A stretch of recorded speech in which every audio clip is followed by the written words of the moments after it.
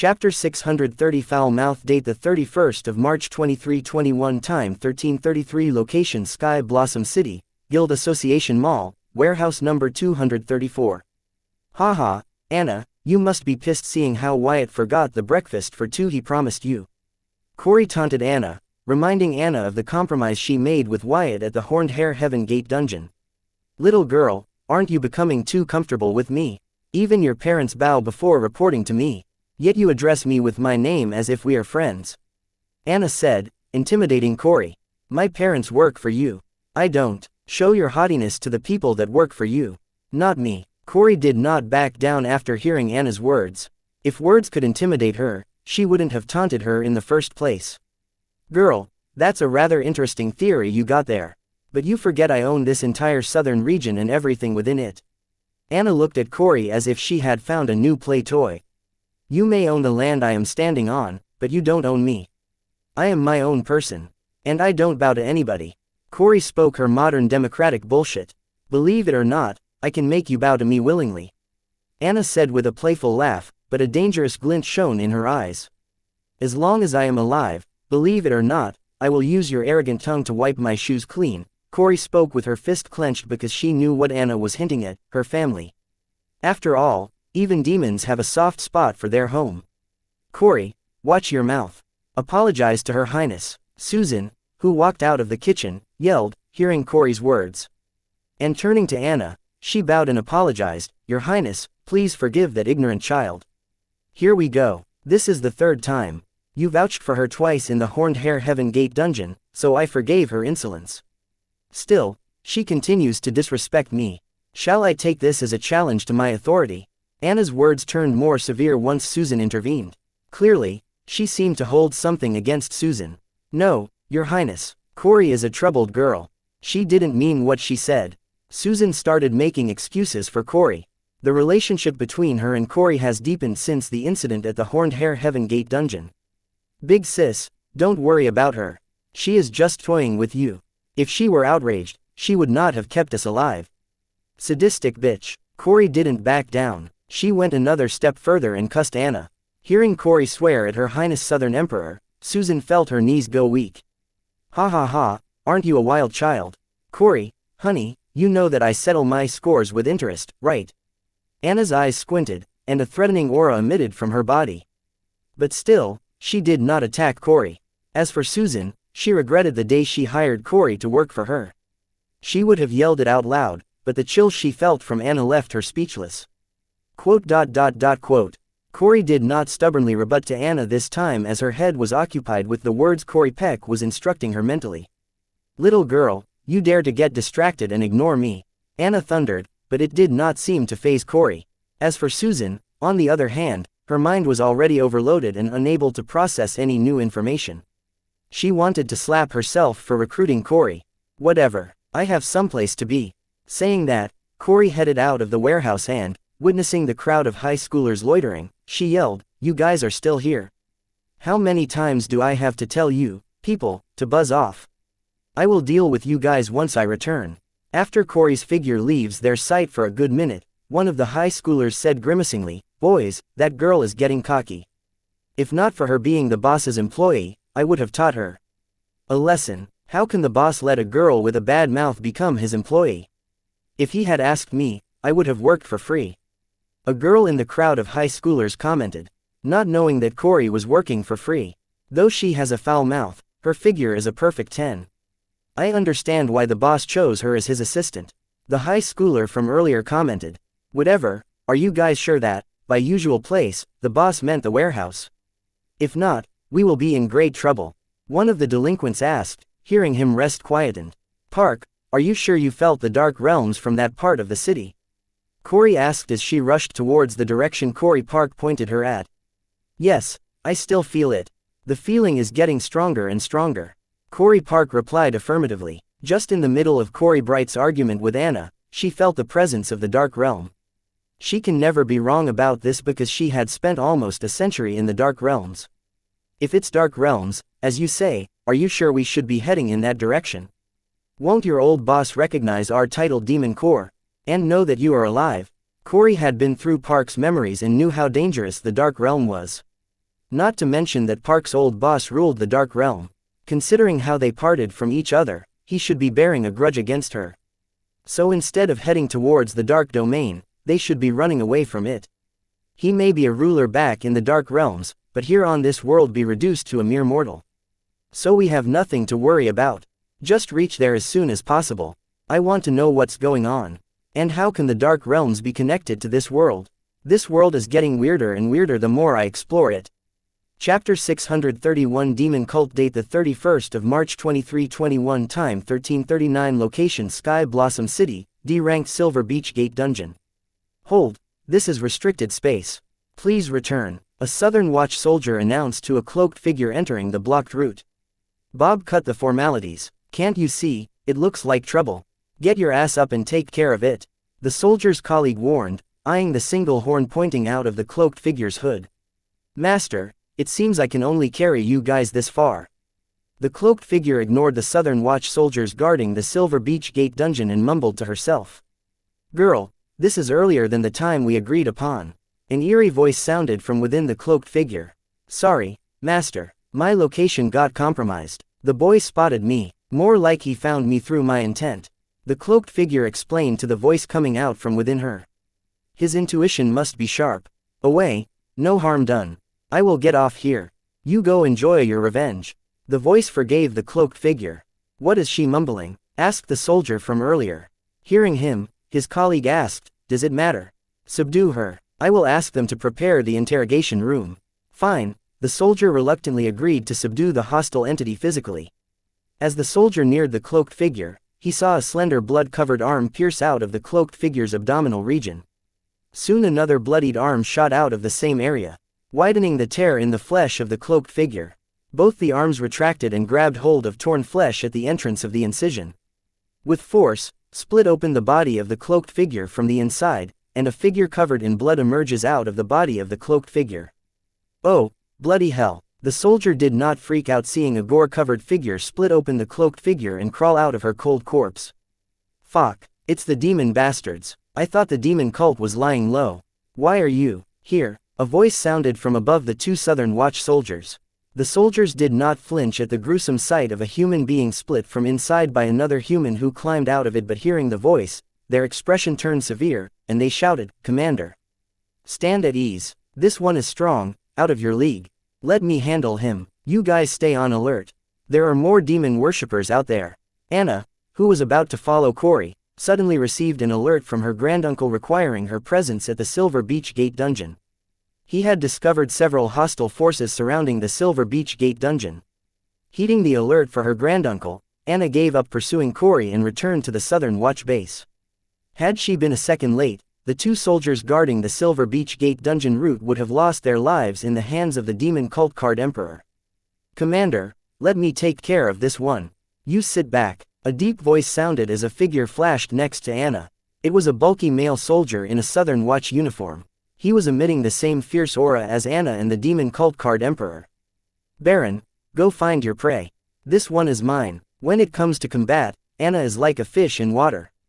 She thrived in battle. She did not think of sitting back and watching when her subordinate asked her to.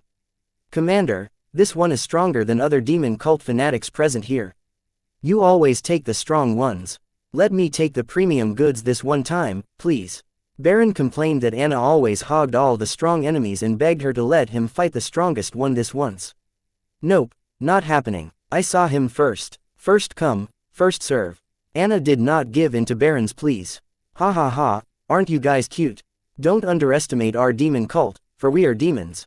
The demon cult Card Emperor was pissed to see Anna and her subordinates take the demon cult lightly. Funny, no matter what you call yourself, you guys are nothing but hybrid demon bastards, and your ancestors are hybrid born with the union of human and demon.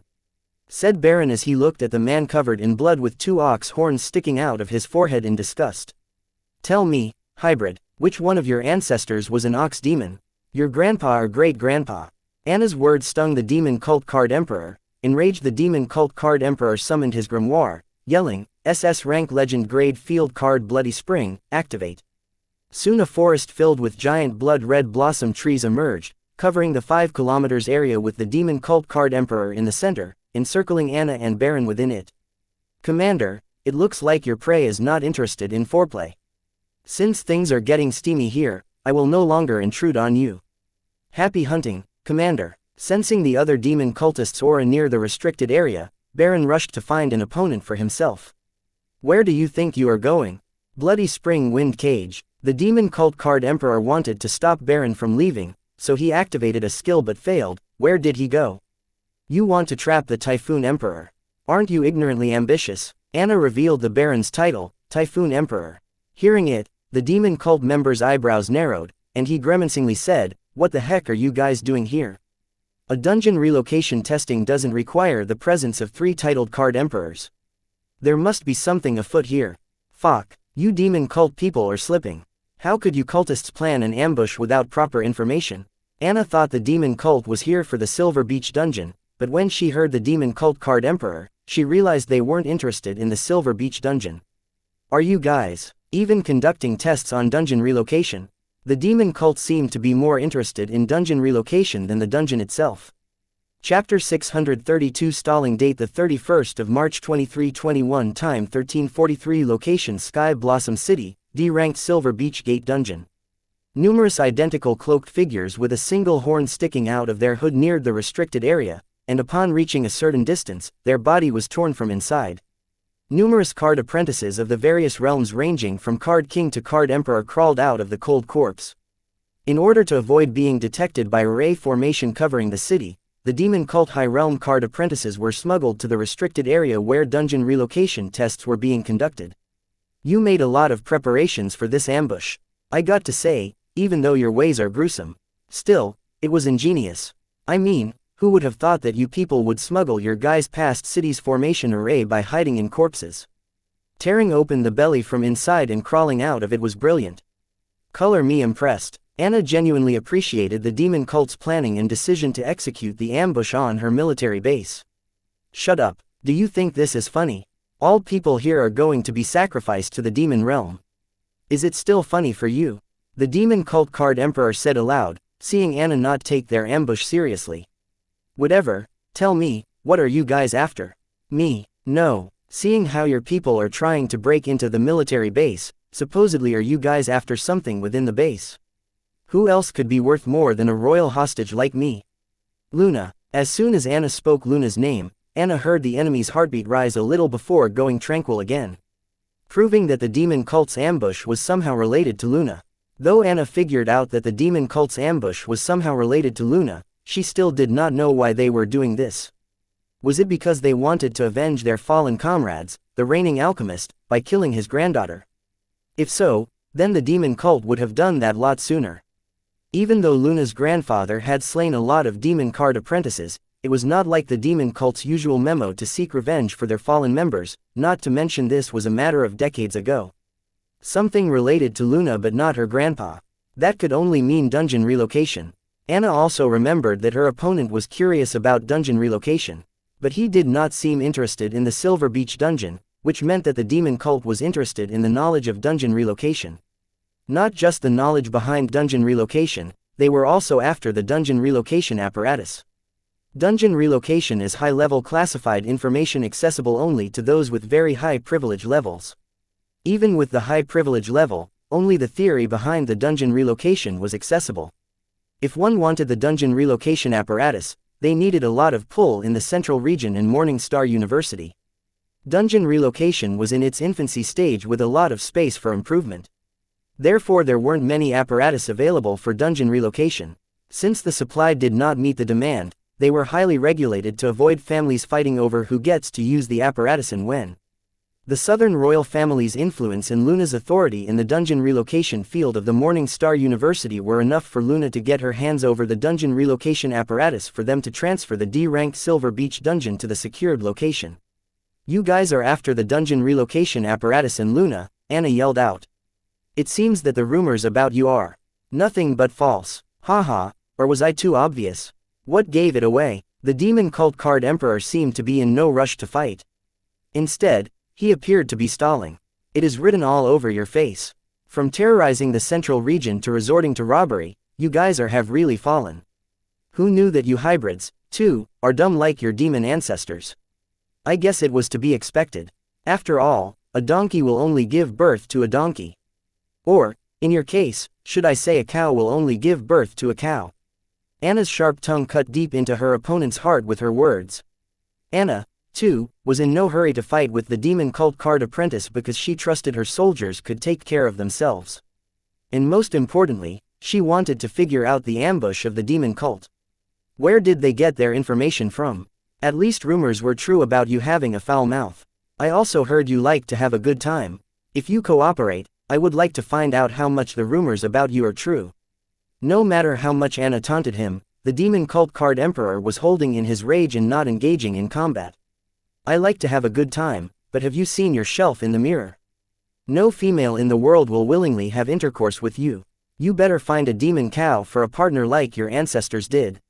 Oops, I forget even the demons despise your kind and consider you lower than the lowest creature in the demon realm. Your future is bleak, buddy. You hybrids have it tough, huh? Anna did not spare her opponent. Her words left her opponent's ancestors rolling in their graves. Enough, you foul woman. You should worry about yourself. Both of your mouths are looser than worn-out rubber. How will you find a partner with them? Any man would run a mile away if you brought up the word marriage in front of them. I bet your lower mouth must have eaten more sausages than you have ever eaten with your upper mouth. Yet you are still hungry for more, maybe because a human sausage can no longer satisfy your worn-out goods. The demon cult Card Apprentice let loose his mouth and did not hold back this time. It seems whatever he was stalling for had been prepared. Chapter 633 Infinite Blood Spring. Date the 31st of March 2321. Time 1349. Location Sky Blossom City, D-Ranked Silver Beach Gate Dungeon. I guess you are finally ready to stand up for your demon-loving deviant ancestors. Hearing the demon Card Apprentices finally come up with some quality trash talk, Anna knew he was done stalling and ready to battle. You're going to regret letting me complete my move. Infinite Blood Spring. The demon Card Apprentice scoffed at Anna's mockery as his preparations were finally done. With his yell, the forest of giant blood-red blossom trees started to spread. Earlier the Blood Spring forest only covered the 5 kilometers route to the D-Ranked Silver Beach Dungeon, but now it was slowly spreading to swallow the entire military base built surrounding the D-Ranked Dungeon Gate. When the demon cult Card Emperor activated the Blood Spring field card, he already had a plan in his head, that is, to swallow the military base into the Blood Spring forest. Making it easier for his minions to sneak into the military base and steal all the dungeon relocation apparatuses. While the demon cult Card Emperor summoned the Blood Spring forest and stalled Anna, the roots of the blood blossom trees in the Blood Spring forest extended to the various corpses of the cloaked figures surrounding the military base, in which the cult Card Apprentice was smuggled. Using the corpses of the cloaked figure as marks, the roots of the blood blossom trees circled the military base, meeting the condition for the demon cult Card Emperor to activate the skill Infinite Blood Spring of his field card. Anna, you lazy bitch. What are you doing? If any of the parts of the dungeon relocation apparatus is damaged, the royal family will lose a lot of money. Please stop trying to enjoy the battle and, for once, finish the fight quickly. Anne sent a mental voice message to Anna after the Blood Spring forest covered the entire military base. She was thankful that the dungeon relocation apparatus were unharmed in this ordeal. Don't worry, the demon cult minions don't dare to damage the dungeon relocation apparatus. I guarantee. Anna sent Anne a message assuring her that the dungeon relocation apparatus would be fine and wouldn't be damaged by demon cult minions. How can you guarantee that? What did you do? Anna's assurance made Anne more frantic, worrying about the dungeon relocation apparatus. I didn't do a thing. The demon cult is after the dungeon relocation apparatus and Luna, the core members of the dungeon relocation research. Since they want the dungeon relocation apparatus, I figure they would prefer it to be working. So they wouldn't dare harm the dungeon relocation apparatus. Anna reported nonchalantly. She was still not in a hurry to defeat the demon cultists and secure the military base. Why didn't you report all this? And why are they after Luna? Anne was surprised and irritated that Anna was sitting on so much information and did not think to report it others. I am the highest authority in this temporary military base. Whom do I report to? Now that you know, you report to the others. Anna was indeed the highest authority on the military base. Therefore, she had no one to report to and had to decide how to deal with the ambush on the military base by herself. And then command her soldiers accordingly. Wait, why are they after Luna? I know she is the core researcher in dungeon relocation. Still, If they can get information that we are conducting a dungeon relocation test here, then they should have all the research work on the dungeon relocation done by Luna and her team. So why do they need her? Anne didn't understand why the demon cult would risk abducting the descendants of the Southern royal family. Stealing from the royal family is one thing, but the abduction of the royal descendants was equal to declaring war on the royal family. No matter where the demon cult hides, the royal family would hunt them. Idiot, what is the use of stealing the dungeon relocation apparatuses if they do not know how to operate them? Why do you think the Morning Star University and the government agreed to allow our family to use the dungeon relocation apparatus? It is because we had Luna, one of the very few people who can operate the dungeon relocation apparatus. Working the dungeon relocation apparatus was no joke. It required excellent skills and knowledge about the dungeon relocation and not something that could be mastered by practicing a few times. Because in case of failure, the gate dungeon about to be relocated will destabilize and turn into a small black hole swallowing everything around it for a minute before getting exploded by the world's will. Unlike Earth's will, this card world's will was awake, so it would not shy away from taking action against any potential danger to itself. Since all its creations are equal in its eyes, it rarely participates in mortals' mundane matters. Therefore, the demon cult required someone like Luna to operate the dungeon relocation apparatus. Without her expertise, they have no use for the dungeon relocation. I see. Finish the demon cultists fast. Grandpa Lorenzo said that if any one of the demon cultists set foot in the military base, he would make use of the formation. You have been warned, so don't blame Grandpa Lorenzo later for killing all the demon cultists and ruining your fun. Anne mentally conversed with Anna and simultaneously reported Anna's findings to Lorenzo and other high-ranking soldiers in the base. What the? Anna wanted to cuss the old Lorenzo for giving her an ultimatum but was interrupted by Anne. The latter hurriedly reported Lorenzo's latest discovery. Anna, the demon cult people can transverse between these tall trees free. All of them are avoiding our soldiers and heading towards the center. This is bad. When the enemy is inside the trees, Grandpa Lorenzo's array can't kill them because they immediately teleport from one tree to another. Cutting down the forest is not an option. The trees are resilient. They instantly regenerate and recover after being cut or burnt. Chapter 634 Checkmate. Date the 31st of March 2321. Time 13:57. Location Sky Blossom City. D rank Silver Beach Gate Dungeon. Card name Bloody Spring. Card type Field card. Card rank SS rank. Legend grade. Card rate 13 stars. Card durability 89/100ths. Card effect Bloody Spring is a field card that can summon a blood spring forest made up of giant blood red blossom trees. The blood spring forest covers 5 kilometers in diameter with the user at the center. Additional effect Blood Spring Wind Cage, Bloody Spring Walk, Infinite Blood Spring, Bloody Spring Detonation. Note, blood spring is not possible without blood. Blood Spring Forest. Blood blossom trees are as bloody as the cherry blossom trees are beautiful. Blood Spring Forest is a forest entirely made up of giant blood blossom trees. They have high resilience with instant regeneration and instant recovery, making them more challenging than weeds to root out. Blood Spring Wind Cage. The wind of the spring is gentle, but it can also be deadly. The wind in the Blood Spring Forest prevents any or all the creatures within the forest from leaving. Infinite Blood Spring. Spring may come and go, but Bloody Spring is infinite. The Blood Spring Forest will expand to claim its offerings. Note, the Blood Spring Forest will expand in the direction of the blood sacrifice.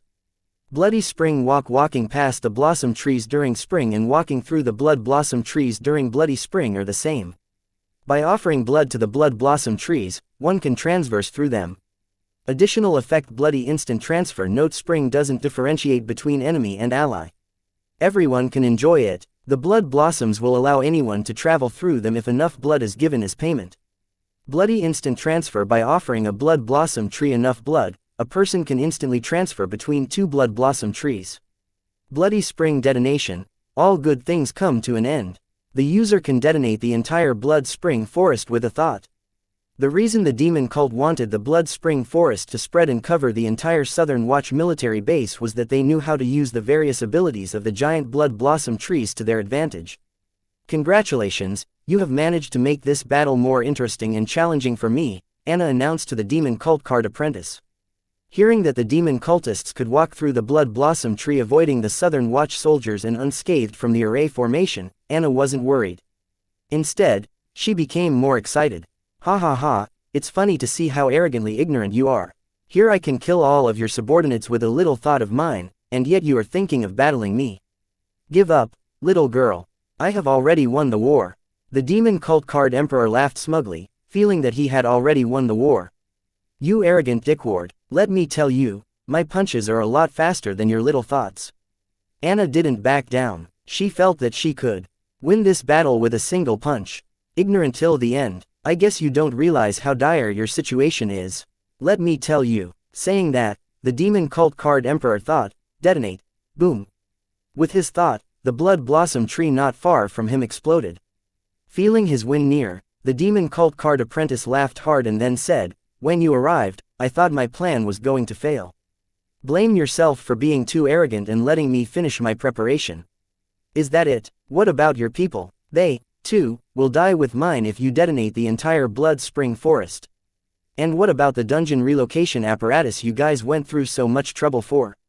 Anna wasn't threatened in the slightest, even though the demon cult card emperor had taken the entire Southern Watch military base hostage and threatened her to blow up all the soldiers. Anna's reason for not worrying about the demon cult's threat of mutual destruction is valid and justified. If the demon cult card emperor were to detonate the Blood Spring Forest, the soldiers of the Southern Watch would not be the only casualties. Even the minions of the demon cult will join the number of death counts. It would also lead to the destruction of the dungeon relocation apparatus. Though the higher-ups of the demon cult think of their members as expandable still, they would be pissed if they were to lose a large number of High Realm cult members without achieving the main objective, theft of dungeon relocation apparatus. Ha ha ha, that's where you are wrong. My people have nothing to worry about. Because I will not detonate the tree they are hiding in and the trees surrounding the dungeon relocation apparatus. This way, both my minions and the dungeon relocation apparatus will be safe. Ha ha ha, the demon cult card apprentice laughed heartily, telling Anna that he had her checkmate. If you blow up my soldiers, then you will no longer have the leverage. And then I will smash you and your minions to death mercilessly. Anna retorted, ha ha, wrong again. Once I blow up your people, I will use their remains as sacrifices to summon the devil from the demon realm. I have heard that devils are stronger than demigods. I wonder if it's true. But I am sure they are a lot greedier than demons. They would not return to the demon realm unless they had their share of fun. The city nearby and the other neighboring cities should be enough to satisfy the devil. The demon cult had prepared to face the Southern Emperor and the reigning alchemist, thanks to the information they got. Therefore the demon cult card emperor had an appropriate field card for the situation. It could withstand reigning alchemist's array formation and take the military base as a hostage, successfully trying the hands of the two most powerful and feared people under the demigod realm, Anna and Lorenzo. The demon cult planned meticulously. They were prepared to form a ritual to summon the devil if Anna did not intend to cooperate with their arrangements. Chapter 635 Demonization. Date the 31st of March 2321. Time 1409. Location Sky Blossom City, D-ranked Silver Beach Gate Dungeon. Devil, huh? Are they really stronger than demigods, though? My family has lots of demigods. They have so many crazy stories and souvenirs. My uncle said he slew a few devils back when your demon cult was still in its prime, terrorizing the government, not indulging in petty crimes like robbery. My family did a number on your cult. Hey, nothing personal, just business. After all, the devil's body is a walking treasure trove of SSS rank card ingredients. Anna was not lying. She had seen many devil's skulls that her family's demigods had kept as a souvenir. After all, slaying a devil is not something everyone can brag about. Shut the fuck up. Demigods have an unfair home ground advantage in this world. If not for the world's will suppressing the devil's realm, your ancestors would have died in the hands of the devil. The demon cult card emperor was enraged hearing Anna's words. As a demon worshipper, he had unwavering faith in the devil. Part of him wanted to blow everyone up and use them as sacrifices just to see the devil. If not for the mission objective, he would have done so. Dude, the truth hurts, I know. Still, you don't have to lash out at me. Blame the devil you worship for being weak. My family has been kicking the devil's ass for generations.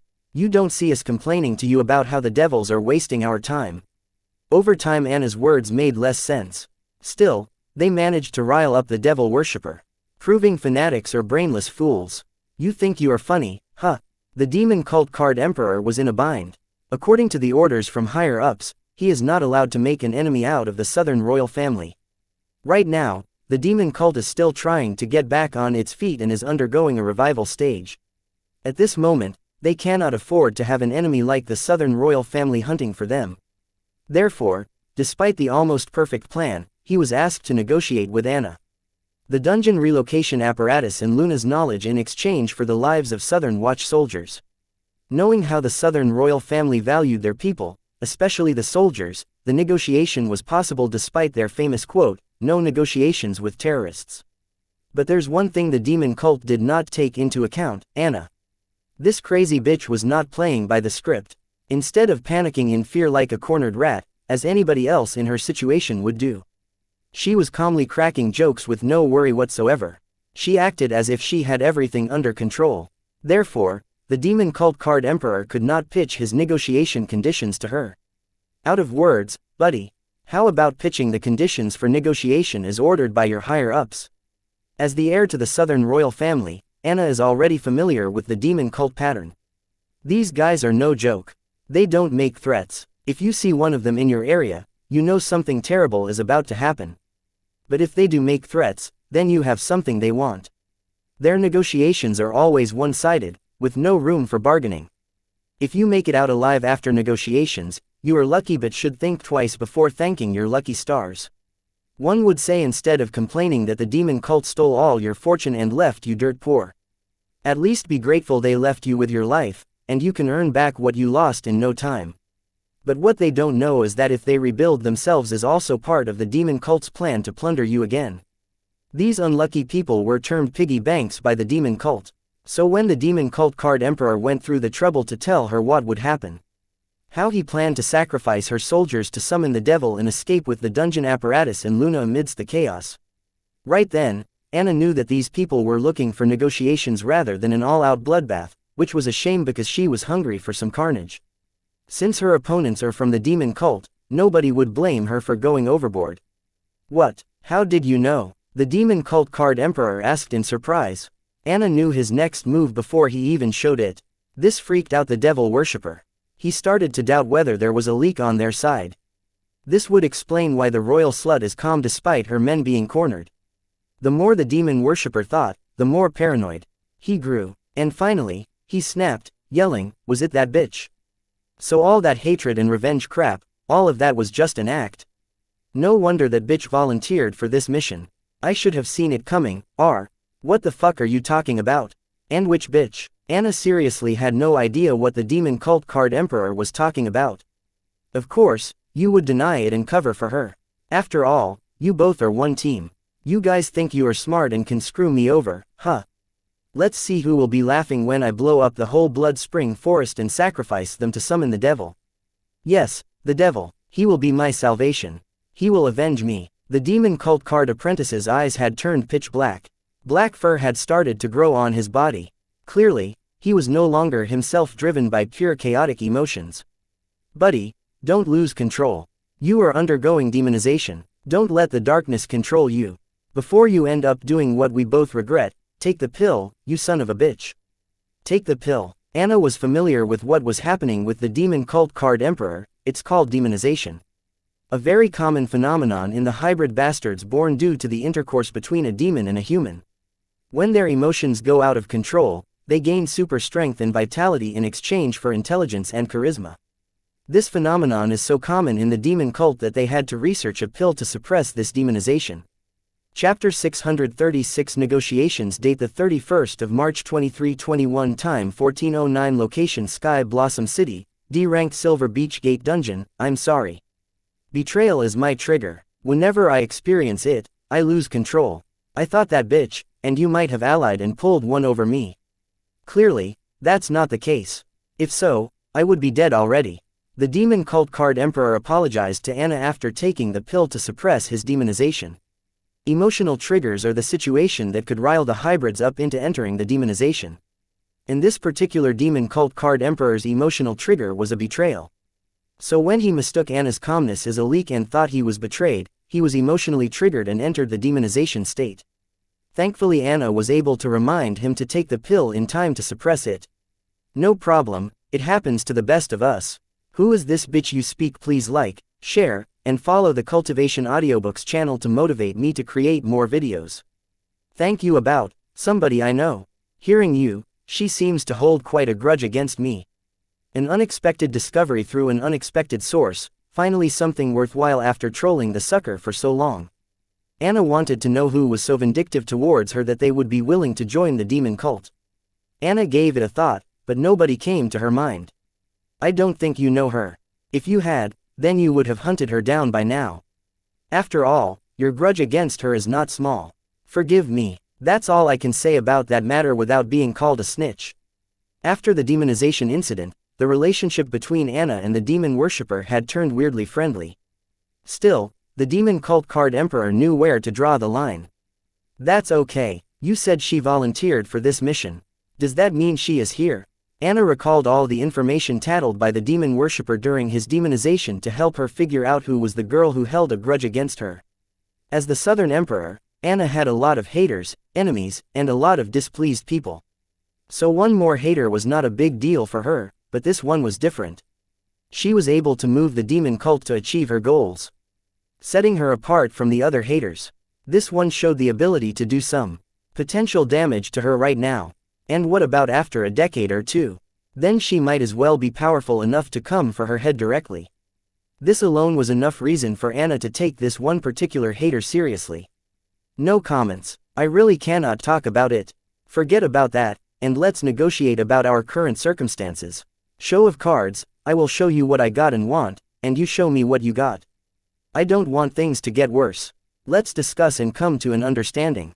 The demon cult Card Emperor suggested to Anna that now that they are at this weird and awkward point, they might as well peacefully settle without any bloodshed. The demon worshipper used the awkward moment to slide into the negotiation deal his higher-up had asked him for. All he hoped for was that Anna would agree and she would not go off the script like the previous times. Sure, but you go first. After all, you have spilled most of it anyway. Anna followed the demon worshipper's suggestion. Fine, all I want is the dungeon relocation apparatus and a copy of Miss Luna's knowledge about operating the dungeon reputation apparatus. Of course, we will require Ms. Luna to make a sole contract stating that she did not lie or leave out anything in the copy, and also there is nothing harmful in it. In exchange, we will spare your soldiers. The demon worshipper finally announced his negotiation conditions. After a thought, he continued, please don't consider my willingness to negotiate as a sign of weakness. If needed, I will not hesitate to summon the devil at the expense of my people too. Anna finally understood what the demon cult wanted from Luna. They did not want to kidnap her, but they wanted to make a copy of all her knowledge on demon relocation and its apparatus operation. To make sure that the information given by Luna is correct and complete, the demon cult wanted her to make a sole contract. Yep, these guys never planned on kidnapping Luna along with the dungeon relocation apparatuses. All they wanted was her knowledge. They chose this despite the easier way available in order to avoid getting on the wrong side of the Southern royal family. After the war with the Orthodox faction decades ago, the demon cult was near collapse, but thankfully after a few long years, they have finally entered a revival phase, and they did not want to be disturbed right now. So it was in their best interest not to antagonize the Southern royal family by kidnapping one of their cubs. Wow, was that a threat? I will take that as a threat. And buddy, sorry, I cannot accept your conditions because your leverage is not enough. Anna responded without a thought, as she already knew what the demon cult Card Apprentice's conditions would be. After all, he had mentioned them a few times already. What, aren't the lives of your soldiers leverage enough? I guess the rumors about you caring for your soldiers' well-being were untrue. What the demon cult Card Emperor was afraid of happened again. Anna once again did not play according to the script. In concern for her soldier's life, she should agree to all his conditions, but she did not do that, instead claimed that the leverage was not enough, which was equal to saying that the life of her soldiers was not as valuable as the dungeon relocation apparatus. Anna, as the commander of the Southern Watch, had to be prepared to make tough choices once in a while. If the people get the idea that by holding a few Southern Watch soldiers hostage, they can shake down the Southern royal family, then the soldiers of the Southern Watch who are meant to protect the Southern region will require protection. Chapter 637 Groveling. Date the 31st of March 2321. Time 1421. Location Sky Blossom City, D-ranked Silver Beach Gate Dungeon. Bestowal card, Southern Emperor. With Anna's chanted, her aura turned divine and immeasurable. and an overawing intent covered the entire bloody spring forest and everyone within it. As if the domineering intent could differentiate between friend and foe, it provided an assuring warmth to the allies wandering in the bloody spring forest aimlessly searching for their enemies and bone-chilling fright to the enemies hiding within the giant blood blossom tree. Now, do you understand what I meant when I said that your leverage is insufficient? If not, I don't mind giving you a demonstration. Anna's piercing gaze looked at the demon cult card emperor as if looking at an ant. Be it the devil or outer god, here in the southern region. She was the unparalleled one. Demigod, how can this be? The demon worshipper stuttered. He felt overwhelming dread surrounded by Anna's overbearing intent. No amount of high-grade cards, rules, and runes can overcome the difference between a card demigod and a card emperor. After all, demigods are near immortal half-divine beings. I hate to repeat myself, but if it's to prove my point, I can make an exception. Now, do you believe that I can punch faster than you think? Thoughts excel light in terms of speed. While light travels at 300,000 kilometers per second, thoughts virtually travel in no time.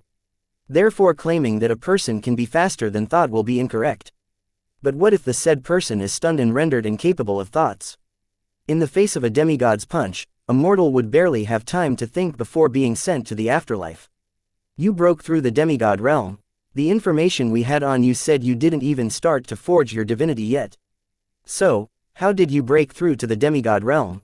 This mission is a bust. The demon cult card emperor finally understood why Anna was not worried the whole time. Her carefree and calm approach to him stalling for time as he prepared his trap finally started to make sense. As a demigod, Anna did not have to worry about a mere card emperor and his traps. She could escape it all with a thought. At this moment, the demon worshipper realized that he was the cornered rat the whole time.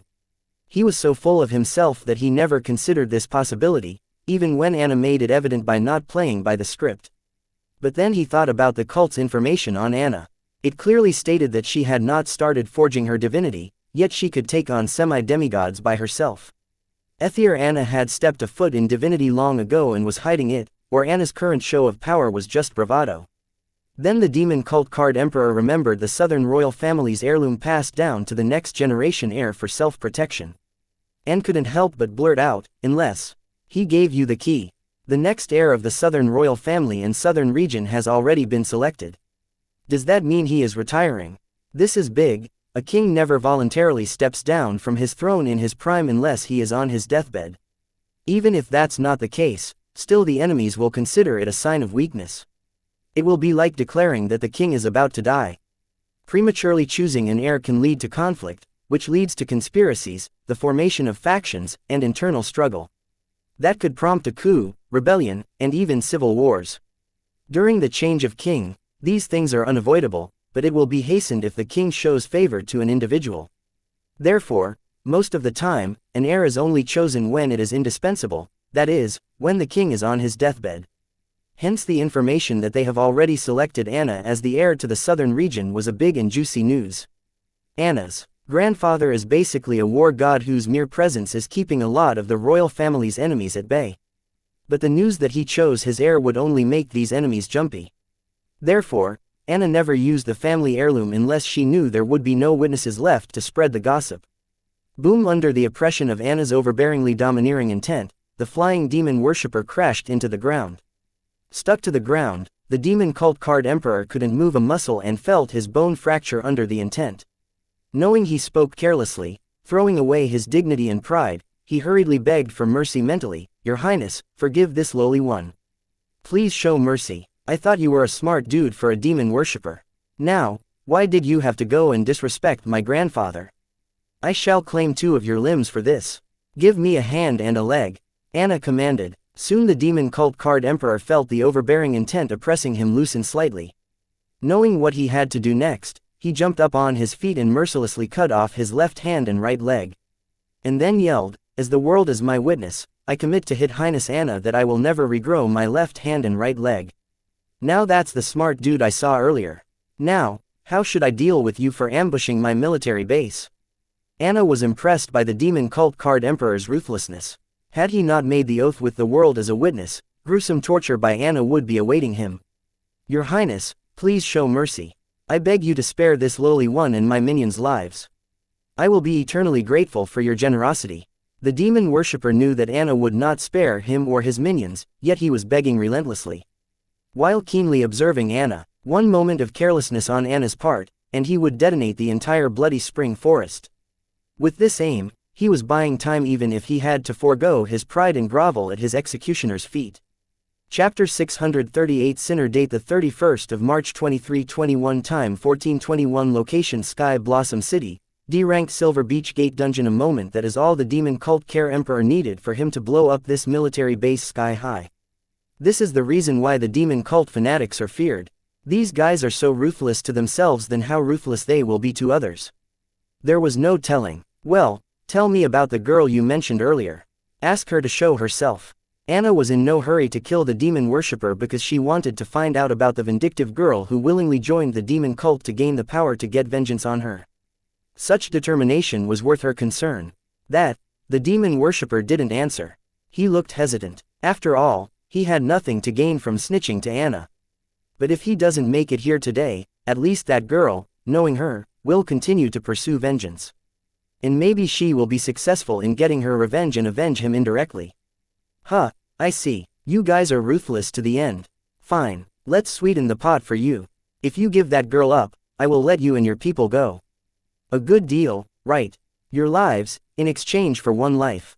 Anna meant what she said. She could kill these guys, but on the off chance, if the card emperor is able to blow up his field card, then the losses are not worth the risk. The loss of the soldiers' lives is already an indispensable loss, adding to the dungeon relocation apparatus, and not to mention the D-ranked Silver Beach Gate dungeon undergoing the transfer. If the dungeon relocation apparatus were to be destroyed, the D-ranked gate dungeon attached to the apparatus would also be demolished.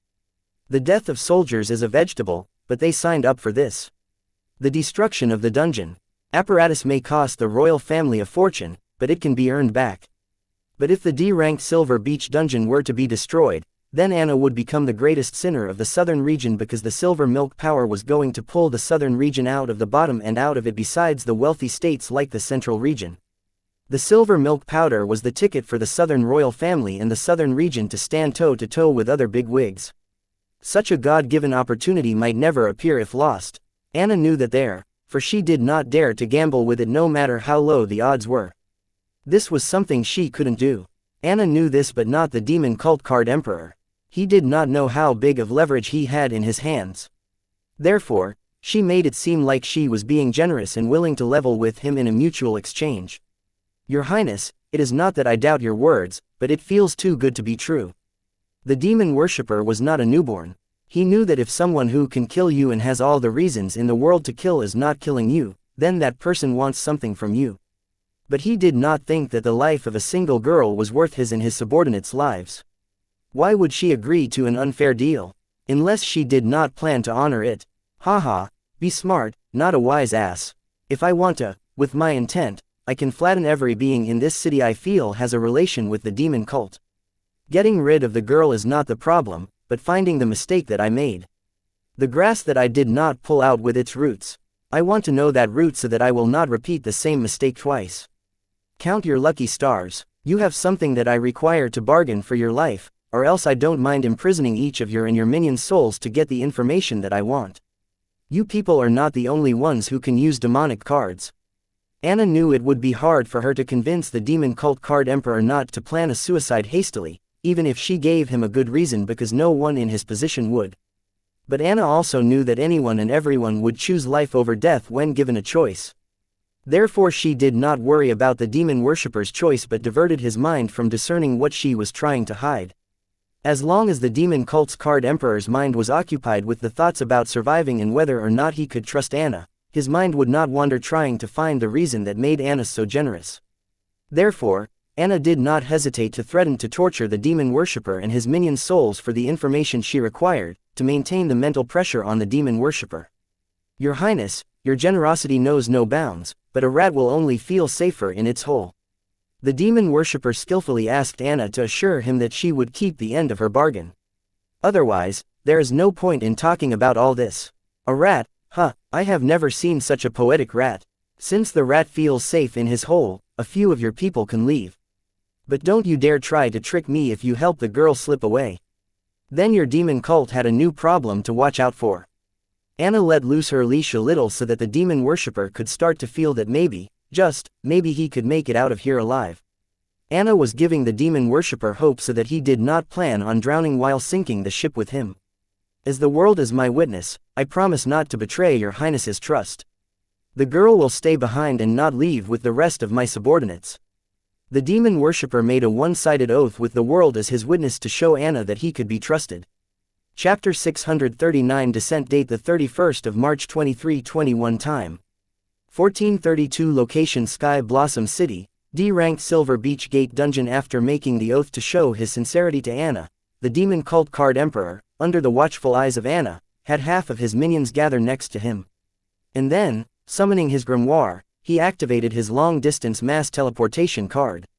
Seeing the colossal teleportation circle appear under the demon cult minions, Anna was assured that the demon worshipper would keep his oath. He hadn't given up on life and wouldn't have crazy thoughts of embracing the afterlife by blowing up everything in flames. Still, she continued to monitor the bloody spring forest. After all, she would be an idiot to trust a demon worshipper. Shriek. A maddening shriek sound as the people who gathered in the teleportation circle died in the most horrifying way possible, torn to shreds by unstable space. And soon, eerie laughter attracted Anna's attention. Ha ha ha, how dumb are you to believe a dying man's oath? Though I will not be here to see the descent of my lord, I will die in peace knowing that you will follow me to the afterlife soon. The words trailed to nothingness as their source had turned into dust. It was difficult to tell whether the demon worshipper sacrificed himself or the backlash of breaking the oath got to him before he could sacrifice him. Either way, that crazy son of bitch got what he wanted. Vengeance at Anna. The demon worshipper never counted on returning alive if he failed to obtain his objective because the higher-ups would not tolerate failure. Upon his return, they would kill him and distribute his runes and cards to death demon slaves trained to detonate themselves to assassinate the target. So Anna's mercy and not a boon for him but a short lease on his life. Therefore, he never planned on going back. Instead, he wanted to die while being a part of something more significant, like the descent of a devil, so he needed a moment out of Anna's constant scrutiny. Hence he played along with Anna's arrangements, and played his part to assure her that he chose life over vindictiveness. The oath served as an assurance, but no sane person would fully trust a demon worshipper. His plan of sacrificing his subordinates by using the long-distance mass teleportation card was a total gamble. The demon worshipper hoped that Anna would not catch on to his tricks. In the end, it worked in his favor as Anna focused on the blood spring forest for any last-minute foul play and ended up missing him using the teleportation card to sacrifice his minions to summon the devil. Death by being trapped in an unstable space is excruciating as the victims are shredded to tiny particles. The demon worshipper couldn't be crueler to his subordinates. Even a butcher or an executioner is more merciful as they see to it that the lives they end die as fast as possible and as painlessly as possible. With the death of the demon cult's Card Emperor, his field card was deactivated. With the blood spring forest protecting them gone, in a breath, all the remaining demon worshippers were killed by Lorenzo's array formation. Before the Southern Watch soldiers could celebrate, the world darkened. Damn it, Anna, what did you do? Anne's voice sounded in Anna's head as the world turned dark, as the sun disappeared from the sky. It was as if the world was void of any color. Everything was black and gray. Soon a deep yet breathy and labored voice sounded, "It's time for food." The land where the sacrifice ritual was conducted cracked into deep veins and magma could be seen coming out of the large crack. Before the cracks filled with magma could swallow all the grimoires, Anna reacted. Grabbing them, she placed them in her storage trunk card. It would be a considerable loss to let so many platinum-grade and diamond-grade grimoires burn and destroy in a pit of scathing hot lava. Then a pair of giant hands extended out of it, taking support from the ground. A massive moldy black oddly shaped creature climbed out of it. With its presence, the world returned to normal, but a dark menacing intent filled the surrounding. This overwhelming and intimidating intent originated from the creature. Heavy intent filled the surrounding area just with its presence, so how strong would its unbound intent be? The creature's body was similar to a sumo wrestler, entirely made of dried up molten magma. It has eyes made of burning hot golden red magma, so was its tongue. While the molten lava acted as its saliva, the creature appeared to be drooling as magma could be seen dripping out of its mouth as it pointed at Anna and cried, "Food." It wasn't clear whether it was asking for food or calling Anna its food. Soon things became apparent as a freakishly long red-hot magma tongue shot out of its mouth, aiming for Anna. Clearly, it was calling Anna its food. "I will handle it, don't worry," assuring Anne mentally. Anna chanted, S-rank mythical grade Giga Force, Giga Fattening Activate, Giga Punch. Anna threw a Giga Punch at the incoming scathing hot whip-like tongue. As Anna's punch landed on the tongue, the molten lava-turned tongue burst into dust. Seeing its prey defend against its attack, it yelled with its meaty throat, "Food strong. This isn't going to work. I guess I can finally use that. SSS rank legend grade bloodline field card unparalleled arena, activate." Anna knew she could not continue to fight the creature out in the open, near the millenary base. It would not be safe for the dungeon relocation or her Southern Watch soldiers. Therefore she hurriedly activated one of her infamous unique field cards, teleporting the creature and her to an arena-type dungeon, cutting them off from the outside world. As long as she defeats the devil in the field card, no harm will befall the military base or the dungeon relocation. Chapter 640 Unparalleled Arena. Date the 31st of March 2321. Time 1432. Location Sky Blossom City. SSS rank legend grade Unparalleled Arena. Card name Unparalleled Arena. Card type Field card. Card rank SSS rank legend grade. Card rate 13 stars. Card durability 100/100ths. Card effect a field card created using the Unparalleled bloodline. When a descendant with Unparalleled bloodline fights in this arena, all the predecessors of the Unparalleled bloodline that have joined the world's will descend to bear witness to their descendants' battle along with the world's will and the rules within it. Additional effect Unparalleled glory, Unparalleled honor. Requirement consumption of Unparalleled bloodline. Cooldown period duration required for the card apprentice to rejuvenate their bloodline. Note: a card apprentice can only use this card by feeding it their Unparalleled bloodline. And neither of the party can leave the arena without a proper victory has been announced. Unparalleled glory. Be victorious and bring glory to the Unparalleled bloodline. Within the Unparalleled arena, all the prowess of the card apprentice with Unparalleled bloodline will be boosted by 10 times unconditionally. Unparalleled honor. Regain the honor of the Unparalleled bloodline with your life. In exchange for one's life, one can gain Unparalleled strength for a short duration. Note: the duration of Unparalleled strength depends on the realm of the card apprentice. Soon the devil and Anna appeared inside a glorious arena. Its walls were covered with colorful murals which recorded the Unparalleled lores. And then there were giant full-body statues of the predecessors with Unparalleled bloodline who had become one with world's will. As soon as Anna appeared in the arena, the eyes of the statues shone with divine light. The Unparalleled bloodline ancestors have descended into their respective statues to watch their descendant fight. "Why are we summoned?" a sheepish voice asked its fellow statues with telepathy. "It appears our descendant has summoned us using her bloodline." Another thought responded, "Why? Supposedly to bear witness to her fight. I can't believe one of our descendants has such an inflated sense of self-importance." A thought commented on Anna's idea of summoning her predecessor to watch her fight. "No, this is more than that. Very creative to think of such a card. If I had this card, I wouldn't be here with you people." A younger thought sounded, "Boy, if you long for life, you should have chosen reincarnation than becoming one with the world's will." Reprimanded a thought, "I have lived a long and satisfying life, but I think could have ended differently." The younger thought clarified that it had no attachment to the living but showed regrets towards its last moments. "Shut up, that's the devil Festus. I killed him long ago. Why is he still alive? And I thought your generation ended the demon cult." A wild thought furiously shouted, seeing its old enemy well and alive. "Hey Gramps, you do know that you can't kill a devil. After all, their soul is tied to the dark realms. They can reincarnate limitlessly unless you kill them in the dark realm," answered the younger thought, reminding the wild thought that devils have become a part of the dark realm unless they are killed within the confines of the dark realm. The devils don't truly die, but their souls fall into a deep slumber and reincarnate once their energy is rejuvenated. Fuck dark realms. Devils' existence in the dark realm is equal to God's. Fighting them there is equal to walking to our deaths. Another sound pitched in, talking about how the devils are almost unbeatable in the dark realm. "Forget about killing them. How do you travel to and from dark realms?" asked another younger thought. "Boy, don't you know about making gates to other realms?" an elderly thought asked. After all, it clearly remembers passing down the method to its descendants.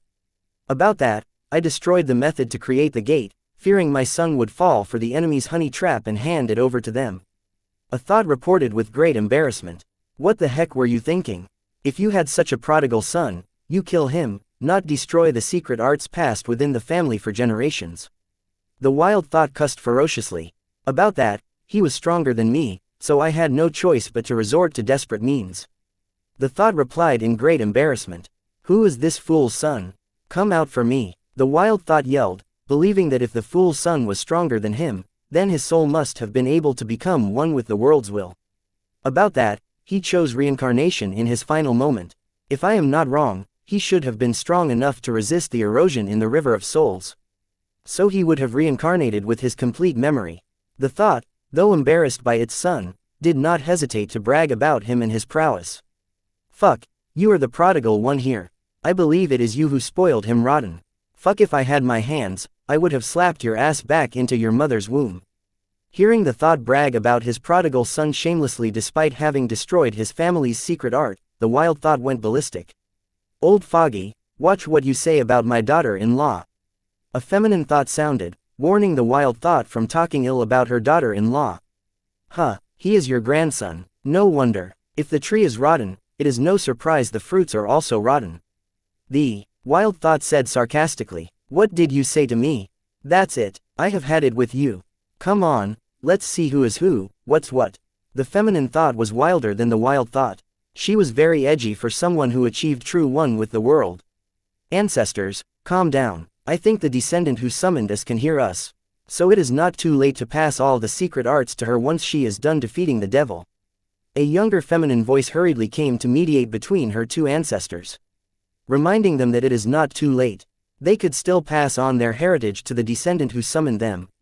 Chapter 641 Inbreeding Date the 31st of March 2321 Time 1432 Location Sky Blossom City, SSS Rank Legend Grade Unparalleled Arena. This was the first time Anna had used her bloodline cards since its creation, as it required her bloodline to activate. Bloodline like blood is replenishable but not as easy, and it also comes with serious side effects. Therefore, Anna had kept this card as a last resort.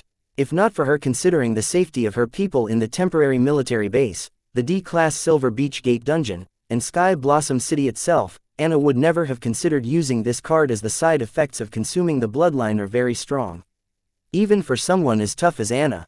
Since she had used the card anyway, Anna wanted to experience the card to the fullest, of course, apart from the skill, unparalleled honor. And she was excited to see the beautiful murals on arena walls and the full-body sculptures of her ancestors. Everything was grand and beautiful, but one thing annoyed her the most: the divine light in the eyes of the statues would flicker while making buzzing sounds without any rhythm. Buzz the buzzing sound was irritating to hear, and Anna can't help but shake the feeling that the statues were judging her. But remembering the card info, she realized that the statues might be possessed by her ancestors' consciousnesses. Buzz if her assumption was correct, then were the sculptures really judging her? And the flickering light in their eyes and buzzing sounds that they made, could it be their way of communicating with her? Were they trying to convey something to her? Buzz thinking about all of this, Anna was frustrated. Even if her assumptions were accurate, it would be useless as she couldn't understand what her ancestors were trying to say. And not to mention the disgusting devil, which kept calling her food, kept attacking her with its multiple tongues made up of lava. No matter how many tongues of the creature she destroyed, there was no end to it. But was not threatening and gave her time to explore the arena and think. This was good because if she defeats her opponent, she will be teleported right back to where she had summoned the field card. Buzz shut up. I can't understand you guys.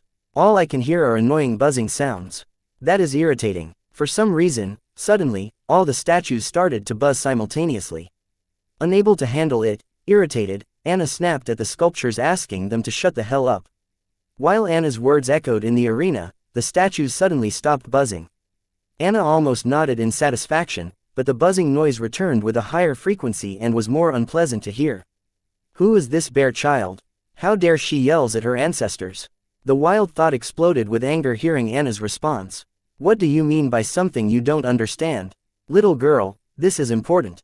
Explain in more detail. Another thought sounded. Buzzing sounds. Have the family's teachings fallen to such low standards that the generation heir doesn't know how to use Soul Whisper?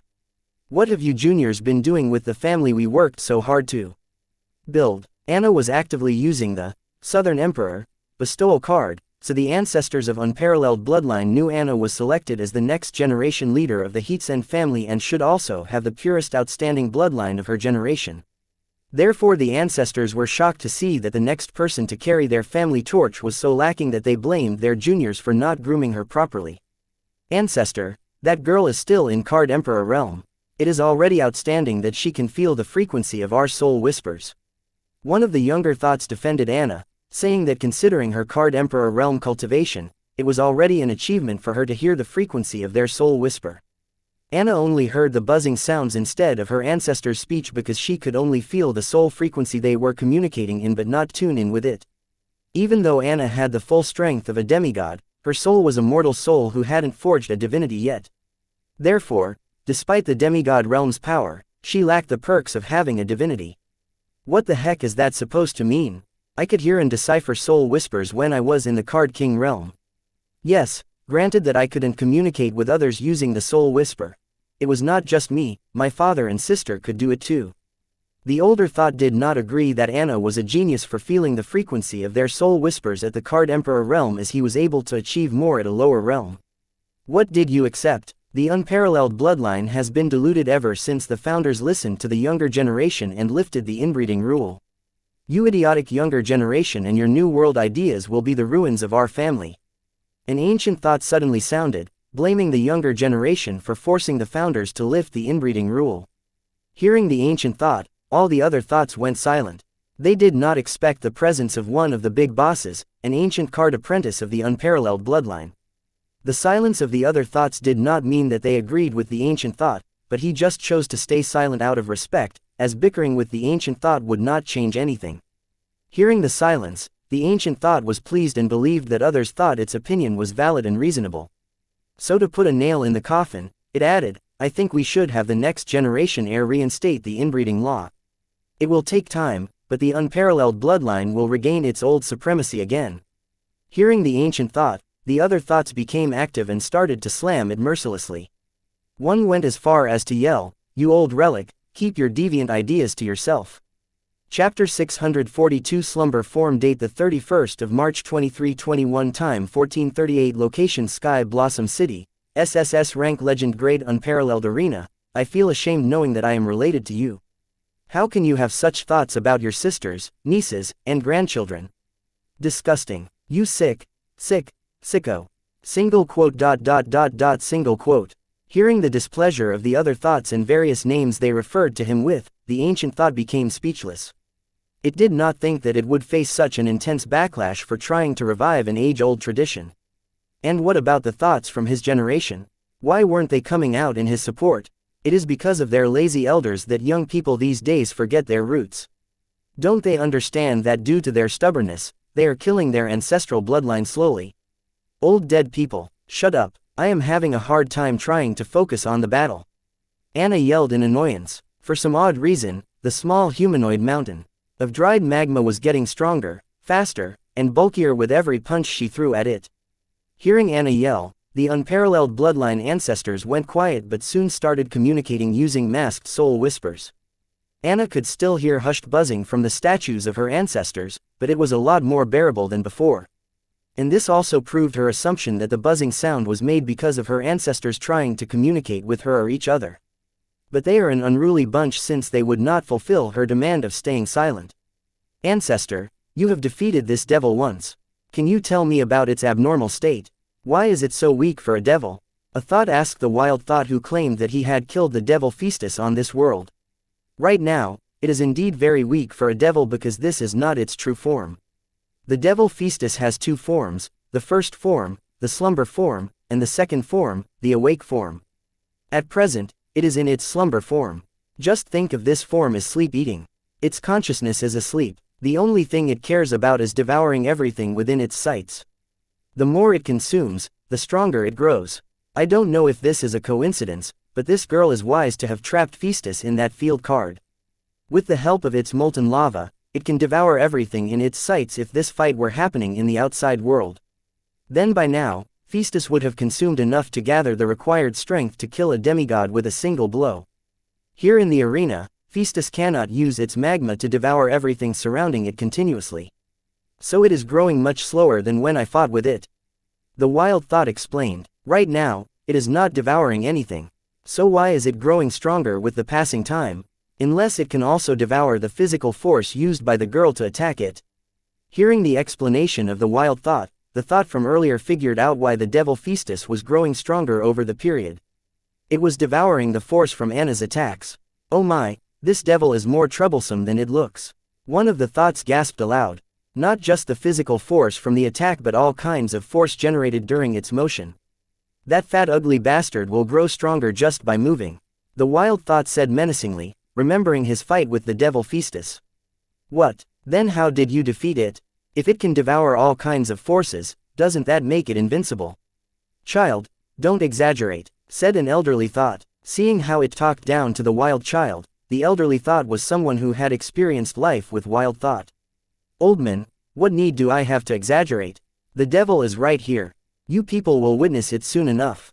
The wild thought did not mind the way elderly thought addressed him. Instead, he calmly explained that he had no reason to exaggerate since the evidence was right in front of their eyes. He is right, you can see that the devil gets more energetic with every step. Clearly, it feeds off the reaction forces to maintain maximum efficiency, and eating the minute product forces, it grows stronger slowly but steadily. One of the thoughts pitched in its observations. He seemed impressed by how the devil could produce small product forces efficiently without wasting even a small amount of applied force. Whoa, that's amazing. If I had a movement technique like that, I could walk around the world 10 times and feel energetic. An older thought said in pure amazement and appreciation.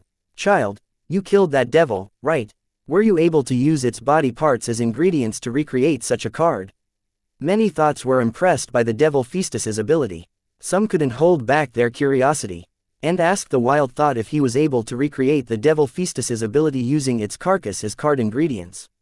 I tried, but I couldn't. But I created a few cards that could absorb the enemy attacks. Replied the wild thought. What? You wasted such good ingredients in creating cards that could absorb the enemy attacks. And you dared to call others prodigal. The older feminine thought, who contradicted the wild thought earlier, seeing an opportunity, jumped in, blaming him for wasting quality ingredients on trash cards. Shut up, if you look at it that way, we are all prodigal. Don't tell you guys never waste a few high-grade ingredients for your hobbies. The wild thought defended himself by labeling every one of the unparalleled bloodline as prodigal. You, the older feminine thought was about to refute the wild thought, but a younger feminine thought interrupted her. Ancestor, calm down. It's not the time for settling petty differences. We have a more pressing matter at hand. Our junior will lose to the devil if the battle progresses as it is now. By now, she should have figured out something is wrong, right? Then why is she still attacking the devil? It seems we have another muscle brain in our hands. I should have guessed, seeing how she is fighting the devil with nothing but her bare fists. A thought narrated, disapproving how Anna continued to attack the devil despite knowing that it did 0 damage to it.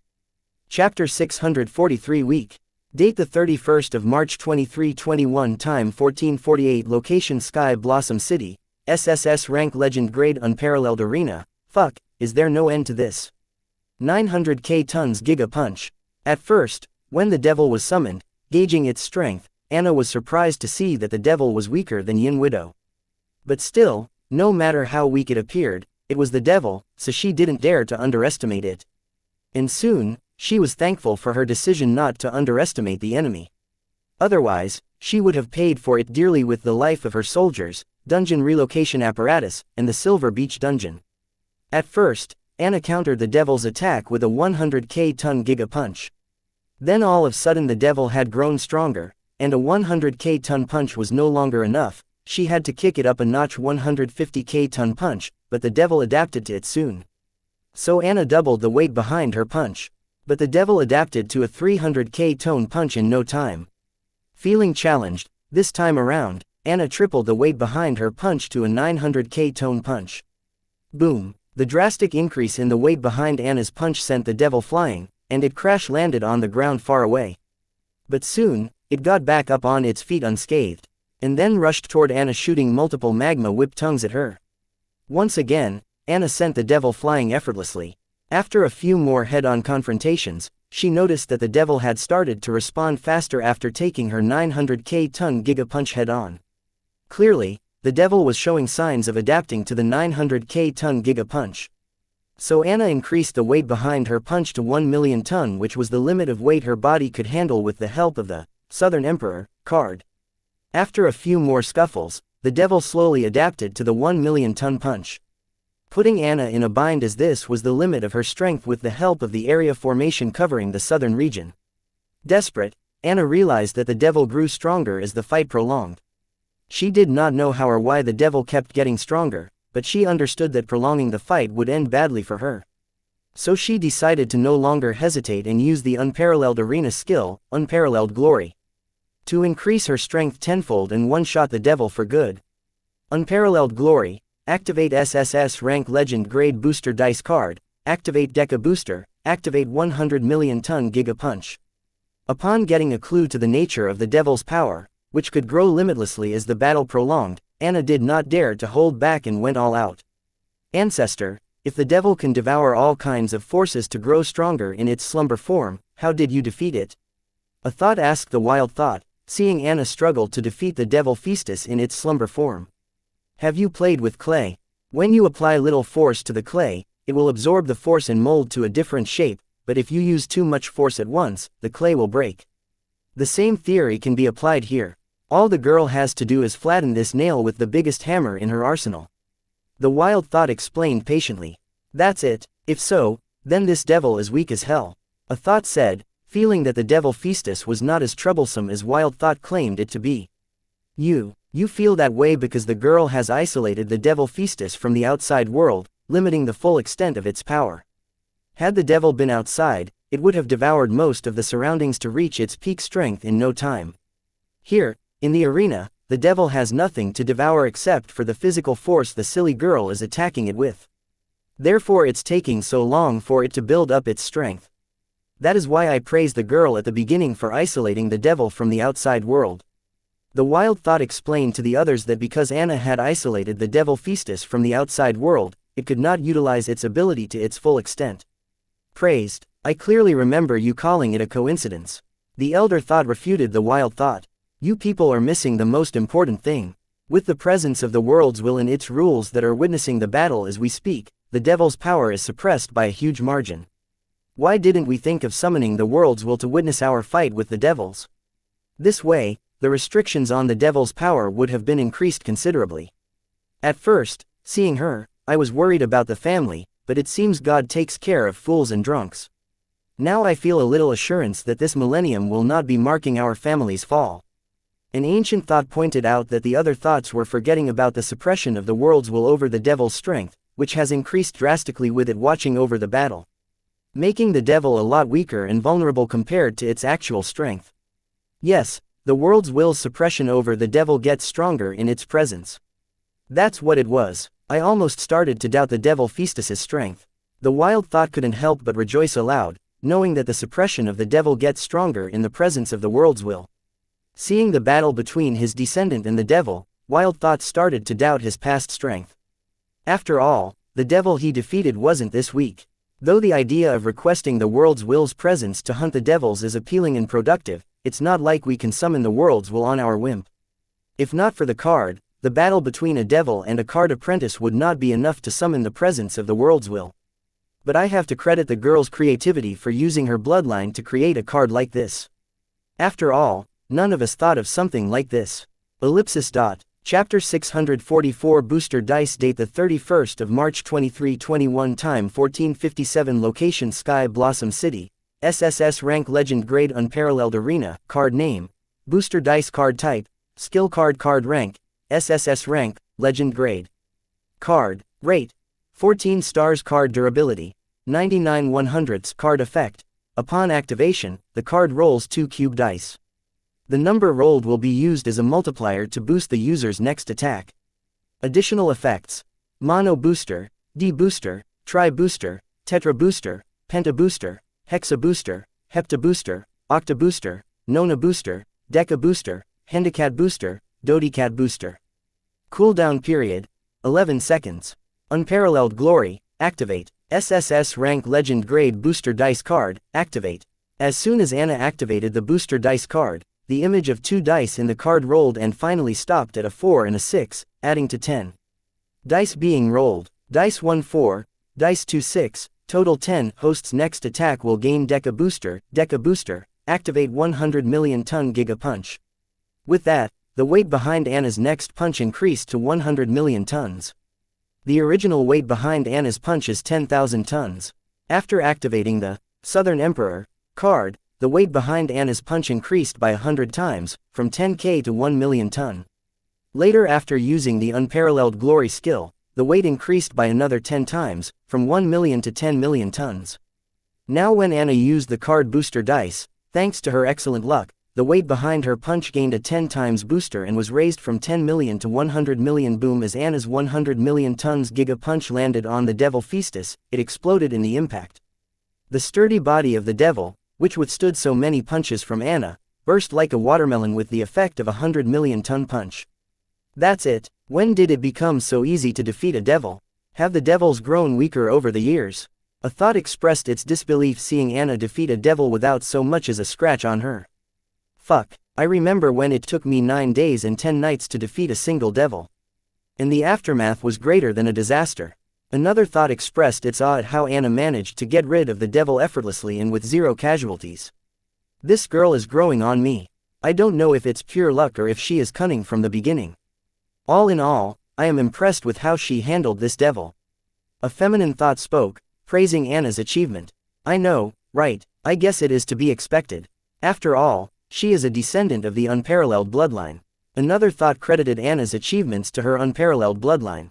Ahem, aren't you guys getting ahead of yourself? The battle is not over yet, and a proper victor hasn't been decided. The wild thought reminded its fellow thoughts not to reach a judgment hastily as the battle isn't over yet. Ancestor, what do you mean? Hasn't the devil's body been blown to pieces by the girl's punch? I think the victor here, in this battle, is apparent. A younger thought replied to the wild thought impatiently. You guys are forgetting something. Didn't I tell you guys that this devil has 2 forms? The girl has only managed to kill the first and the weakest form. Another form is yet to show itself. The wild thought did not keep the mystery and revealed that the devil is not entirely dead, and it has another form that is more dangerous than the slumber form, the awakened form. Not good. That girl is defenselessly gazing at the murals, unaware that the battle hasn't reached its conclusion. Girl, snap out of it. Look behind you. One of the thoughts yelled, feeling protective toward Anna. Buzz, why did they become noisy again? Anna thought, hearing the hushed buzzing sound get louder. Thinking of something, she said aloud, aren't these murals beautiful? How did you find me? I made sure to erase my presence. A deep, spooky voice sounded from behind Anna. My ancestors warned me. Anyway, don't you think these murals are beautiful? Whoa, the story they tell. Anna turned around to face the devil and asked. Anna had indeed thought that the devil had died and indulged herself by watching the murals. But when the buzzing sounds from her ancestors grew, she felt irritated and wanted to leave the arena. That is when Anna asked herself, why did the arena not teleport her back? The only possible reason for it would be her battle with the devil did not end. But she saw the devil blow up to pieces and die unless it was playing possum. Realizing this, Anna immediately asked out loud if the murals were beautiful. Outwitting the devil into giving up its presence. Devil wasn't a fool, but it overestimated Anna's capabilities and fell for her lies. You dare to ask my opinion on the murals filled with records of my race's defeat and execution. Aren't you a brave soul human?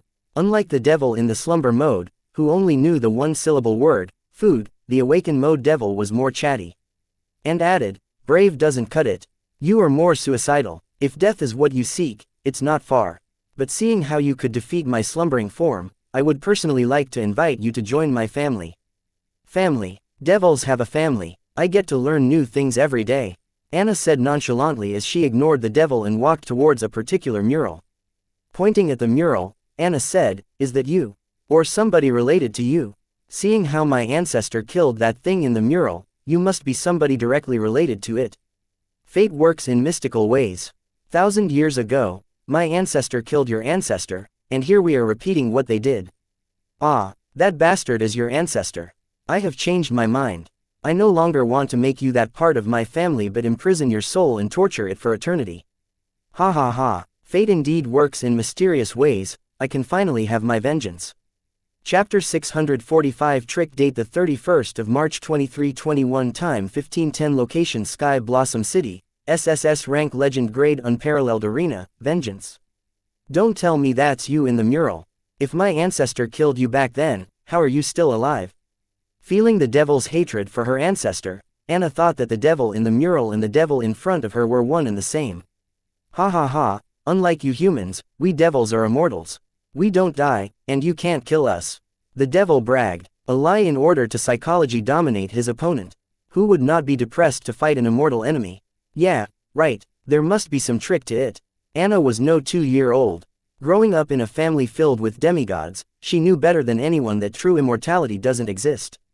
WTF, does she know nothing about the devils? What happened to the devil-slaying manual that I left behind? It had everything you needed to know to slay the devils and survive in the dark realms. An ancient thought yelled, seeing how Anna was clueless about devils and dark realms. What devil-slaying manual? Did our family have such a book? A younger thought asked in doubt as it didn't remember a book named Devil-Slaying Manual in their family heirlooms. The book I made using the devil skin and wrote in devil blood. Do you guys know how much time I spent making that book to pass on my knowledge to the future generation? Don't tell me you fools lost that too.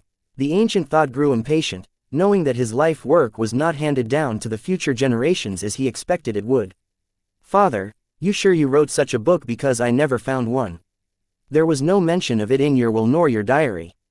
A thought claiming to be the son of the ancient thought from earlier revealed that it did not find the devil-slaying book. What are you saying? I clearly remember giving it to you. Wait a second, I remember it now. I seem to have lost it in a gamble. So I rewrote it on a piece of paper and misplaced it. Sorry, my bad. The ancient thought realized that he had lost the devil-slaying book he had written using devil's blood and on devil skin leather paper in a gamble. Single quote. Single quote. A moment of awkward silence prevailed as the other thoughts glared at the ancient thought. As the wild thought said, each one of them is a prodigal. Some more than others. Don't look at me like that. At least I thought of passing the knowledge while none of you did. The ancient thought defended itself, saying it was more thoughtful than others. Trick. You, humans, need something like that. We devils don't. Anyway, there is no point in arguing with you. Let's begin the battle, shall we? The devil finally showed its intention to fight Anna. When did devils become polite enough to greet their opponent before a battle? I thought your kind preferred sneak attack. No matter how strong one is and what the situation is. After all, your kind thrives on chaos. Anna prepared for a sneak attack from the devil. But to her dismay, it did not come. This is surprising, considering her opponent is the devil. Your opinion of devils seems to be biased. I guess it comes from the folklore your kind sings about our kind. Don't you know not to take the story seriously? What do humans know about the devil's dilemma? Saying that, the devil flicked its finger aiming at Anna, lava sweat flick. Anna never let her guard down in the presence of a high-ranking devil. So when the devil used its lava sweat as a bullet and flicked it at Anna, she countered it with her Giga Punch, 1,000,000 tons Giga Punch. Boom! Anna's punch easily warded off the devil's lava sweat bullet. Sorry, my bad, just an unhealthy habit I developed. I tend to attack when people appear vulnerable to me. Old habits die hard, I guess. The devil apologized, referring to its sneak attack as a force of habitat. I expect nothing less from you since you fired the first shot. Don't blame me for continuing. Saying that, Anna pounced on the devil, yelling, 10,000,000 ton Giga Punch, barrage. Ancestor, does the girl have any chance of winning against the devil? A thought which yelled earlier to warn Anna asked the wild thought for his opinion on the battle. You tell me. Nearly half of the devil's strength is being suppressed by the world's will. Not to forget, he was forced to awaken by Anna, which means he woke up before gaining his peak strength. Not to mention, the girl's field card suppresses the devil's innate ability. Considering all these disadvantages he is penalized with, the devil's strength is nowhere near its peak strength. And we already saw Anna's last move, the 100,000,000 ton punch which she used to subdue Phoebus's slumber form. If that's her limit, then her chances of winning against Phoebus is less than half. For her sake, let's hope that she has a few more tricks up her sleeves. The wild thought patiently explained the chance of Anna winning against the devil. Considering the wealth each of us left behind for our descendants, she should have been given more tricks by her family. An elderly thought expressed. Let's hope so. Otherwise, this arena will be her burial grounds. A thought spoke its concern. Girl, is this all you got? It seems that you defeating my first form was pure luck. Facing the barrage of Anna's 10 million ton punch, the devil nonchalantly taunted Anna. Fuck you. Booster dice. Hepta booster. 70 million ton giga punch barrage. Anna once again made use of the booster dice card, and this time, it rolled a 2 and 5, giving Anna a total of 7 times boost in her strength, increasing the weight behind her punch to 70 million tons. Chapter 646 Sinister Lava. Date the 31st of March 2321. Time 1510. Location Sky Blossom City.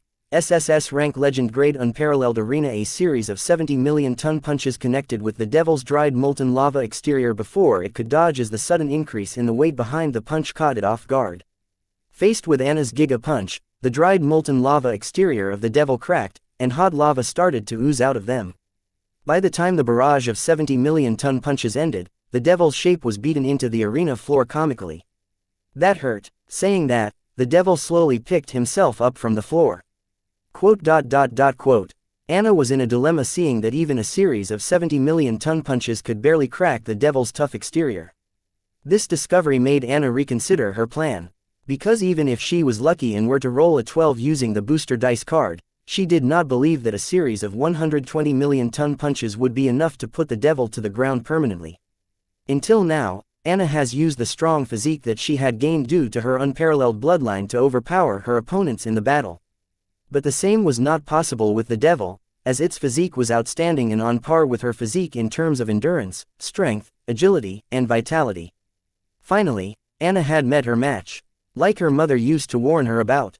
Thankfully she prepared her for this particular moment. Anna's mother already knew Anna's weakness. She always asked what Anna would do if she met someone physically stronger than her. Anna's mother also gave Anna the answer to that question and asked her to practice it as if her life depended on it. Lava pool. The devil summoned a pool of lava which covered the entire arena floor, reaching its waist in height. Alerted, Anna flew up. Lava whirlpools. With the devil's command, small whirlpools are stated to form in the pool of lava. What the? Anna almost cussed, being caught off guard by the strong suction force generated by the whirlpools in the lava, making it hard for flight. Girl, come down. Let's play in the lava. The devil was skimming between the lava whirlpools nonchalantly. It did not seem to be affected by the suction force of the whirlpools. The lava summoned by the devil seems different from regular lava. I sense a dark rule power from it. One of the thoughts commented. So you noticed. That lava is a combination of two meanings of two different rules, lava and dark rule. I do not particularly know what meanings of lava and dark rule can form such sinister lava, but I know the ability of the lava. That lava doesn't burn up things. Instead, it sucks their essence out of them. When the items are entirely deprived of their essence, they turn to dust, just like how items turn to ash when wholly incinerated. Therefore, unless you experience the power of the law firsthand, you don't know what it actually does. And also, just because it sucks the vitality doesn't mean it doesn't burn. It burns like hell. The wild thought explained the specialty of the devil Festus's sinister lava. Whoa, so interesting. What happens to the essences devoured by the lava? Does the lava use it to multiply, or does it feed the extracted essence to the devil?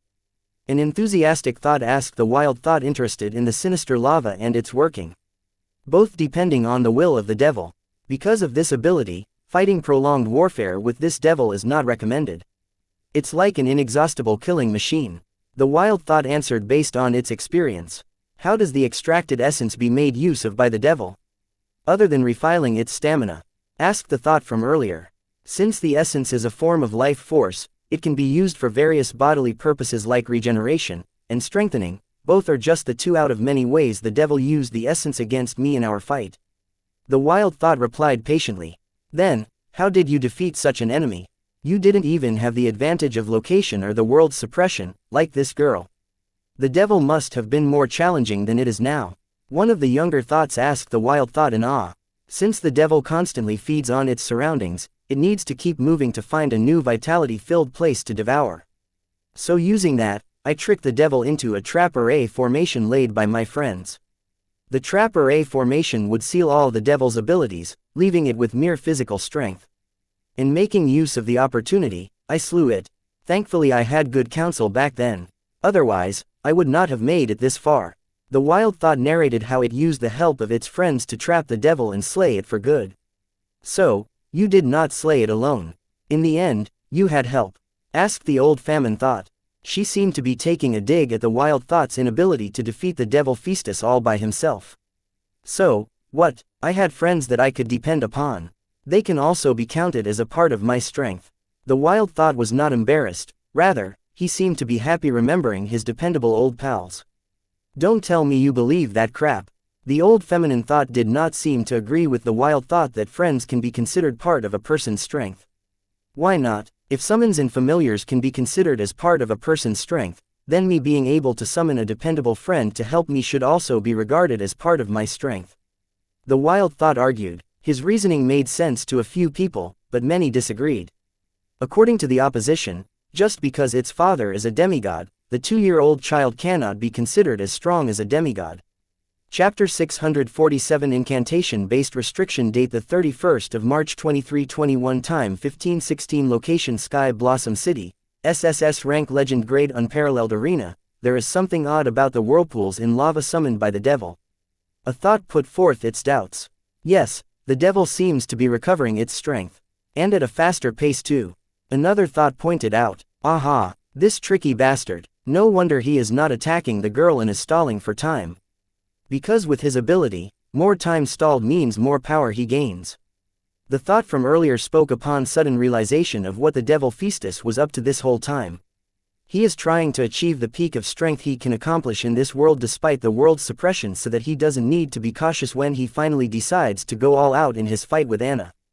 The devil's current strength is enough to fight Anna and defend against her, but from experience in the battle against humans, especially this girl's bloodline, he knew that humans have all kinds of tricks saved up in that grimoire of theirs. One may never know what surprise they have hidden in them as a last resort. Therefore, he decided not to engage the human female unless he was sure that he could counter anything she threw at him. Until then, he will keep teasing her so that she doesn't realize what he is up to. That foolish girl is in a daze. Is she distracted? What is she thinking amidst a battle of life and death? One of the thoughts was furious, finding that floating Anna's presence of mind was somewhere else rather than focusing on the devil and figuring out what tricks he was up to. Nope, she is not in a daze. She is invoking a card. This card must be something for it to have such a lengthy chant to activate. Usually, the card's name is chanted mentally or verbally to activate the cards, but there are special cards that have length incantations required to activate the card. For example, the Mother's Love bestowal card presented to Anna by her mother, which only triggered after chanting the said incantation as a password. The need for placing length incantations on cards as requirements are to decrease the rank of the card. Placing restrictions on cards to reduce their card ranking is one of the oldest tricks used by many seasoned card creationists. What is the need to decrease the rank of a card? Obviously, it is done so that lower realm card apprentices can wield the strength of the higher realm. For example, a card apprentice with a golden grade grimoire can only equip cards up to A rank and rare grade. But if an AA rank myth grade card is suppressed to A rank and rare grade by placing a restriction, suppose a lengthy incantation, then a card apprentice with a golden grimoire can wield the power of myth grade with a negligible price to pay. The higher the restriction placed on the card, the higher the card rank drops. Incantation. Isn't that brat holding a diamond grade grimoire? She can equip all grades of cards, so why does she have a card with incantation? Don't tell me, our juniors found a card above the legend realm, when even the founder couldn't. One of the thoughts asked with a revolutionary assumption. No, I think she received this card when she was younger. Back then, she must not be strong enough to equip the card, so the restriction on the card must have been placed back then. Now she must have no choice but to use the card despite the restriction. One of the thoughts put forth its opinion, killing the revolutionary assumption at its bud. Whoa, then that card must be one hell of a card for her to have kept it equipped despite its restriction. The thought was not wrong to assume that. After all, why would a person still keep a card with limitations when they have other alternatives unless that card is irreplaceable in terms of strength rather than some lousy sentimental value? Whatever she is up to, she better hasten it. Those whirlpools of lava are restoring the devil's strength to peak at a terrifying speed. A younger thought reminded others. It is up to the girl to save herself. We cannot offer her strength as we are mere spectators and nothing more. Sighed an ancient thought. He wanted to rush to his descendants' aid, but he had let go of worldly affairs to achieve a true one with the world. Now no amount of regrets can change the fact that he can only helplessly watch as his brave descendant fights something out of her league in terms of realm and experience. Ancestor, how are the lava whirlpools able to restore the devil's strength so fast? There is nothing for it to devour in this field card. How are they doing that? One of the younger thoughts asked in doubt, unable to figure out the fuel used by the lava whirlpools to restore the devil's strength to the peak. The soul energy in the air. The ancient thought replied solemnly. I see, due to the presence of the world's will and its rules, the soul energy in the air has increased drastically. Even the soul energy in the air of the SSS rank dungeon will fall shy when compared to the soul energy in the air within this arena. That bastard devil knows this and is using it to his advantage. He is using the suction of the lava whirlpool to suck in the air with a high concentration of soul energy, and once the air is in contact with the lava, it will devour all the soul energy in the air and pass it to the devil. Those lava whirlpools are working as air soul energy conversation engines for him. Since all this process is done using rule power, energy loss is kept to a minimum, maintaining high efficiency. This meant that the devil was getting 10 times or even more energy than it spent on summoning the lava and maintaining the whirlpools within it. Hence its strength was recovering at a frightening pace, showcasing the difference between the slumber and awakened form of the devil. Chapter 648 Mother's Love Again.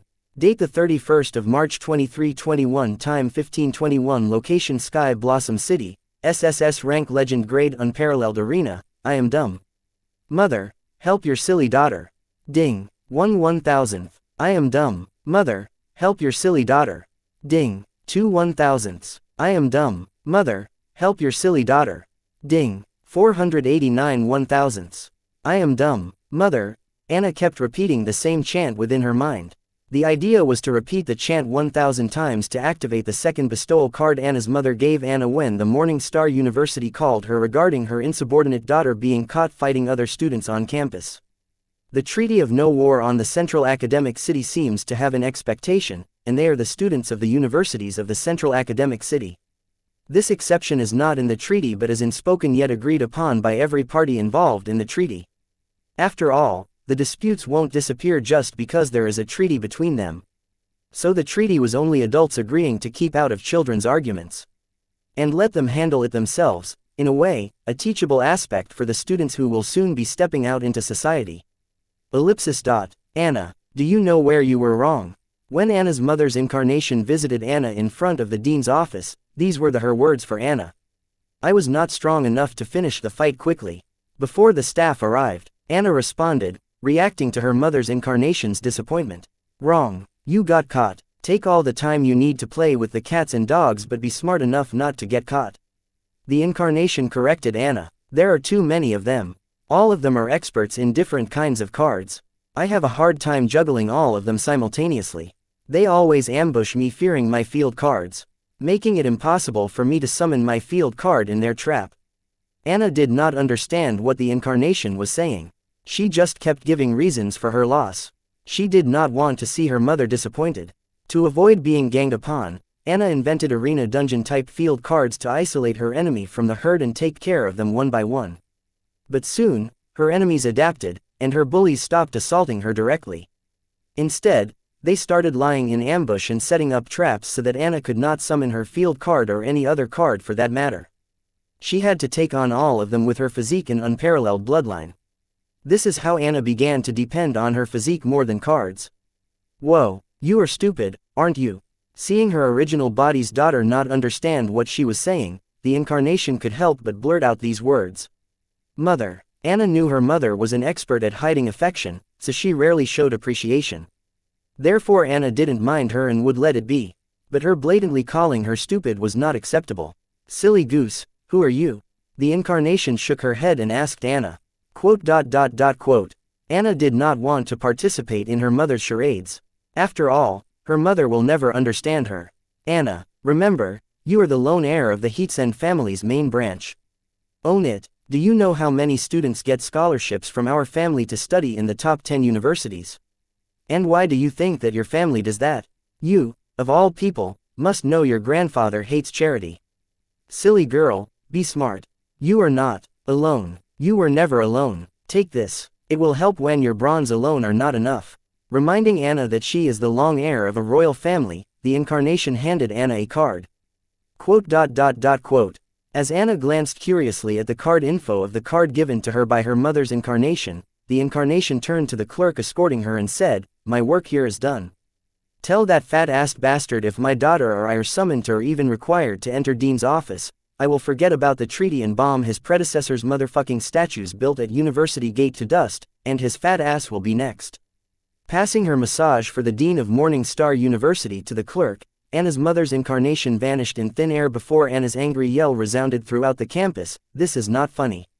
Having read the incantation to activate the bestowal card, "I am dumb. Mother, help your silly daughter." Ding. 784 1,000ths. What are you doing hovering up there?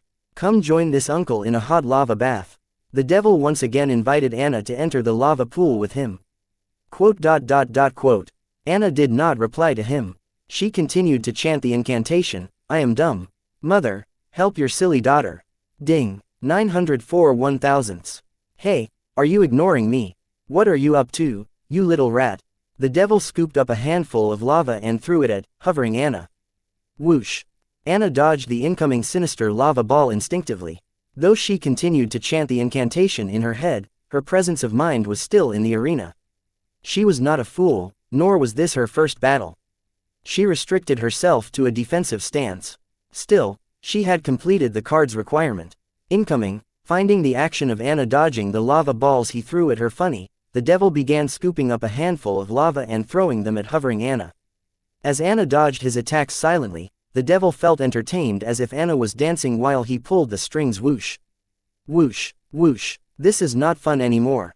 Unable to land a single hit on Anna, the devil started to feel annoyed as no matter how fast he threw the lava balls, Anna would dodge them all effortlessly. Taking it on his pride, the devil got serious and started to barrage Anna with lava balls.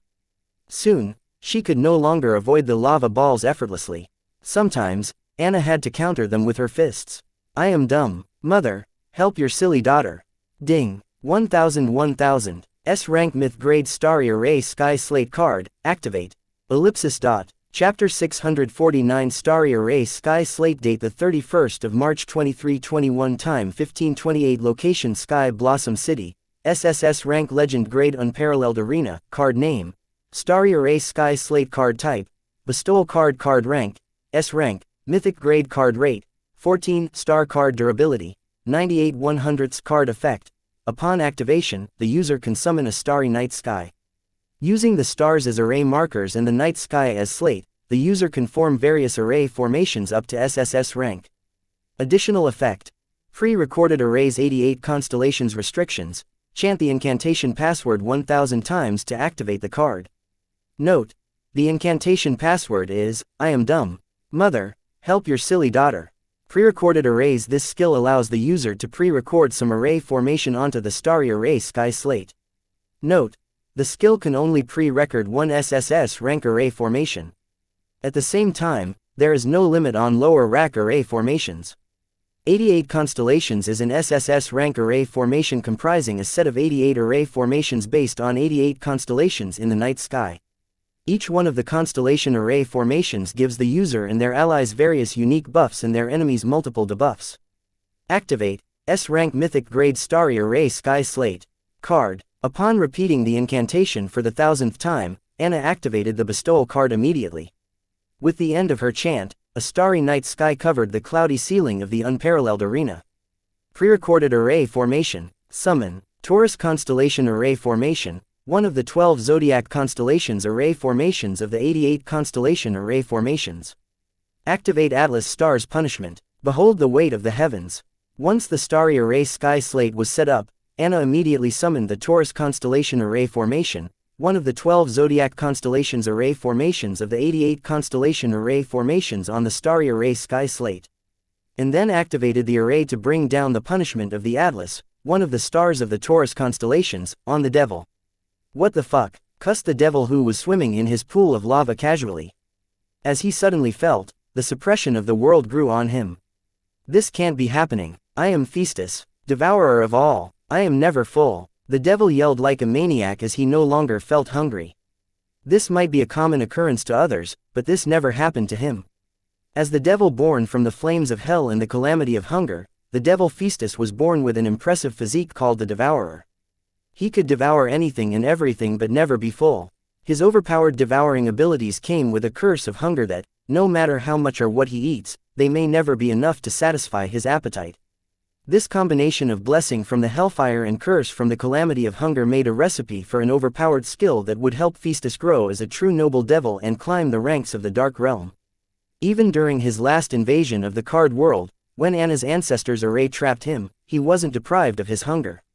It was still with him until the end when Anna's ancestors' cold blade beheaded him.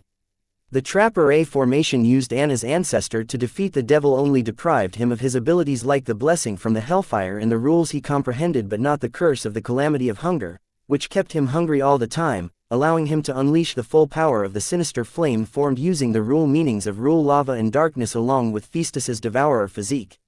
Therefore Pheastus was shocked to no longer feel hungry. "You, what have you done to me?" For someone who survived constant battles while constantly being hungry for thousands of years, hunger had become a part of Pheastus. Suddenly unable to feel it, Pheastus felt like he had lost a limb. No more than that, therefore, Pheastus was almost driven mad. Quote. Anna did not plan on telling the devil that her starry array formation had increased the world's suppression on him by 100%. Which meant he was no longer a devil, an existence stronger than average demigods but was suppressed to the realm of a mere demon emperor. Anna did not know what trick Pheastus used to escape her ancestors' execution. He may still be alive in the demon realm even if she kills him here in this world. Therefore, she wasn't willing to reveal too much information about her cards to him, only for him to come back stronger. Having faced the actual power of the devil, Anna was no longer calm. She understood being proud here would cost her life. Thanks to her luck, she had confined the devil, rendering its primary ability useless. Otherwise, the southern region would have faced a disaster because of recklessness. All Anna wanted now was to get rid of the devil as fast as possible before it figured a way out of her trap. Being able to punish enemies with the world's suppression. It seems that our juniors have made tremendous development in the field of astrology. An array such as this is very lethal against foreign invaders. Clever, whoever came up with this card must be a genius. I hope that it is a younger generation from our family. One of the old thoughts seemed to be awed by the starry array formation, especially the 88 constellations. He seems genuinely proud that the astronomy field had developed to such heights. What astronomy? Clearly it is an applied form of array formation. Don't take credits from other fields, kid. An ancient thought did not agree with the older thought. With his opinion, a huge debate broke among the thoughts. They even forget that Anna's battle hadn't concluded yet as the battle's winner is evident. You bitch, you and your ancestors are the same, resorting to tricks rather than strength. You filthy bunch, booster dice. Booster factor 11, 10 million ton punch barrage x 1100 and 10 million ton punch barrage. Chapter 650 Diversion Date the 31st of March 2321 Time 1528 Location Sky Blossom City, SSS Rank Legend Grade Unparalleled Arena, Booster Dice. Booster Factor 11, 10 million ton punch barrage x 1100 and 10 million ton punch barrage. Anna did not wait for the devil to finish throwing its tantrum and attacked it with her strongest move with the buff of the booster dice. Thankfully the two dice rolled a 5 and a 6, adding to an 11. Giving Anna's next attack an 11 times boost, increasing the weight behind Anna's Giga Punch from 10 million tons to 110 million tons. Normally faced with a punch of 110 million ton force, the devil would have easily taken it head-on, and it would barely have any scratch. But right now, the devil is not at its peak power. Its power is suppressed by the world, so much so that its realm has been decreased from a devil to a demon emperor. A demon emperor couldn't withstand a 1 million ton Giga Punch, let alone a 110 million ton Giga Punch. Even with the strong physique of a devil, without a devil's realm backing it, the devil could never withstand the 110 million ton punch. Its fate was sealed once Anna activated the punishment of the Atlas star of the Taurus constellation array formation as part of the Zodiac installation array formation of the 88 constellation array formation. Boom asterisk boom asterisk boom. As Anna's fists connected with the devil's dried molten lava exterior, it punched a hole into the devil's body, and the flesh at the area of impact burst into dust. About a dozen fist-sized holes were punched into the devil's body, and soon, the rest of its body turned to dust. As the devil died, Anna had teleported back to her original location by the unparalleled arena. Anna did not get the chance to say good to her ancestors. For Anna, it didn't matter as she did not understand the buzzing and humming sounds made by the statues of her ancestors. She felt like they were nagging her. But only the ancestors knew how many of them were fighting amongst themselves to pass on their teachings and knowledge to Anna. Alas, Anna was still far from deciphering their soul whispers. What took you so long? Did you play with your prey again? Returning to the military base, Anna was faced with Anne, who apparently should be busy supplying her energy to the dungeon relocation but was out here bugging her. No, I almost felt like I would lose my life there. You guys show some appreciation.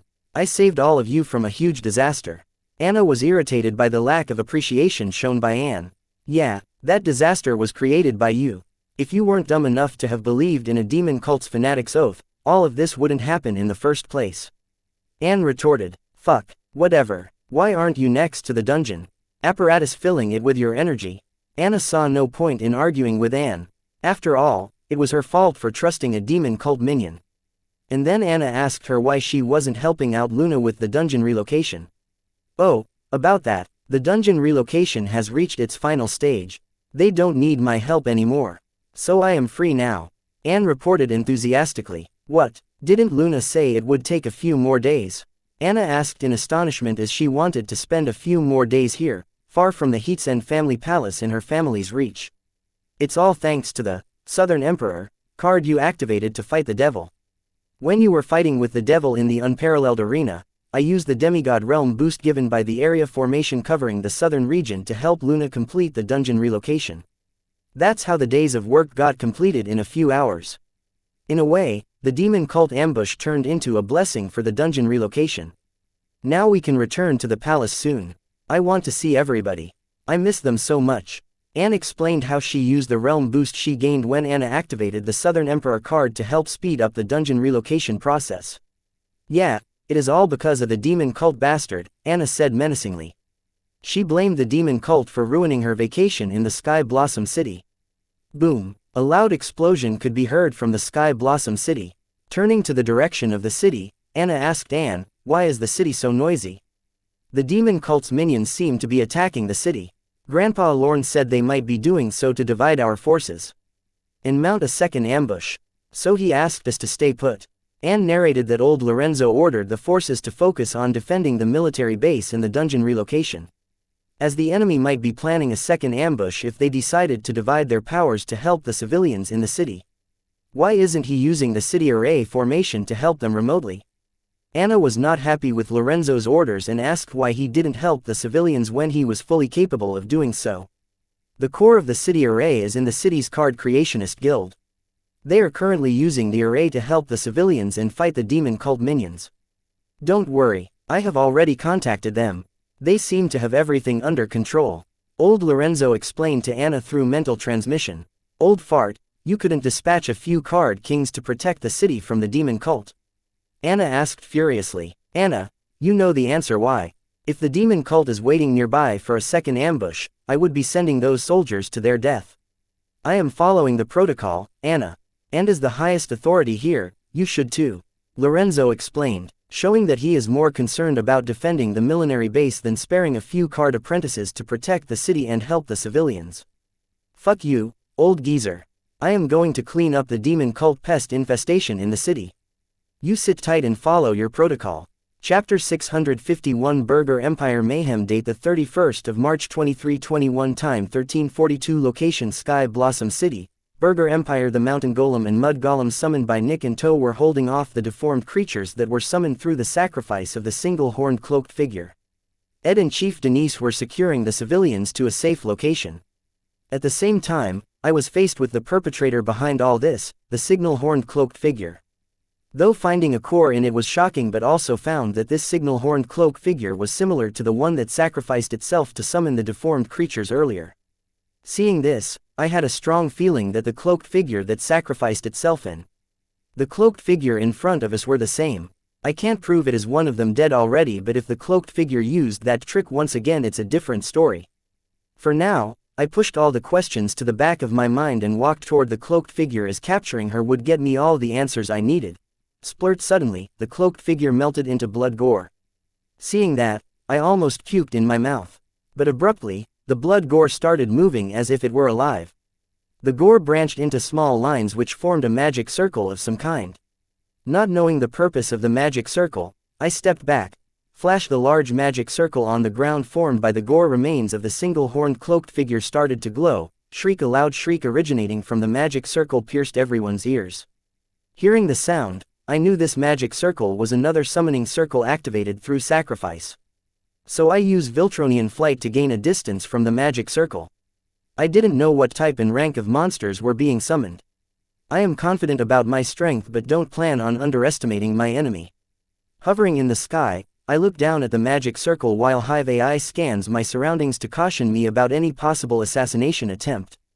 Soon I noticed that the asphalt road on which the magic circle was drawn turned into sand, and rows of sharp pointy objects in the circular pattern surfaced with a hole in the middle, which sucked in the asphalt turned into sand. It appears to be a mouth of a creature. Whoosh! A second later, those sharp pointy objects shot up into the sky, revealing its entire body to me. The summoned creature was a 10 meters wide and 40 meters long earthworm-type monster. After the creature's whole body shot out of the ground into the air, it dove back into the earth. And then it kept circling the ground beneath me as I hover in the air.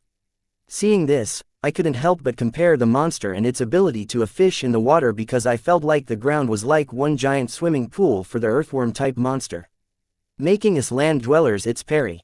While I observed the giant earthworm-type monster using my soul pupils, I noticed that no matter where I flew, the beast could triangulate my position and then swim in the ground beneath where I was hovering. This showed that this monster was also targeting me and me alone as it ignored all the other people that kept running right above it. The earthworm-type monster was of Peak Card Lord realm. Its realm and abilities made it a formidable opponent to get rid of, and also making it a good assassin, but unfortunately, it did not know I had soul pupils, and I could see it no matter how deep it roamed in the ground to avoid being caught by my mental exploration. Stone Viltrontian, I chose you. I summoned one of my A-rank Stone Viltrontians to deal with the earthworm-type monster. I had summoned the normal Stone Viltronian instead of the boss Stone Viltronian as this Stone Viltronian had comprehended a rule meaning suitable for this enemy. A while back, I found that upgrading the Calamity Daughter core to the Calamity Daughter gem in the Stone Viltronians gave them the ability to comprehend rules. For example, boss Stone Viltronian had comprehended the petrification meaning of the rock rule. As for the Stone Viltronian I summoned right now, it had comprehended the earth rule and its meaning, earth escape. The earth escape meaning allowed the Stone Viltronian to burrow through the earth like swimming in water. Quite similar to the ability of the giant earthworm-type monster. Stone Viltronian, Calamity Daughter Gem second transformation, Titan form activate. Hunt that big worm down. With my command, the Stone Viltronian turned into a giant Stone Viltronian Titan and burrowed into the ground pursuing the giant earthworm-type monster. Seeing the Titan Stone Viltronian head towards it, the earthworm-type monster did not run away, but it rushed to clash with it. It underestimated Stone Viltronian ability inside the earth, believing its ability gave it an edge over its opponent. Unfortunately, it didn't know that its opponent, too, had a similar power. As the giant earthworm and the Titan Stone Viltronian clashed underneath the city ground, the whole city felt the aftershocks of the battle in the form of large tremors, leading to the people misinterpreting the shocks as an earthquake. Now that the giant earthworm was busy, I could search for the perps responsible for all this in the surrounding vicinity without worrying that the ground underneath me would try to swallow me. I scanned the surroundings with my soul pupils, and I found a hidden soul pathway over the rooftop of the Burger Empire. Interestingly, I could identify these sets of soul pathways and arrangements. They belong to the single-horned cloaked figure who sacrificed herself earlier to summon the giant earthworm-type monster. Somehow this single-horned cloaked figure has escaped death and cheated the demonic ritual twice. I don't know how she did it, but there has to be a trick to it. But it does not change the fact that, despite her low realm, she was no ordinary opponent. The cloaked figure realized that I was peeking at her, so I rushed toward her at full speed before she could escape again. Chapter 652 Stone Craft Date the 31st of March 2321 Time 1350 Location Sky Blossom City, Burger Empire. As soon as the single-horned cloaked figure realized I had spotted her location, She activated some kind of clone card and summoned 66 exact copies of herself. Then all 67 of them sacrificed themselves once again, turning themselves into gore slime. These gore slime joined together to form one big blob of gore. Then the giant gore blob morphed into an enormous humanoid blood golem, blood lord of Card Lord realm. Seeing this, I stopped my advance and backed away to a safe distance. Observing how the cloaked figure could summon 66 exact copies of herself and use them to perform a demonic summoning ritual, I realized that her clone card was out of the ordinary since clones cannot be used in ritual sacrifice, especially not for a demonic summoning ritual. Now that I have solved half of the cloaked figure's mystery regarding how they can sacrifice themselves to a demonic ritual and still stay alive, the claimed figure seemed less threatening. Did I feel threatened by it earlier? Yes, as what it did was basically equal to cheating death. But now that I understood the trick behind how it did it, I was no longer that threatened by it now. The giant blood golem, blood lord, made an enormous blood sword and slashed at me. It, too, like its predecessor, targeted me at the command of its master. I dodged the incoming blood sword and yelled, "Stone Viltronian.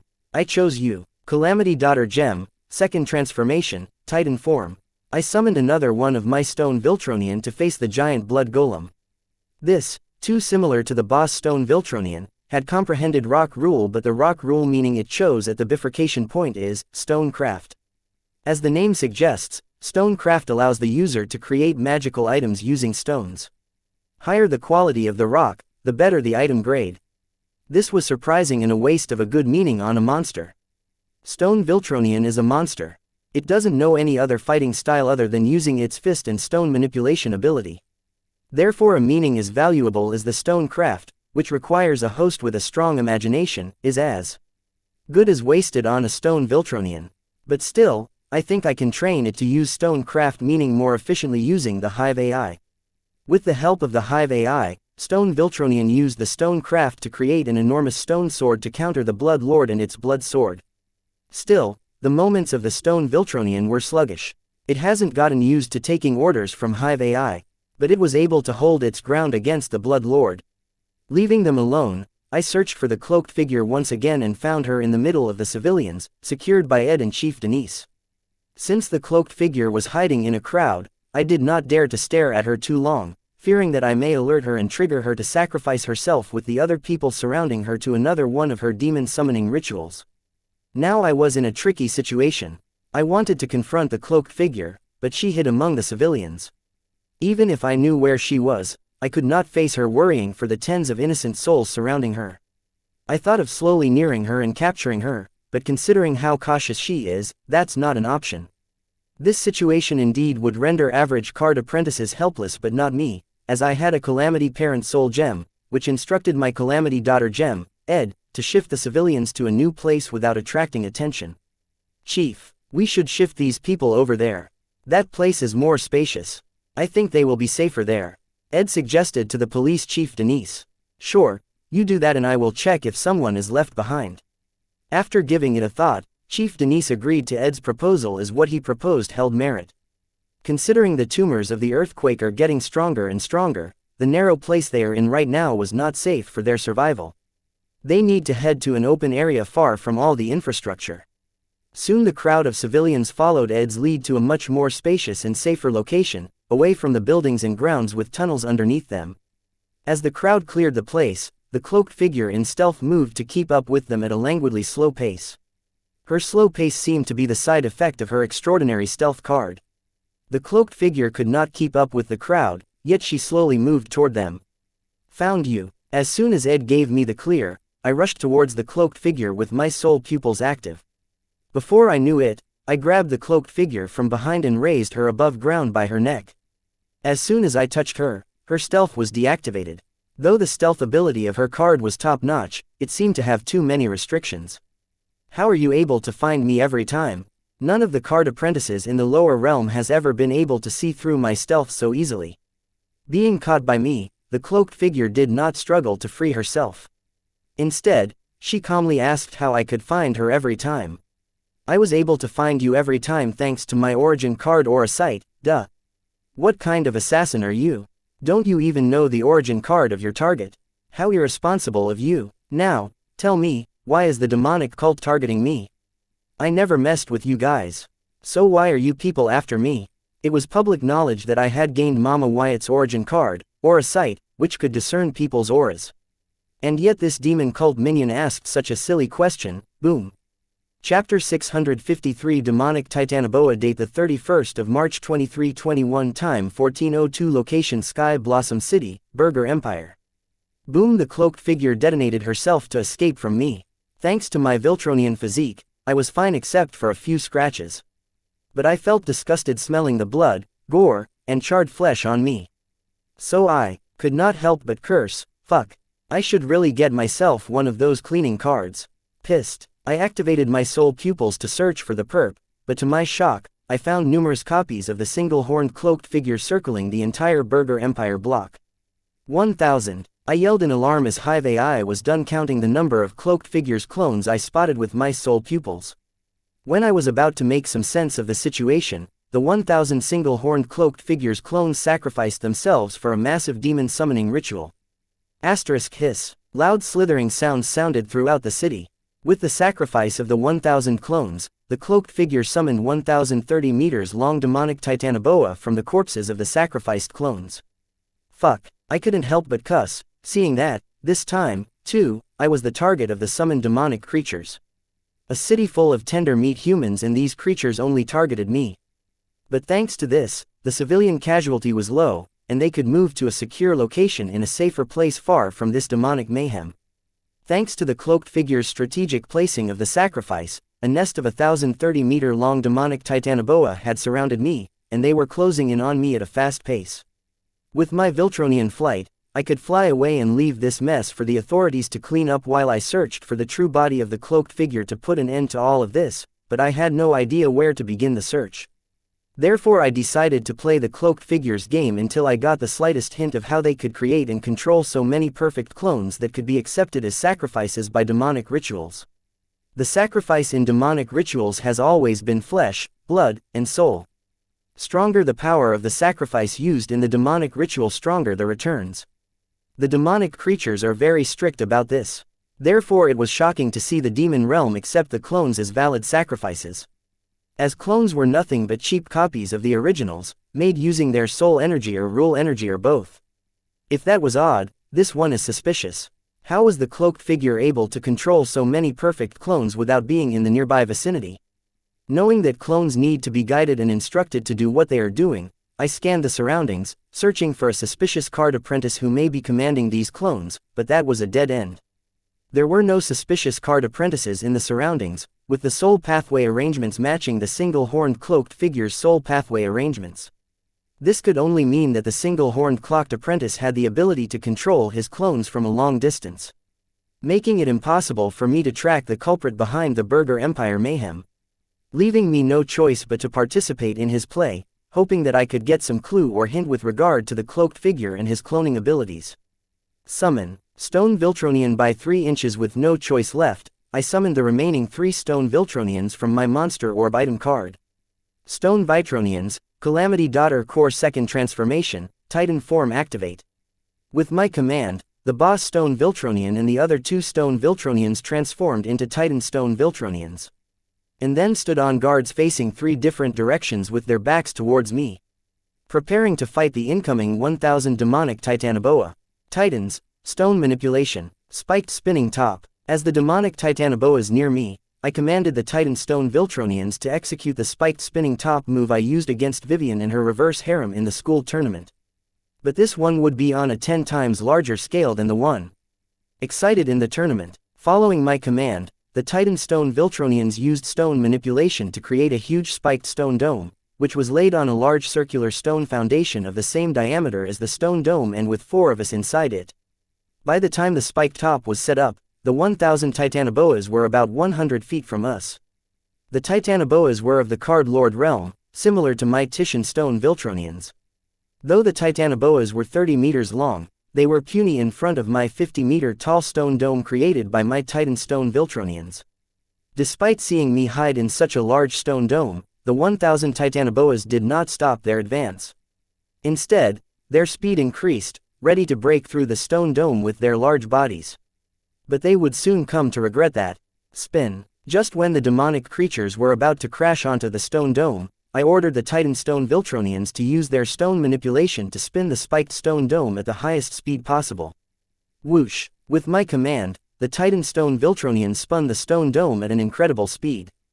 Splash! Clashing into the spinning spiked stone top, the demonic boas were turned into a bloody mess and died on the spot. Backed by the spin of the stone dome, the spikes on it ripped the scale armor of the demonic Titanoboa and cut through its flesh and bones. Hiss! Despite seeing their friends ripped apart, the demonic Titanoboas at the back did not stop rushing towards the spiked spinning stone top. Their actions seemed out of the ordinary, they appeared to be in a frenzied state. It seemed to be the side effect of the oath taken during the demonic ritual that they would not rest until they had fulfilled the summoned request. Even if demonic creatures decide to give up, their soul will be forced by the oath to fulfill the contract. The demonic summon contract is a contract signed by the summoner and demonic creature when the summoner summons the demonic beast. The agreement forces both sides to fulfill their part of the bargain if anyone decides to blackout. Meaning if one has signed a demonic contract, they have no choice but to hold up their end of the deal.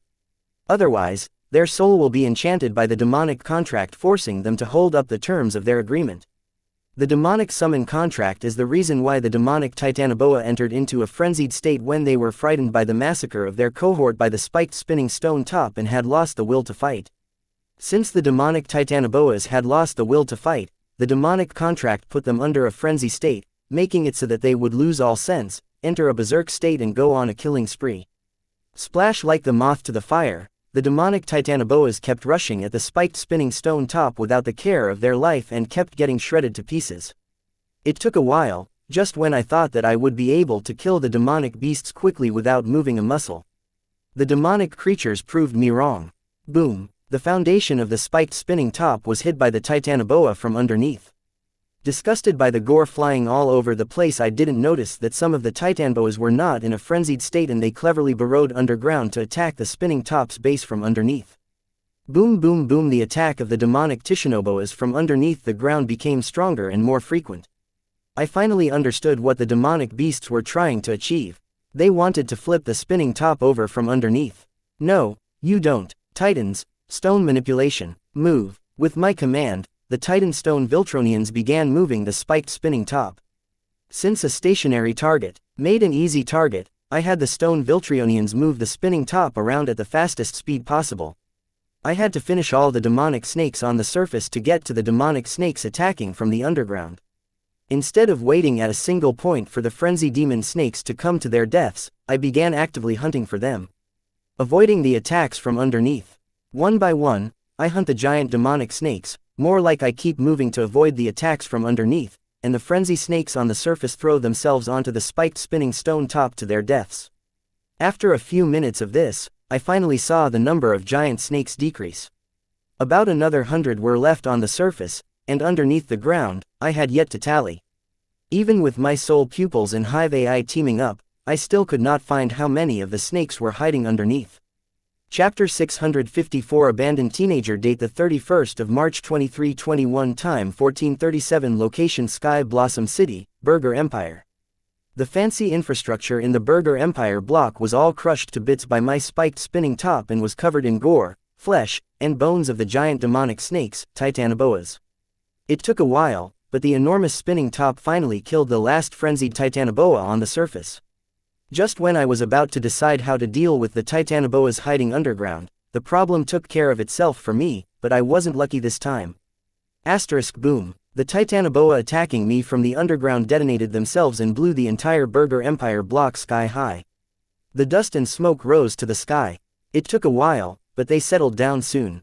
As the smoke cleared, it could be seen that a single horned cloaked figure was grabbing a teenager by his neck and laughing, ha ha ha. How dumb are you to believe that you were able to massacre nearly 1,000 Titanoboas in half an hour?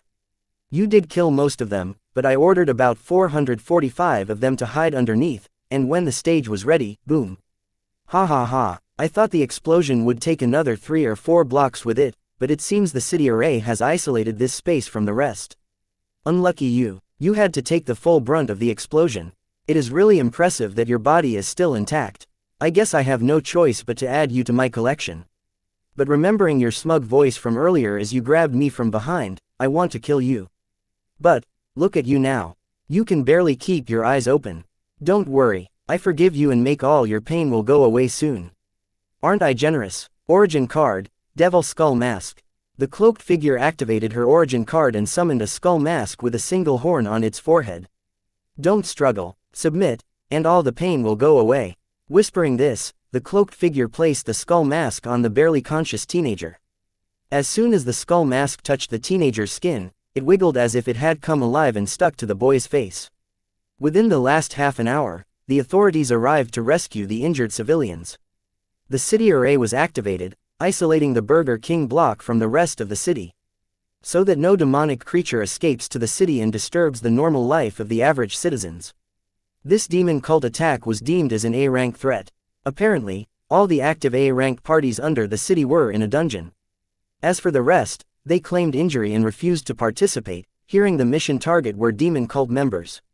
As for the top families of the city, none came to help as the city hall did not ask for help.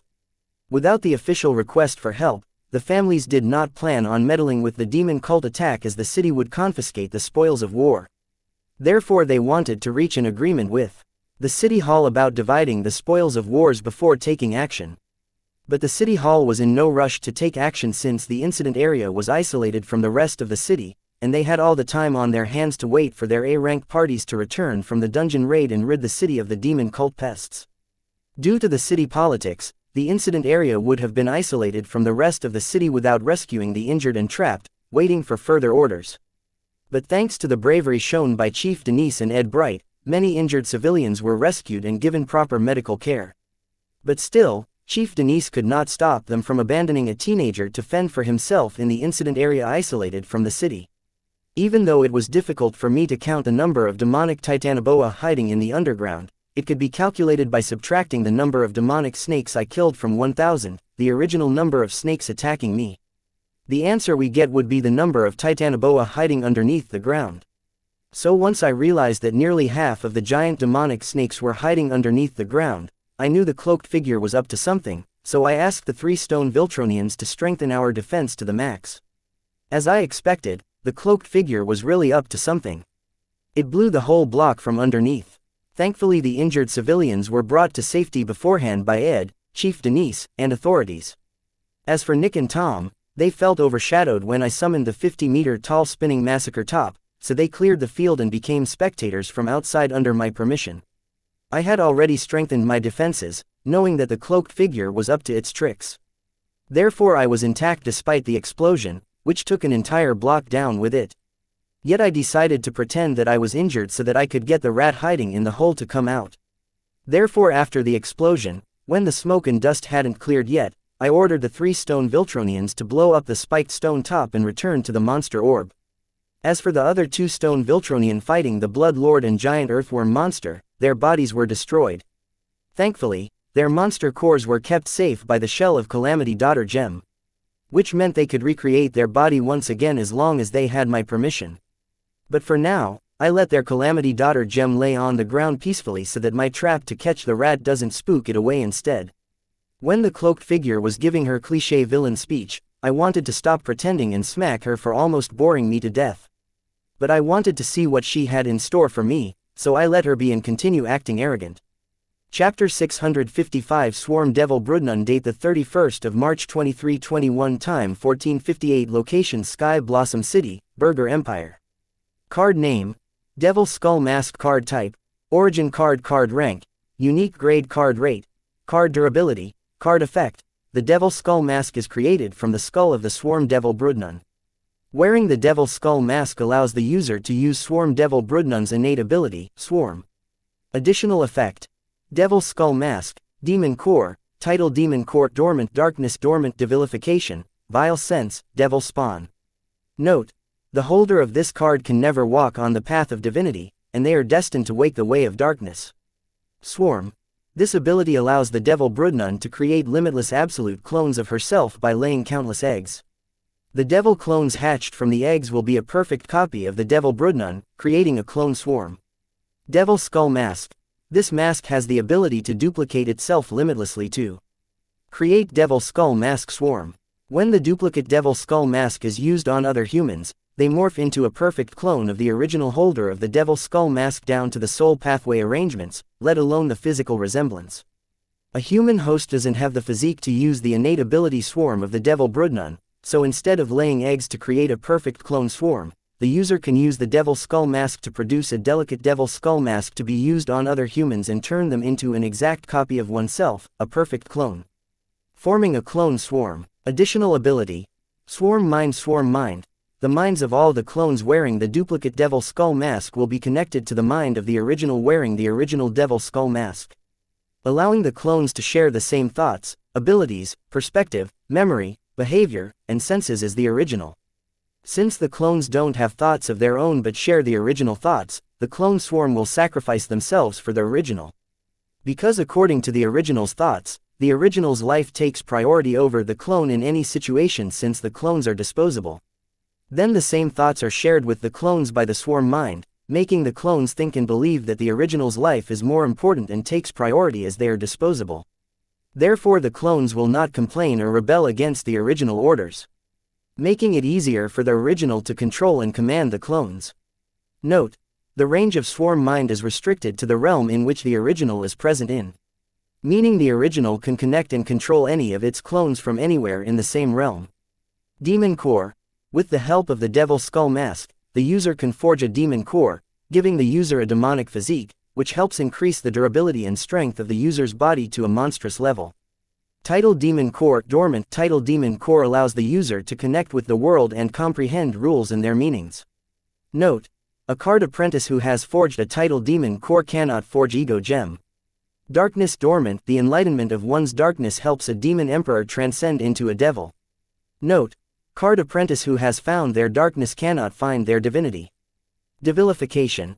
As one with the devil's bone, the user can partially transform into a devil and access the devil's power for a limited period.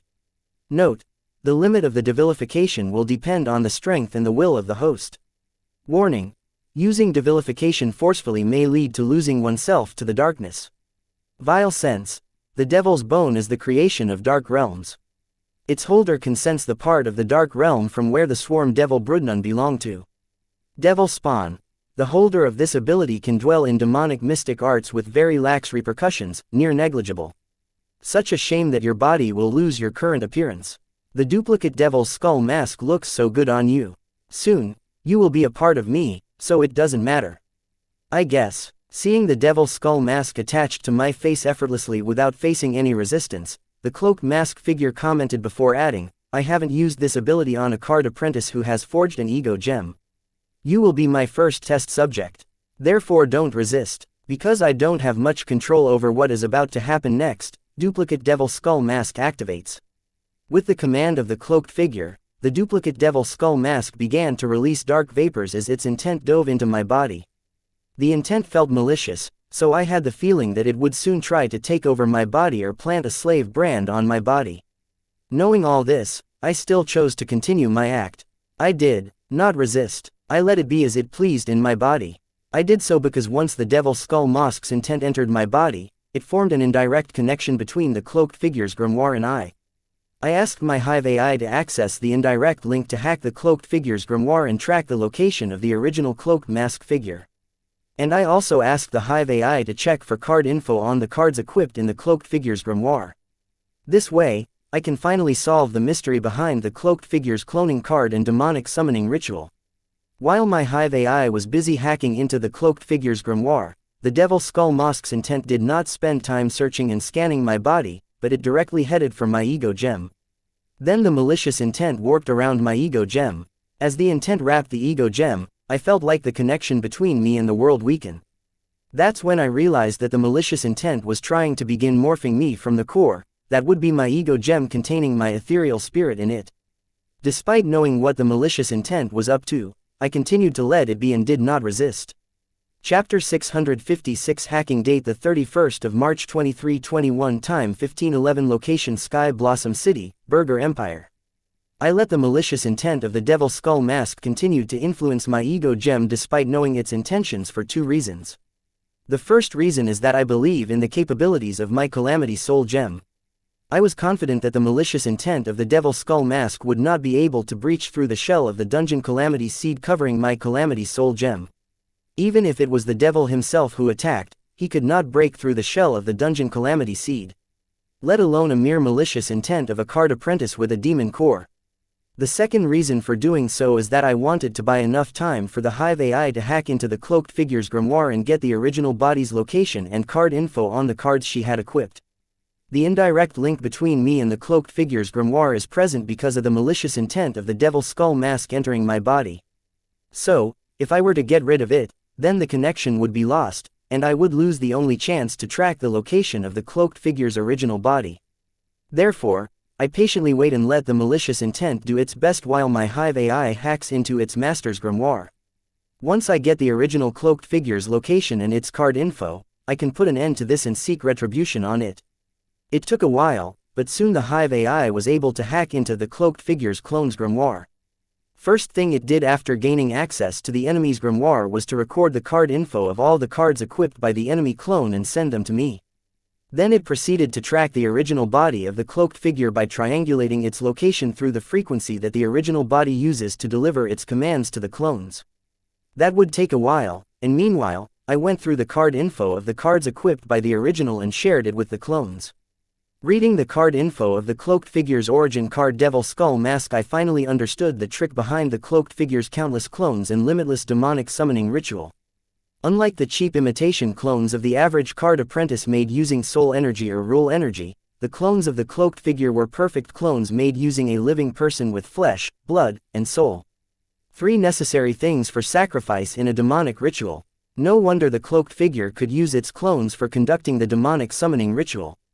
Its clones are made up of living people, top-grade sacrifices for any demonic ritual, not to mention the passive ability, Devil Spawn, which allowed the Cloaked Figure to undertake limitless demonic rituals without facing any severe repercussions. This ability was like the Cloaked Figure's personal, get-out-of-trouble-free card. With the help of the Swarm Devil Broodnun's innate ability, Swarm, the Cloaked Figure, can create as many perfect submissive clones of himself as he wants. And with the passive effect of the Devil Spawn, the Cloaked Figure could perform as many demonic rituals as possible without facing any severe backlash, making the Cloaked Figure an expert demon summoner with an infinite demon army at its disposal. Apart from that, clones seem to share the thoughts, abilities, perspective, memory, behavior, and senses with the original, meaning that the clones made using Devil Skull Mask can share the grimoire of the original. This ability was similar to what I created for Deborah Khan and her Skeleton Centaur Knight. With the help of the ability share effect of the Devil Skull Mask mixed with the Swarm Mind skill, which allowed the original to control and command the clones remotely, the original Cloaked Figure could rain terror on any place in the realm with her clones from the comfort of its home and never get caught. The combination of the limitless demon army summoning and infinite range to control them made this card very overpowered. Just imagining that a person could attack a city with the waves of demons to destruction from the comfort of their home had me feeling a chill on my back. I don't know the capabilities of higher realms card apprentices, but for lower realm card apprentices to face this situation would lead to their total annihilation. Though I was able to handle the demon tide, I was having a hard time tracking the original body. Without getting rid of the original body, it was impossible to put an end to this mayhem. If not for the Cloaked Figure being careless right now, I would have never been able to track the original body. Yes, the Hive AI had finally successfully tracked the location of the original body of the Cloaked Figure. Knowing the location of the demon cult follower, I was astonished because this is the last place a person should be expecting to be hiding a demon cultist, the Central Academic City. The holy city of humankind's knowledge, that was where the original body of the Cloaked Figure was hiding. Knowing this, I was surprised as the Central Academic City was the hub for this world's most innovative and most intelligent beings. How the heck did a demon worshipper manage to hide there without getting caught? A holy place like the Central Academic City should be the last place to spot a demon fanatic. But it seems the Central Academic City is not as safe as the people make it seem. Having found the location of the Cloaked Figure's original body, I realized that up till now, I was fighting a meritless battle. Since I didn't care about helping the city, the only merit of fighting the Cloaked Figure was hunting it down. But, now that I know its original body is in the Central Academic City, I realize that face-to-face with the Cloaked Figure is not possible anytime soon, so I decided to end the charade and leave this mess to the city to take care of. Chapter 657. It is a she. Date the 31st of March 2321. Time 1526. Location Sky Blossom City, Burger Empire. Okay, that's enough. Saying that, with one hand, I grab the cloaked figure's wrist that is holding me hostage, and with the other, I try to remove the duplicate devil skull mask on my face. But devil skull mask seemed to have fused with my face. I wanted to use more force, but my facial skin started hurting, and I felt that if I were to pull any harder, I might rip off my face with the mask. Therefore I decided to deal with the duplicate devil skull mask stuck on my face by destroying its essence, the black malicious intent, which is currently trying to take over my calamity soul gem. And my hunch was correct. The duplicate devil skull mask on my face crumbled to pieces when I decided to fight back the malicious intent covering and trying to breach the dungeon calamity seed shell of ego gem using the ability of calamity soul gem. With my order, calamity soul gem fought back and easily defeated the malicious intent of the devil skull mask trying to take control over me. As the malicious intent was defeated, the duplicate devil skull mask was destroyed, and its pieces fell off my face. What the heck? Seeing me conscious and hearing my vitality words, the cloaked figure was astonished. Despite the shock, she had the presence of mind to take a few steps back to escape to a safe distance, but my hand grabbing her wrist stopped her from backing away. Another tremendous shock struck her when she saw the duplicate devil skull mask on my face crumble to pieces. In disbelief, she could not help but question me, "How are you able to resist the devil skull mask?" Quote. I responded to her question with a scorn-filled sneer. At the same time, I took a moment to see who was actually hiding under the hood. This was the first time, after such a long battle, I was finally able to see what the cloaked figure looked like. I couldn't see her face as the devil skull mask covered it. Yes, the cloaked figure is a she. Due to the baggy robe covering her body, it was hard to notice her physical distinctions that distinctively spoke that the cloaked figure was a woman and a voluptuous one at that. But knowing the ability of her origin card allowed her to morph any human into the original's appearance. Knowing the truth, I was disgusted with what I saw under the robe instead of appreciating it. Who knows if the clone was a man before the cloaked figure used her duplicate devil skull mask on him, morphing him into her image to make a perfect clone. And the thought that this woman tried to use such an ability on me made me angry so much that I added her to the top of my to destroy list. Sansa Baylor, Circle's supreme leader, and the Duskborn family were right behind. Sansa Baylor took more priority above the Circle's supreme leader because she was the one who orchestrated the misfortune that fell the Wyatt family. I was sure of it because no friend would send about 36 card emperors to assassinate their late friend's only son. Considering that Sansa Baylor was Mama Wyatt's oldest relation even before the Duskborn family excommunicated her, I had a feeling that this bitch was behind everything that transpired with the Wyatt couple before and 2 decades after they moved to the Sky Blossom City. My gut told me that this woman was more dangerous than the Circle's supreme leader. But above all of my enemies, my greatest enemy would be the cloaked figure and her disgusting ability. Come to think of it, the greatest enemy of mankind was the cloaked figure with her ability to turn a man into a mindless voluptuous woman. Compared to what this woman can do to a man, any man would choose death over it. The miserable ending she could give to a man using her duplicate devil mask was worse than castration. Nope, both are worse. This bitch needs to be put to the ground. Not just for me but for the entire mankind. Now, that's something of a novel battle I would consider joining selflessly. Is it the ego gem? No, even though the ego gem has a natural defense against soul attacks still, when it comes to soul attacks, an average card apprentice's ego gem should not be the match of Devil Skull Mask. There is something amiss here. That is you. Did that bitch give a card that can ward off soul attacks? Wait, that ring, is that it? It helped you ward off the Devil Skull Mask's soul attack, right? How much does that bitch care for you to waste one of her item card slots in her grimoire for your safety? Fuck, it seems I underestimate your value to her. Ha ha ha, this is going to be for fun than I had thought. Killing you should make her feel the fraction of pain I felt back then. The cloaked figure started to mumble to herself. For some reason, she seemed to believe the curse-eating ring given to me by Anna as protection against the curse-type attacks was the reason I was able to overcome the ability of her Devil Skull Mask. This was a misunderstanding I didn't bother to clear because if the cloaked figure didn't get an answer, she would continue digging deeper into my secrets for an answer.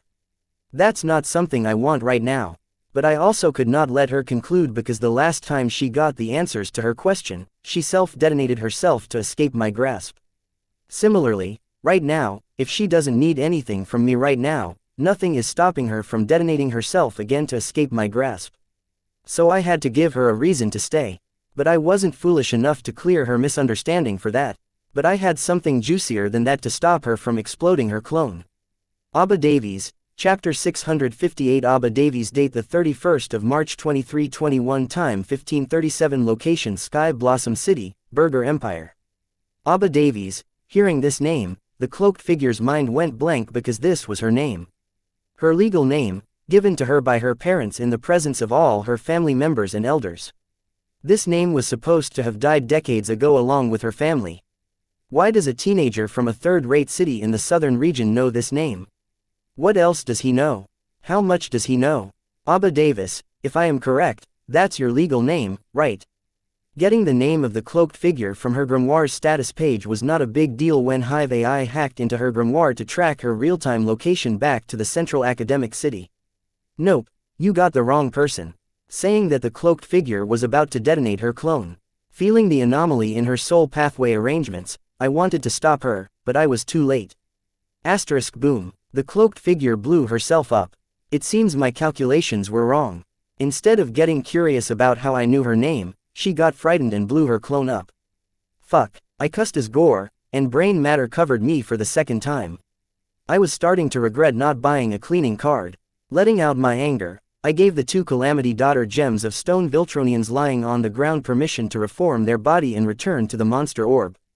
Having collected my pets, I stood on the ground covered with blood, minced flesh, and bone, looking at the array isolating this block from the rest of the city to ensure that the Abba Davies, the devil spawn, had left the city for good. I had no ambush or assassination attempt to worry about from her side for now. Crack. The invisible compressed space wall separating the Burger Empire block from the rest of the city cracked as a feminine figure flew in. Ah, look at you. I take my eye off you for 1 second, and you soil yourself. Did you miss this pretty sister? Who else other than Anna? For the first time, I was grateful to see her as she had a high-grade cleaning card. What took you so long? I asked. When the Abba wreaked havoc in the city, I thought the Southern Watch soldier would be the first to respond, but as the classic cop cliché, they too were late and arrived too late. Thankfully the people had been taken care of. Those demon pests ambushed the military base too. They seemed to be after the dungeon. Relocation apparatus. It took a while for me to exterminate them. Anyway, why are you complaining? You seem to have handled the things on your end. Hearing Anna, I knew that attacking the city was not the demon cult's plan but a personal vendetta mission of Abba Davies. From my conversation with Abba, I knew she seemed to hate Anna with a burning passion and wanted to see her hurt more than anything else in the world. So Abba attacked the city out of her own accord to kill me, a person who Anna had taken fancy to. So that she could indirectly inflict pain on Anna, it was clear that this whole ordeal was related to Anna, not me. I was being targeted because Anna had taken a fancy to me. This was not a news to me as I always thought that I would be targeted because of Anna. But I believed it would be one of her ex-lovers or admirers but not a demon cult hoe with a grudge against Anna. No, she escaped. To be accurate, she was never here, to begin with. So I don't know if saying that she escaped would be accurate. I said, trying to find the right words to explain what happened. You are making no sense. Add more details, and don't forget the context for me to understand what you are saying. Anna's brows narrowed, unable to understand what I was saying.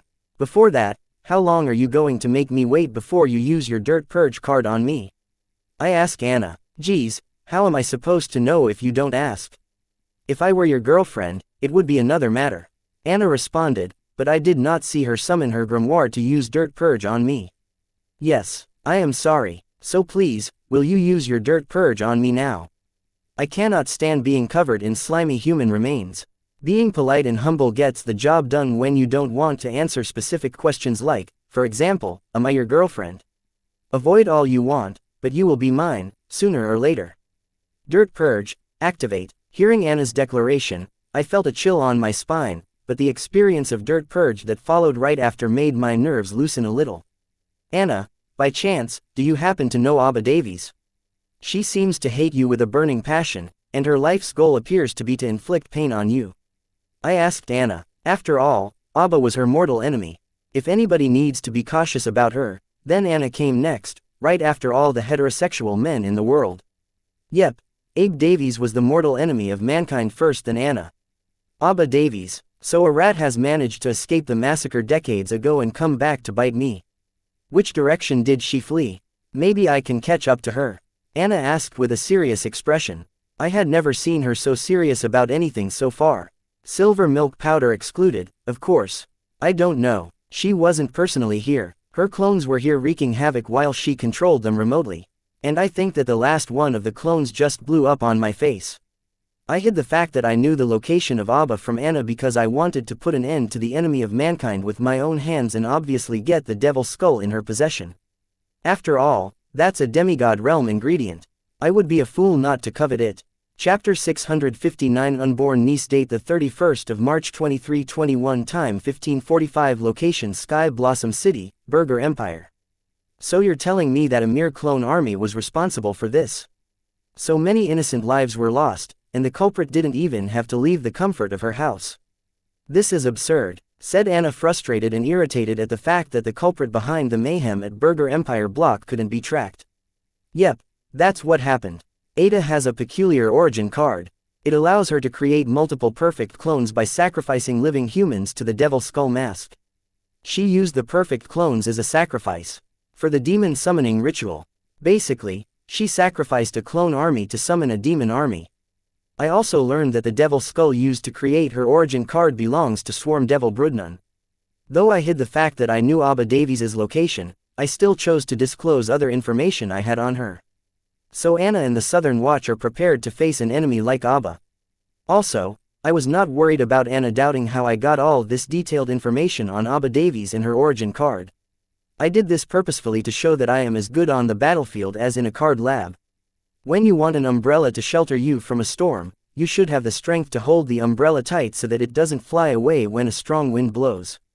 Anna was my umbrella. I have to keep proving my worth from time to time for her to stick around and not get bored of me. So that's where the devil's skull went. I thought that that bastard took it before abandoning his second family. Fuck, this makes her more troublesome to handle than I thought. Anna mumbled in anger and then yelled in frustration. Come to think of it, why does that girl hate you? Don't tell me you slept with her love interest, like how you bedded Chris Chase's girl. I was curious why Abba hated Anna with burning passion enough to make inflicting pain on Anna her life's goal. Abba Davies is my niece. I thought I had killed her in her mother's womb along with her mother and the rest of her family, but it seems she somehow survived that and also managed to remember what happened that night. Let's say that night Davies' family manor was painted red with Davies' family members' blood. Anna explained nonchalantly like it was any other news to her. But hearing her narrating it, every single one of my body hair stood up in a chill. Anna. Context. Before labeling Anna as a monster, I decided to give her a second chance so that I could understand the situation based on the context. You remember how I killed my half-sister from my bastard father's second family?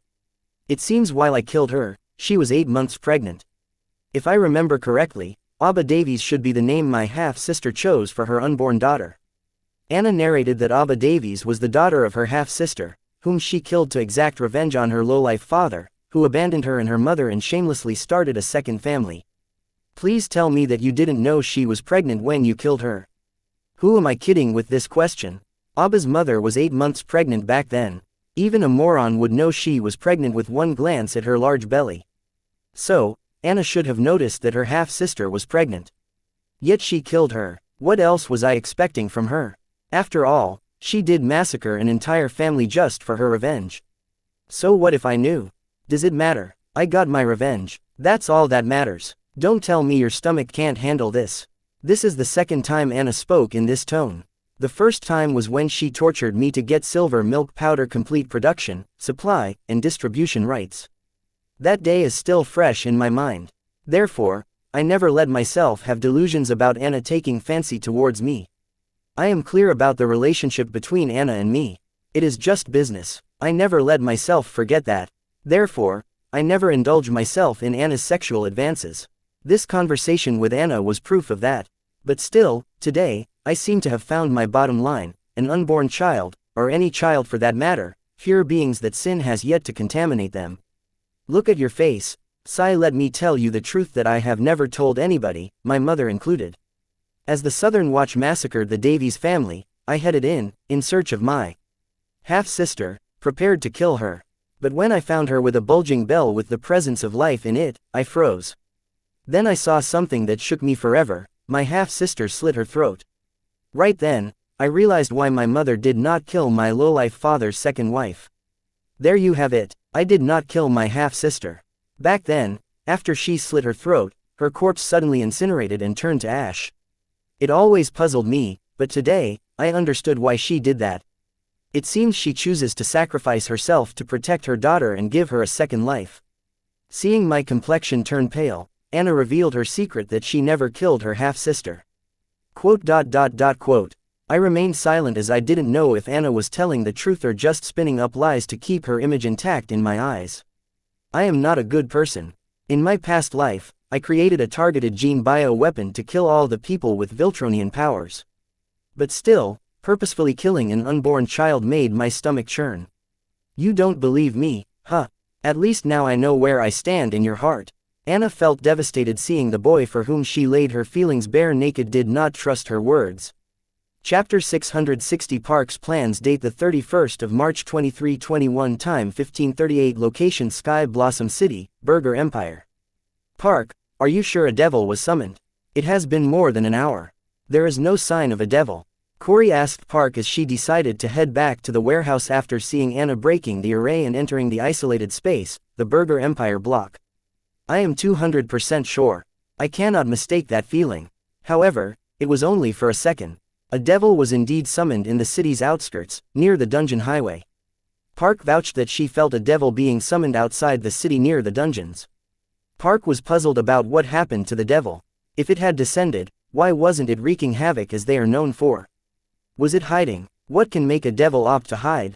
What Park did not know is that she felt the devil's presence only for a second because as soon as it was summoned, Anna trapped it in her bloodline field card, Unparalleled Arena, and slew the devil in there.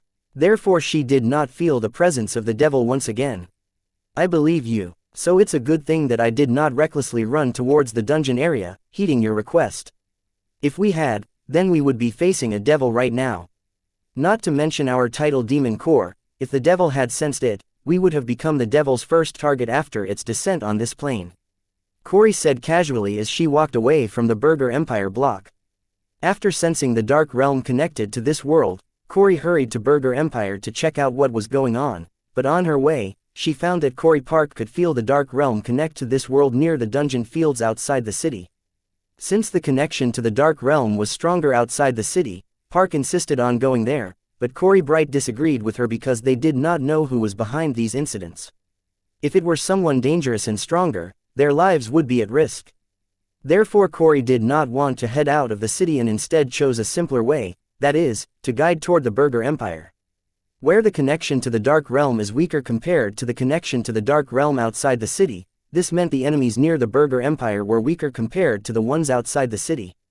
And if anything were to go wrong, there were always city authorities for help inside the city, but outside, she would have zero assistance and would have to face the stronger enemy. So heading towards the Burger Empire to check on the connection of this world to the Dark Realm and to know the people behind. It was the safest bet. Therefore no matter how much Park pleaded and assured her about their stealth ability, Corey did not budge. Since you insisted and came all the way here, why didn't you go help Wyatt with demons? Corey Park asked Bright why she did not make a move to help her boss, who was being targeted by thousands of sinister demons. Obviously, because I wanted to make a stunning entrance when his life was in danger, but who knew that bastard's pet grew that strong in a few days? And that demon Card Apprentice was stupid for falling for his act. I mean, I could tell he was faking it from out here, but she couldn't when she was standing right next to him. That bitch must have been dropped on her head as a child for her to be so dumb to fall for his act. Corey planned to time her entrance so that she could rescue her boss at his desperate hour, but to her shock, her boss had grown so strong that he did not require her help. As a result, Corey was in a foul mood and blamed the demon cultist for being too weak. That girl, we have to find her. She has a devil's bone. Even though that devil's skull seems too old and overused, still, it belongs to a full-fledged devil, the swarm devil Brudnun. If you get that, Then your accession to the Devil Realm will be easier and faster. Not to mention our connection to the Dark Realm will increase. And we can summon Little Beam with little repercussions to pay. Ah, I miss that little thing. Corey Park seemed to be eyeing the Devil Skull in possession of Abba Davies. The reasons for that couldn't be more obvious. She wanted to make use of it to reach the Devil Realm and return to the Dark Realms to exact her vengeance on her old boss. But she appeared not to know the location of Abba Davies. This meant just watching Abba Davies' battle from afar, she discovered that the cloaked figures that kept sacrificing themselves for the devil summoning ritual were mere clones being remotely controlled. Swarm Devil Brudnun, do you know her? Seeing Corey Park could tell who the Devil Skull belonged to just by looking at it, Corey Bright thought Park was acquainted with the Swarm Devil Brudnun personally back in the Dark Realms. I knew her, but she didn't know me. After all, she was one of the pinnacle beings of the Dark Realm, and back then, I was just a foot soldier, a nobody. When I was starting to gain popularity, she had entered the darkness for eternal slumber. Seeing how her skull is in this realm, it seems Brudnun lost her life in this world and had to enter darkness for recovery. Corey Park explained how Brudnun had been defeated and had to enter the darkness to recover by the time she managed to obtain her Tittle Demon Core. Whoa, this means there are people stronger than the devil in this world, huh? Then we will have to get that devil skull from that girl no matter the cost and fast. Chapter 661 No More Excuses. Date the 31st of March 2321. Time 1545. Location Sky Blossom City, Burger Empire. Since there is nothing here in need of my assistance, I will leave now, said Anna as she flew to leave. Ahem, Anna, little help with this isolation array. I hurriedly asked Anna to help me get out of the isolation array. Wait here, I am sure the authorities will shut down the isolation array once they know that threat has been neutralized. Anna replied to my plea for help with advice as she hovered in the air. Come on, Anna, don't be like that. Take me with you. If it's up to the authorities, it will take hours before they decide to put me in quarantine or let go of me. I flew next to hovering Anna and pleaded for her help once again. Even though I have handled the demon cultist problem, the City Hall will not remove the isolation imposed on Burger Empire Block because this site has been used for extraterrestrial summoning. Opening the door to an unknown realm for summoning is very dangerous, especially when that unknown realm is the demon realm and requires sacrifice. There have been cases where powerful unknown entities smuggled through the summoning door when someone tried sacrificial summoning. Powerful entities aren't the only ones. Various diseases from other realms have plagued the world by using the summoned beings as their carriers. A malicious entity can be subdued with some casualties, but a plague will lead to genocide before its cure is found. Therefore, sacrificial summoning is strictly banned by the orthodox side of the world, that is, the government, 4 royal families, and the noble families of the central region. Since the Burger Empire block was used for sacrificial demonic summoning, the authorities will first put this block in an extended quarantine, then sweep and sanitize the entire block to make sure it is not compromised with unknown entities and diseases which could harm humanity of this world before they remove the isolation imposed on it by the city's array formation. As a person who breathed the air of this isolated space, I, too, would be put in quarantine until it is proved that I did not have the potential to become patient zero. Therefore I needed someone of Anna's authority to get me out of here. Wyatt, the rules are made for a purpose. Don't break them because of a bit of inconvenience, said Anna, but her eyes spoke a different story. Now you need me. No, not me but my authority. You heartless lowlife. Like everyone else, you only plan on using my background. To think I would fall for you out of all those capable men. Sigh, I still cannot bring myself to punish you. You better coax for another week, then we will be okay. Oh, shit, I am so sorry, Anna. I forgot about our breakfast appointment. I am sorry, let me make it up to you. While I was thinking of how to please Anna, I remembered I seemed to have promised to take her out for breakfast, just the two of us. No wonder she looks pissed. But why didn't she remind me? She was right there with me in the warehouse. I know better than to ask her that. Therefore I stuck to classic kiss Asura. Oh, now you remember, HMPH. Anna snorted with a snarky remark. As if saying I only remember her when I am in trouble. Though I have my trust issues, I have no qualms regarding using Anna for my needs. Yep, I am a lowlife jerk who uses his past life as an excuse to use the girl who claims to like him. I did it again, claims. How does a person know if the girl really likes you? I am having a hard time discerning romantic relations or any relationship for that matter. This explains why I did not think twice before adding the parent and daughter ability of the Dungeon Calamity core to my Calamity Soul core. I am broken, fuck it. No more excuses. Time to take action. I won't let the fear of getting hurt stop me in this life. Anna. Grabbing Anna by her waist, I pull her into my embrace and lock my lips on hers. Quote. Surprised, Anna shoved me away. What the heck are you doing? Bang, I crashed on the ground below. Caught by surprise, she did not have time to adjust her strength. Thankfully she managed to hold back subconsciously. Yet, it resulted in half of my ribs cracking. What the heck? I should be the one asking that. I got up and spit out a mouthful of blood, then yelled while restructuring my cracked ribs to normal. What? You are the one who kissed me without permission. You're lucky that I didn't kill you. Anna shouted. 6 cracked ribs, how is this considered lucky? And what permission? You kiss me without my consent all the time. I yelled back. Despite Anna harming me, the soul contract between us didn't activate as I was the aggressor. Fuck, even the world's will is a better judge of relationships than I. That's different. I do it because I like you, not because I want to use you. Anna finally spoke her mind, revealing that she knew I was using her. Quote. I was without words, realizing that Anna wasn't pissed because I forgot the breakfast I promised her, but there was more. She had finally walked out of the initial blind infatuation stage and noticed that her feelings were only one way.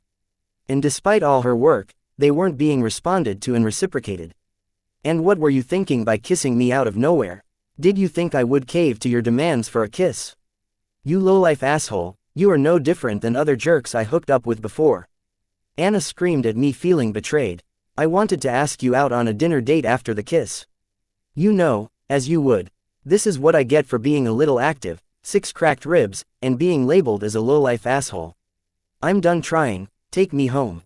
I slowly flew back towards Anna, explaining that I wanted to make it up to her by taking her out on a dinner date for having forgotten about our promised breakfast.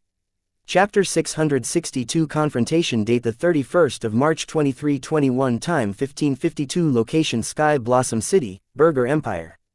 You were trying. You call that trying? You creepy bastard, that is not trying, that is sexual harassment. Anna yelled, not believing my excuse about asking her out on a dinner date to make up for forgetting the promised breakfast. Sexual harassment? You, of all people, have no right to claim sexual harassment. My mother warned me about dating an entitled princess like you.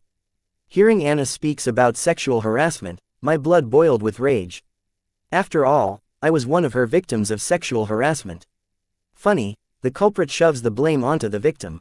How many times do I have to tell you that what I did is different from what you did? I did it out of feelings for you, but you conniving lowlife did it to take advantage of my feelings for you. And for your information, your mother would be happy to have a capable and independent daughter-in-law like me. Anna shouted, defending her actions while criticizing mine. I just explained that I was trying to apologize for forgetting the promised breakfast. At this point, I didn't even know why I was screaming, but I knew I was furious, and for some reason, I was aroused. What the hell is this woman doing to me? Who the heck apologizes by kissing? Anna yelled. Clearly, she was dead set on making it my fault. Well, someone knows what they want for a change. I don't know. I guess people who are dating are like each other. I answered, shouting aloud. By now, it felt relaxing to shout. So I went with it. So by kissing, are you trying to say that you like me, and we are dating? Does that mean I am your girlfriend? Anna's eyes shone brightly as she asked me this. I don't know how we got here and whether she planned for this, but I knew I was trapped. Quote. No shit, I was starting to regret restructuring my cracked ribs. Maybe it's not too late. I can pretend one of the ribs punctured my lungs and fall unconscious. Perhaps she will leave thinking that I am dead. Don't you dare go deaf, dumb and blind on me, Wyatt. I won't forgive you. Anna glared at me with her piercing gaze. Meeting that gaze, I was petrified. I know that I decided to stop using my past life as an excuse and stop letting the fear of getting hurt control me from forming a healthy, mature relationship. But all this is too soon. I feel like I am being shoved into something I am not prepared for yet. Anna, I am not ready. I will get there. For now, all I can say is to be patient with me. Rather than making excuses, I decided to tell the truth and hope that Anna would understand. Quote. Anna looked disappointed, but then, thinking of something, she said, but promise me when you are ready, I will be your first choice. Hey, if you still like me and are available, I would like the honor of being your partner. I answered with a smile, and then, thinking of something, I added, Anna, now that things between us are clearer than before, will I start hooking up with others? Seeing me struggling to ask, Anna finished my sentence for me. And then said, aren't you a player for someone who claims to be new to this? Not only do you want me to wait for you, but you want me to stop having a good time. No, I don't know why I was thinking that. Since I can't give Anna what she wants, it's only fair that she finds it somewhere else. I don't know if it's the masculine possessiveness in me or my true feelings, but I didn't want Anna to be close with other males. Boy, aren't you demanding and high maintenance? But don't worry, I don't plan on regressing to my old lifestyle as now I have someone I like and want to impress. Seeing me stutter, Anna took over the conversation and spoke. Hearing her, I felt calm and assured. Why would I feel assured if Anna plans to be true to her crush? I see, and thank you for understanding. But if you are okay with it, are we still on for dinner tonight, just the two of us? I thanked Anna for understanding and forgiving me for what I had done to her before, stringing her feelings along, even though I had no plans to reciprocate or respond to them. Woo, a romantic dinner date for just the two of us. Wyatt, don't tell me since I stopped you from kissing me. You plan on getting me drunk and taking me back to your room to have your way with me. You conniving fox, you. Anna joked about our sexual harassment argument earlier, but when she saw my sullen face, she coquettishly asked, too soon? Yes, too soon. Women will never understand the pain of being wrongfully labeled as sexual abusers, spouse beaters, or perverts. After all, even the ice in Antarctica will melt with their tears. Sorry, and I am looking forward to our dinner date tonight. You better bring your A game for this. Otherwise, I will be pissed. Only Anna knew how much pain she was in. Wait. Like hell, I gave this bastard my grandma's ring, passed down in my family for generations, but he is so clueless and dares to say that he is not ready. Fuck you. Cursing the love of her life in her head, she calmed herself and maintained a standard smile on her face so that she wouldn't scare him away. Don't worry, I will meet all the stops to make it a wonderful dinner. Trust me on this. By I mean my calamity daughter Gems. I didn't know shit about dating. In my past life, my money and status took care of that for me. Maybe that is why none of my relationships worked out back then. Okay, now let's get out of here. This place reeks of blood and gore. Saying that, Anna grabbed my shoulder with a hand and carried me out of the isolation area. Anna had changed her ways. If it were old Anna, she would embrace me in a hug and then bring me out of the isolation array. As always, a confrontation is the best medicine for all misunderstandings. I felt good about not making up excuses and confronting Anna about how I felt. Chapter 663 Boss's Woman Date the 31st of March 2321 Time 1609 Location Sky Blossom City, Guild Association Mall, Warehouse number 234 Using the Hive AI, I mentally informed the Bright brothers that I had left the isolation array and that they should get back to the warehouse to deal with the mob of delinquents gathered here. As for Chief Denise, Nick will notify her that I have already left the isolation array and headed back home. Considering that she will be busy dealing with the aftermath of the demon cult's terrorist attack, she will not bother me for a while. By then, I would have moved to the royal palace. Will you look at that, your very own organization? Aren't they a rowdy bunch? I heard breastfeeding them regularly should keep them quiet for a while. Anna mocked the Bright Lions, calling its members babies. She wasn't done there. Will you use them to fight the booger monster or the monster underneath your bed or the one hiding in your closet? Ha ha ha, are you done? All you are doing right now is proving that you are not funny. I said, looking down at the crowd of delinquents surrounding the warehouse. And just when I wanted to confront them, saying that the Bright brothers would inform them about the party venue and they should head back, I saw Corey scream at the crowd, you mofos haven't left yet. Did I not warn you earlier, yet you people are still here? Are you people looking down on me? Hearing Corey, the rowdy mob of delinquents went silent. Each of them turned to look at the source of arrogant words, Corey. And one of the delinquents came forward, gazing at Corey from head to toe. He said, look here, little girl, considering that you are the boss's woman, we will, slap asterisk bang. Before the delinquent could finish his sentence, a slap landed on his face, and he was sent back flying, crash landing into a bunch of bystander delinquents. Who the fuck is your boss's woman? It seems my cousins aren't guiding you guys properly. Let me help them guide you. Come on, who's next? Corey yelled, glaring at the delinquents. Her piercing gaze sent a chill into the spine of the mob of delinquents. Some even unconsciously took a step back. Hey, doesn't this chick resemble the chick who fought with the boss in the semifinals of the school tournament? A delinquent spoke, breaking the graveyard silence that had taken over the mass. Resemble? Fuck, I think she is the real deal. A female delinquent affirmed. Shit, doesn't that mean she is the sister of the 3 leaders? Saying that, the delinquent hurriedly bowed perpendicularly and yelled, Senior sister. Senior sister. Following the delinquent's lead, others followed behind and yelled while bowing, Senior sister. Who the heck is your senior sister? Clear this place before I get angry. Seeing that the delinquents were still bowing and not moving their asses, Corey added, Don't make me repeat myself. You guys heard the senior sister. Move it, let's head back to the billiards. The delinquents hurriedly cleared the area and left for one of their hangout places, billiards. HMPH, seeing the delinquents leave, Corey nodded in satisfaction before looking up into the sky with a smirk and heading back into the warehouse. That girl's senses are good. Such raw talent is wasted in this dump. But it looks like you got yourself a capable general, Anna sighed, looking at Corey, who headed back into the warehouse. Her smirking at us was a sign that she had sensed our presence. General, oh, please, I wouldn't trust her with my coffee. And she is not a part of my organization. I spoke the truth, but seeing Anna praise Corey, I couldn't help but ask, what's the deal between Corey and you? You seem to be a lot more patient with her when compared to others. I am doing what every godparent would do, Anna replied. Godparent? You are Corey's godmother. I don't freaking believe it. I said in dismay. I knew Anna was old, but her being Corey's godmother was news to me. That's a long story, for some other time. And don't you have a customer waiting for you? Let's go. Seeing my big bright eyes, eager to hear the story behind her becoming Corey's godmother, Anna looked away and made an excuse to change the topic. Wyatt, I heard from the children outside our warehouse that you were arrested. What happened? As soon as I entered the warehouse, I was faced with the worried Susan. Arrested? No, that was a prank. Police Chief Denise is a friend of my mom's. She wanted to talk. There is nothing to worry about. Technically I wasn't lying to Susan. I was telling the facts in a way that sounded less alarming to hear. But, when I contacted Guild Master Van for help, he said that he was on his way to the precinct with the TSR Guild's legal team. After learning that I was in trouble, Susan contacted Van for help. As I said, it's all a big misunderstanding. Aren't I here and not in a prison cell?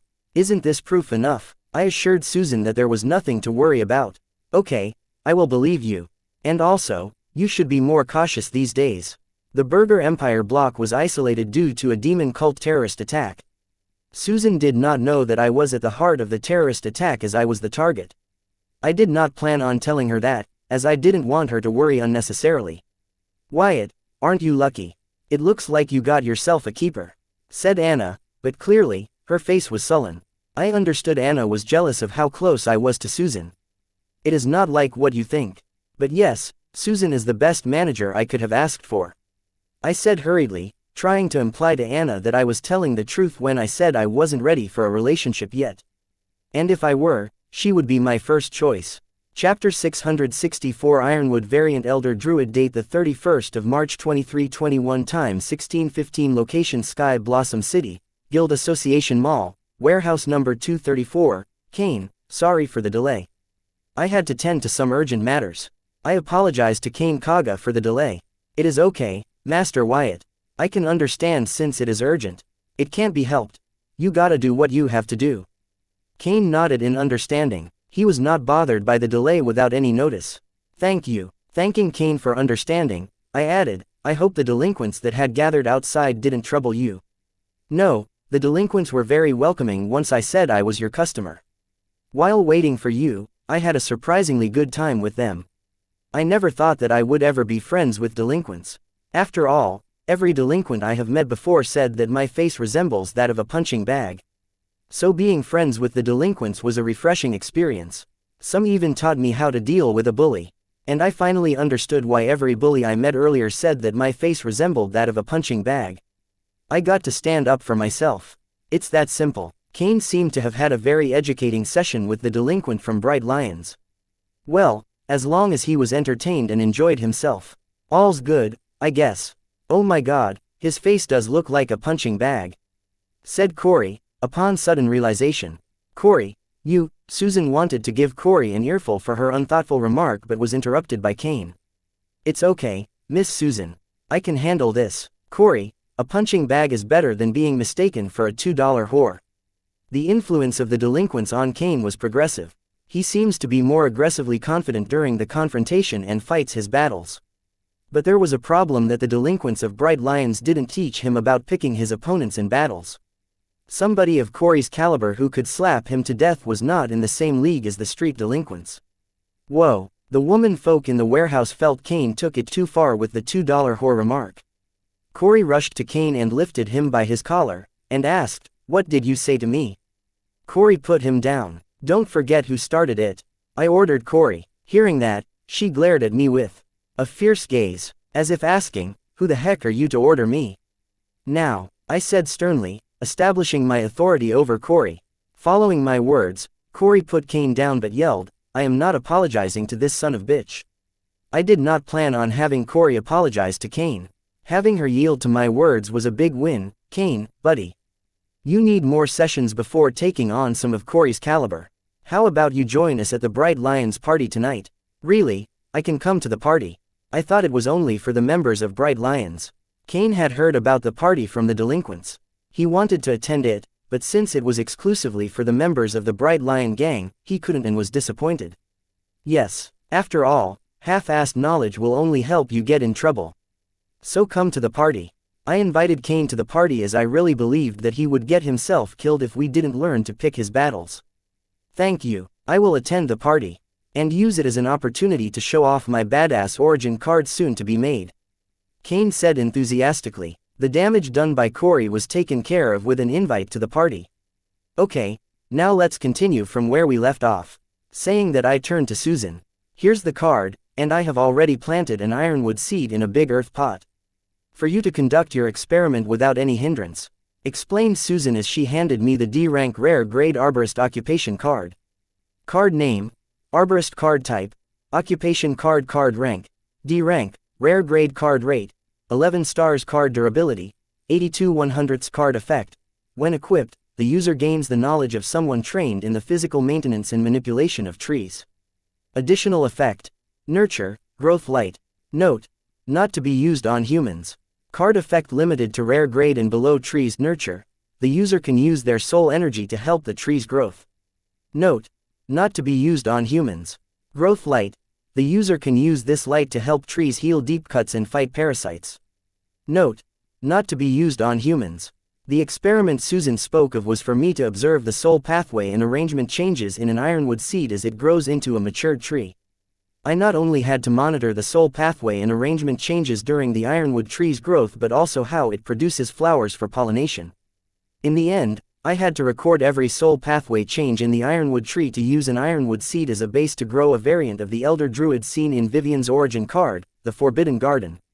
Of course, all of this data collected would be recorded and stored by Hive AI for me to compare the soul pathway and arrangement chances in both the ironwood tree and Vivian's Elder Druid. Growing the ironwood tree into a variant of Elder Druid was not a challenge, just tiresome. The real challenge was making use of Vivian's blood rule, meaning to give the ironwood variant Elder Druid the ability to morph into various forms based on the blood it devoured. If the blood rule meaning need here were mine, it wouldn't be a challenge. The complication was that it belonged to a third party. How do I overcome this? One way would be for me to comprehend the required blood clone meaning of the blood rule, but that would be hectic and time-consuming. Another way, and the preferable way, would be to get Vivian to join and help me during the origin card creation.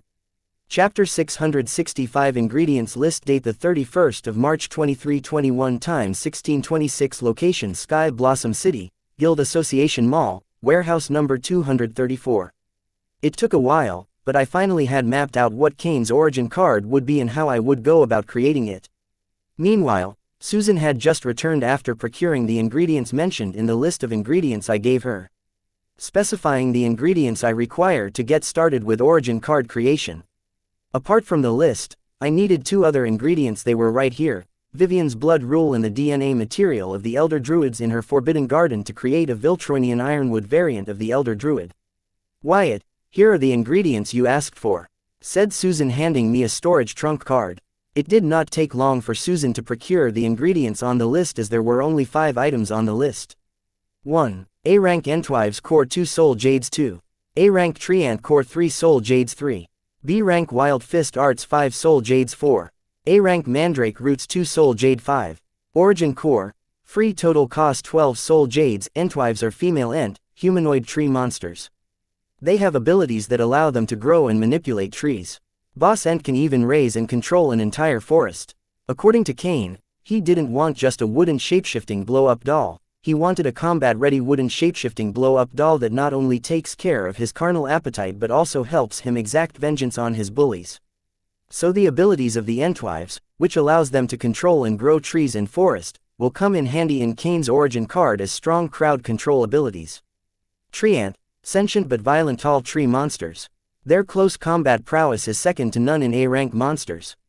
Their huge build and hefty weight give them a massive advantage in close combat. Their Herculean strength and elemental resistance abilities will give Kane's origin card the capabilities required to have an excellent defense as a close combatant. Wild Fist Arts, since Kane's origin card, is going to be a humanoid combat summons.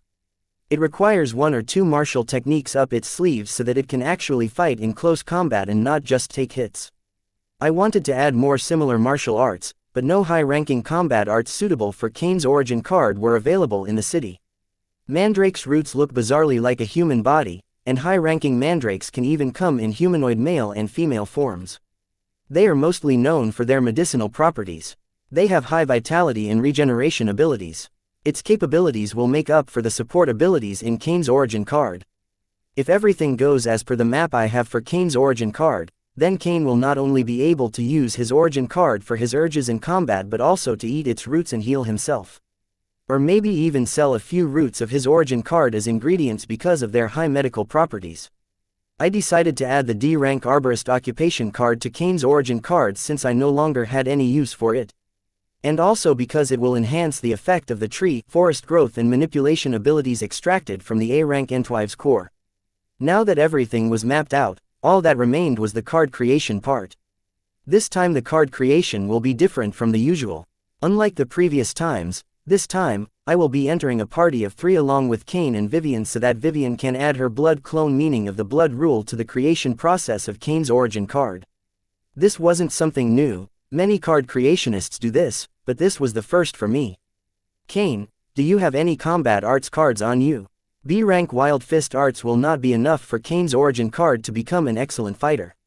It requires more cards, therefore I asked if he had any high-ranking combat arts. I do. When my mother saw me return from school with bruises, she bought me the best martial technique cards to fight my bullies. But they are all C-rank cards. Kane was a silver-grade grimoire holder. The highest card rank he could equip was limited to C rank. That won't do, I said in disappointment. If I wanted C-rank combat arts then there were tons of them available in the Guild Association Mall. Do you need high-ranking martial arts cards? I have some with me. Here, pick the ones you like. Offered Corey, passing a stake of cards to me. I hesitated before taking the cards as she was being oddly generous. Whoa, so many A-rank martial arts cards. It's good being second-generation rich. Going through the stack of cards, I was dumbfounded to see so many high-ranking martial arts cards in Corey's possession. For your information, I created those cards, and I am not giving them to you for free. Select the ones you like and pay for them in full. Hearing Corey claim that she had created the high-rank martial arts cards, I rolled my eyes as I knew she was lying. By you mean your ego fire, right? I commented. Corey had a good foundation for card creation, but she did not have the required knowledge of martial arts to turn them into cards successfully. If not, Corey, then it had to be Corey Park, Corey's ego fire. So Corey was just a fraud trying to steal glory off of Corey Park's work. Shut up, she is part of me. So what she does is automatically done by me. I didn't know that Corey was such a credit hog. Or is she willing to do anything to prove that she is a better card creationist than me? Whatever. By the way, why do most of these cards have the word demon in their names? What is your fascination with demons? Going through Corey's martial arts cards, I noticed that most of them have the word demon in their name. Chapter 666 Demonic Martial Arts. Date the 31st of March 2321. Time 1626. Location Sky Blossom City, Guild Association Mall, warehouse number 234. Do you want the cards or not? Give them back. Corey snatched the stack of cards from me after she replied to me with a question instead of answering why most of her cards had the word demon in their names. For example, Frost Demon Palm Arts, Strom Demon Fingers Arts, Tyrant Demon Saber Arts, etc. Okay, I want them. Give me some martial arts related to wood elements and elemental resistance. Since Corey had snatched back the stack of martial arts cards before I could go through all of them, I had no choice but to specify to her what I wanted.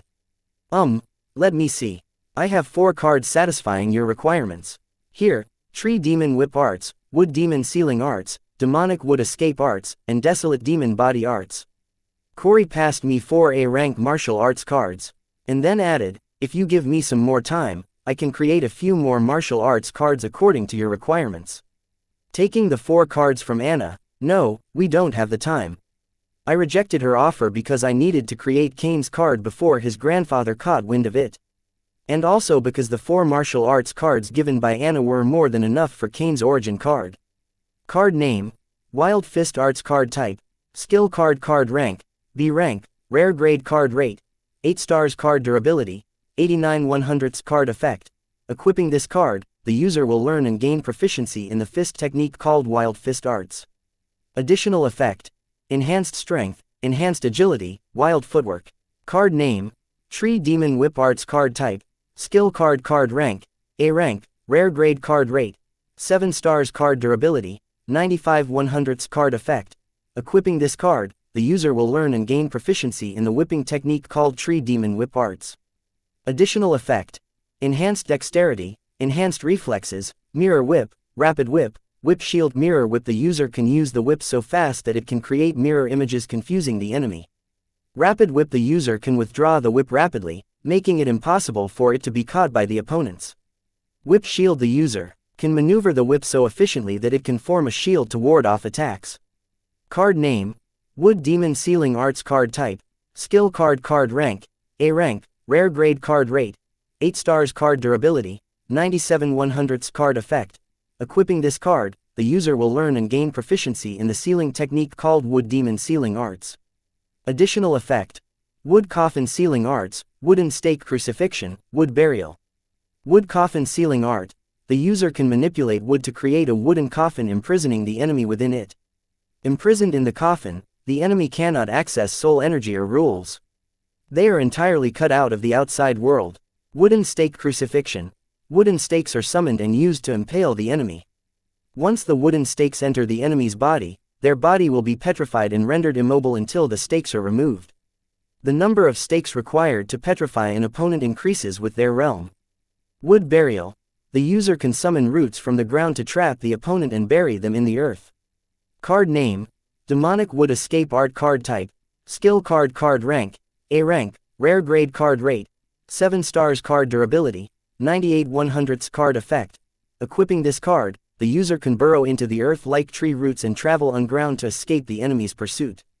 Additional effect, enhanced agility, enhanced hearing, carry, drag. Carry, the user can use Wood Escape Art while carrying their allies.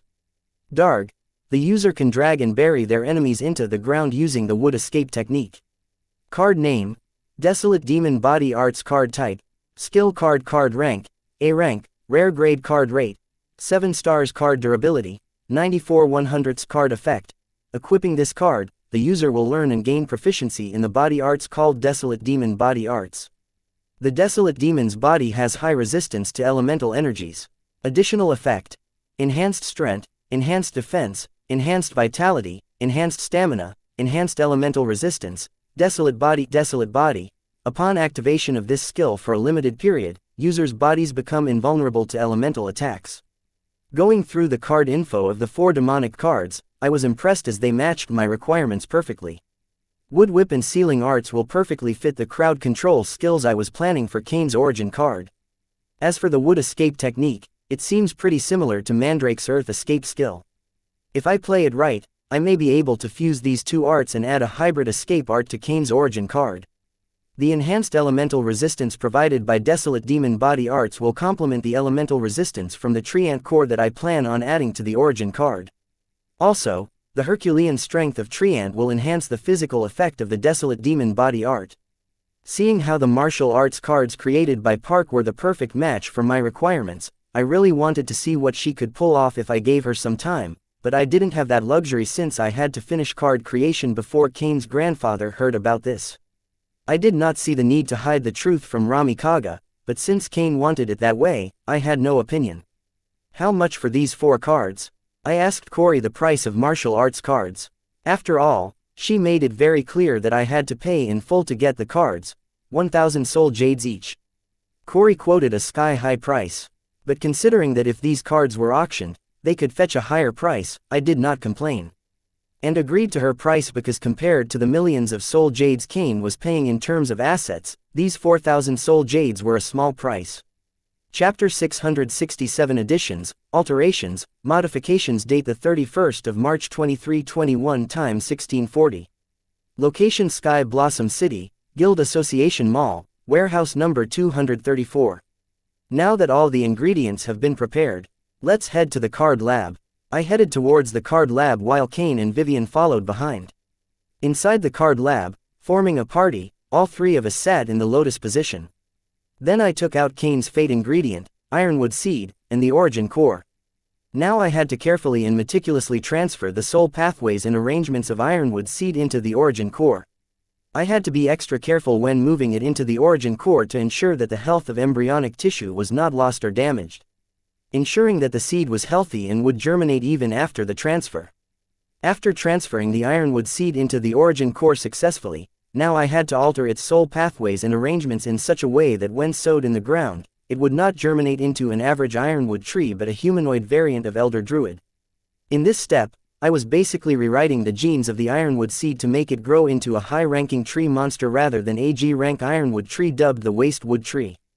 If it were an ordinary card creation, the chance of me pulling this off is meager, but this is not a common card creation but an origin card creation, and I was dealing with a fate ingredient here, making my chances pretty high.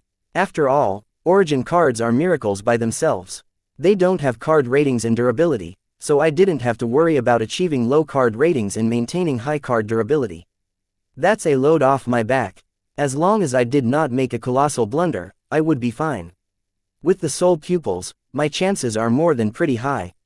For the addition of Ironwood Seed soul pathways and arrangements, I had formed a perfect detailed map by fusing the change of soul pathway arrangements recorded during the germination of the Ironwood Seed into a mature Ironwood tree and the blossoming of the flowers of the Elder Druid into a homunculus. I formed this soul pathways and arrangements map after running thousands of simulations through Hive AI. If I were to edit the Ironwood Seed soul pathways and arrangements according to this map, the Ironwood Seed would no longer germinate to grow into a common Ironwood tree but a beautiful female humanoid monster quite similar to the fairy guards produced by Elder Druids in Vivian's Forbidden Garden origin card. Later I would further alter these soul pathways and arrangements map by merging the soul pathways and arrangements of the Entwives, Mandrake, Treant, and Viltronian core. I needed to do this so that the humanoid tree monster I created could inherit their abilities. Unlike humans, who depend on Grimoire for supernatural abilities, monsters depend on their core and body. Therefore the humanoid tree monster I was creating needed to inherit the physique of Entwives, Mandrake, Treant, and Viltronians so that it could also inherit their supernatural abilities and display them without any hindrance and side effects. So the appearance of the end product created was unknown. I couldn't guarantee that in the end, the humanoid tree monster created would be as beautiful as the fairy guards created by Elder Druids. That's where the prowess of Vivian's blood clone meaning of blood rule will come in handy. So without further ado, I began modifying the soul pathways and arrangements of the Ironwood Seed according to the map I had developed with the help of Hive AI. Since the soul pathways and arrangements I was altering were related to the embryonic tissue of the seed, I had to be extra careful as I modified them. Once I had modified the seed's embryonic tissue's soul pathways and arrangements to match that of a fairy guard, next, I had to introduce the soul pathways and arrangements of Entwives, Mandrake, Treant, and Viltronians one by one. Then try to merge them with the modified soul pathways and arrangements without diverting too much from the original map to maintain a beautiful female humanoid appearance of the end tree monster to be developed. I didn't have to worry about merging soul pathways and arrangements of Ironwood seed with Entwives, Mandrake, and Viltronian's counterparts because they, themselves, had beautiful female humanoid appearances. The problem came while converging the soul pathways and arrangements of treants. Though these tree monsters were humanoid, they were far from looking like humans. Especially their bark, which is meant to protect them from elements, is responsible for their high elemental resistance. If the female humanoid tree monster I was creating for Cain had an epidermis similar to tree bark, then it would be anything but beautiful. Therefore I need to keep the elemental resistance of the treant but remove its hideous appearance, which is very complicated since the elemental resistance stemmed from its bark. Still, I needed to find an alternative to this. Because without elemental resistance, the origin card I create for Cain will have a severe vulnerability to the fire element. For the fortune Cain was paying to have his origin card created, I could not slack off and provide him a summons with a severe flaw.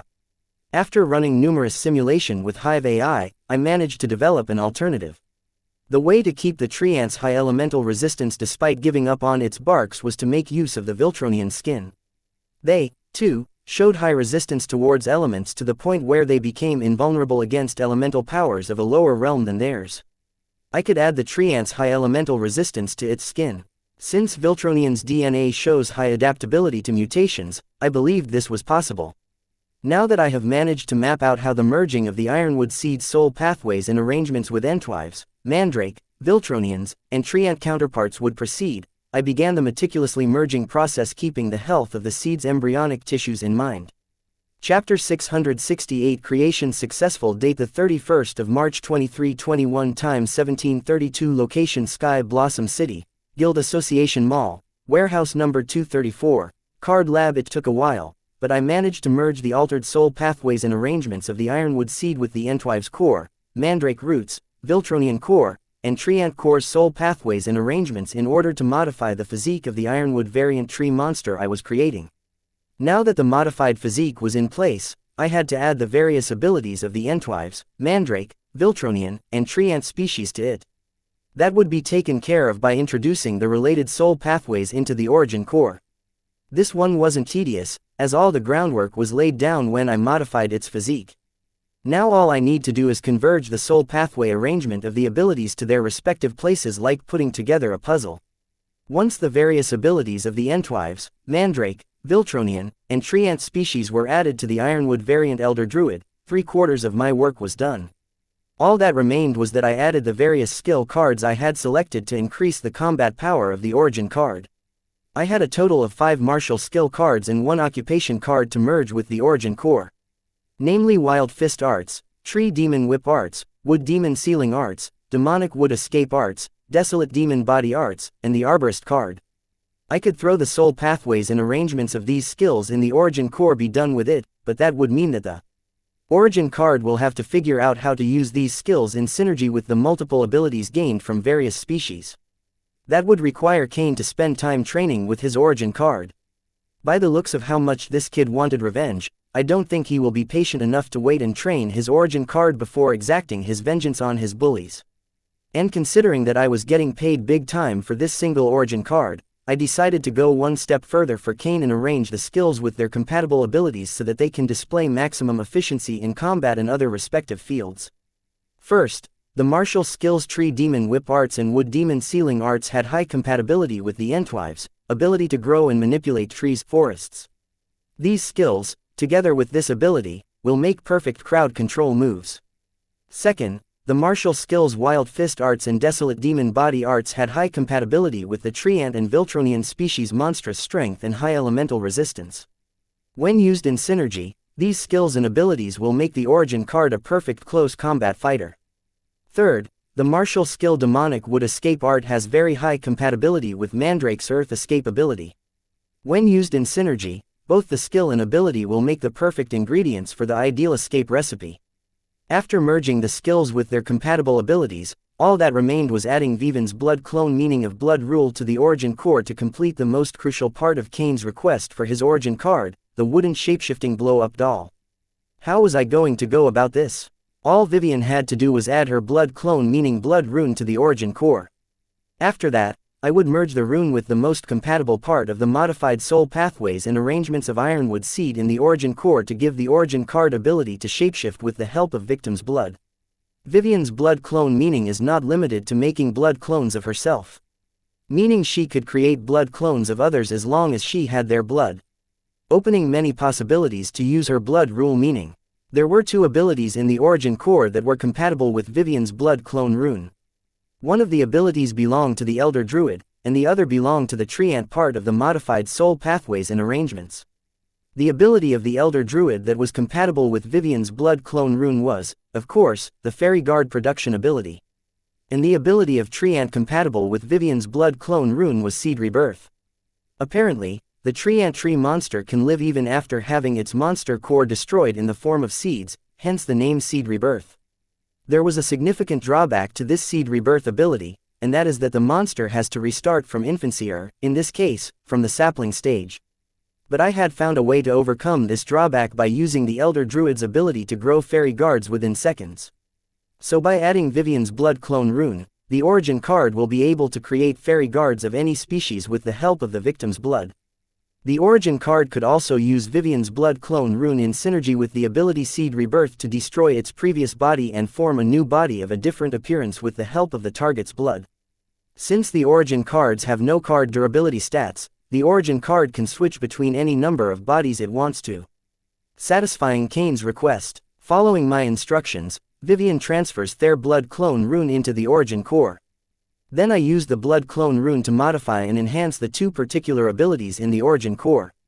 With this, the creation was almost complete, leaving the final step, which is to morph the origin core into an origin card, which would determine the success of the origin card creation. Success. I was able to morph the origin card into an origin card without a hitch.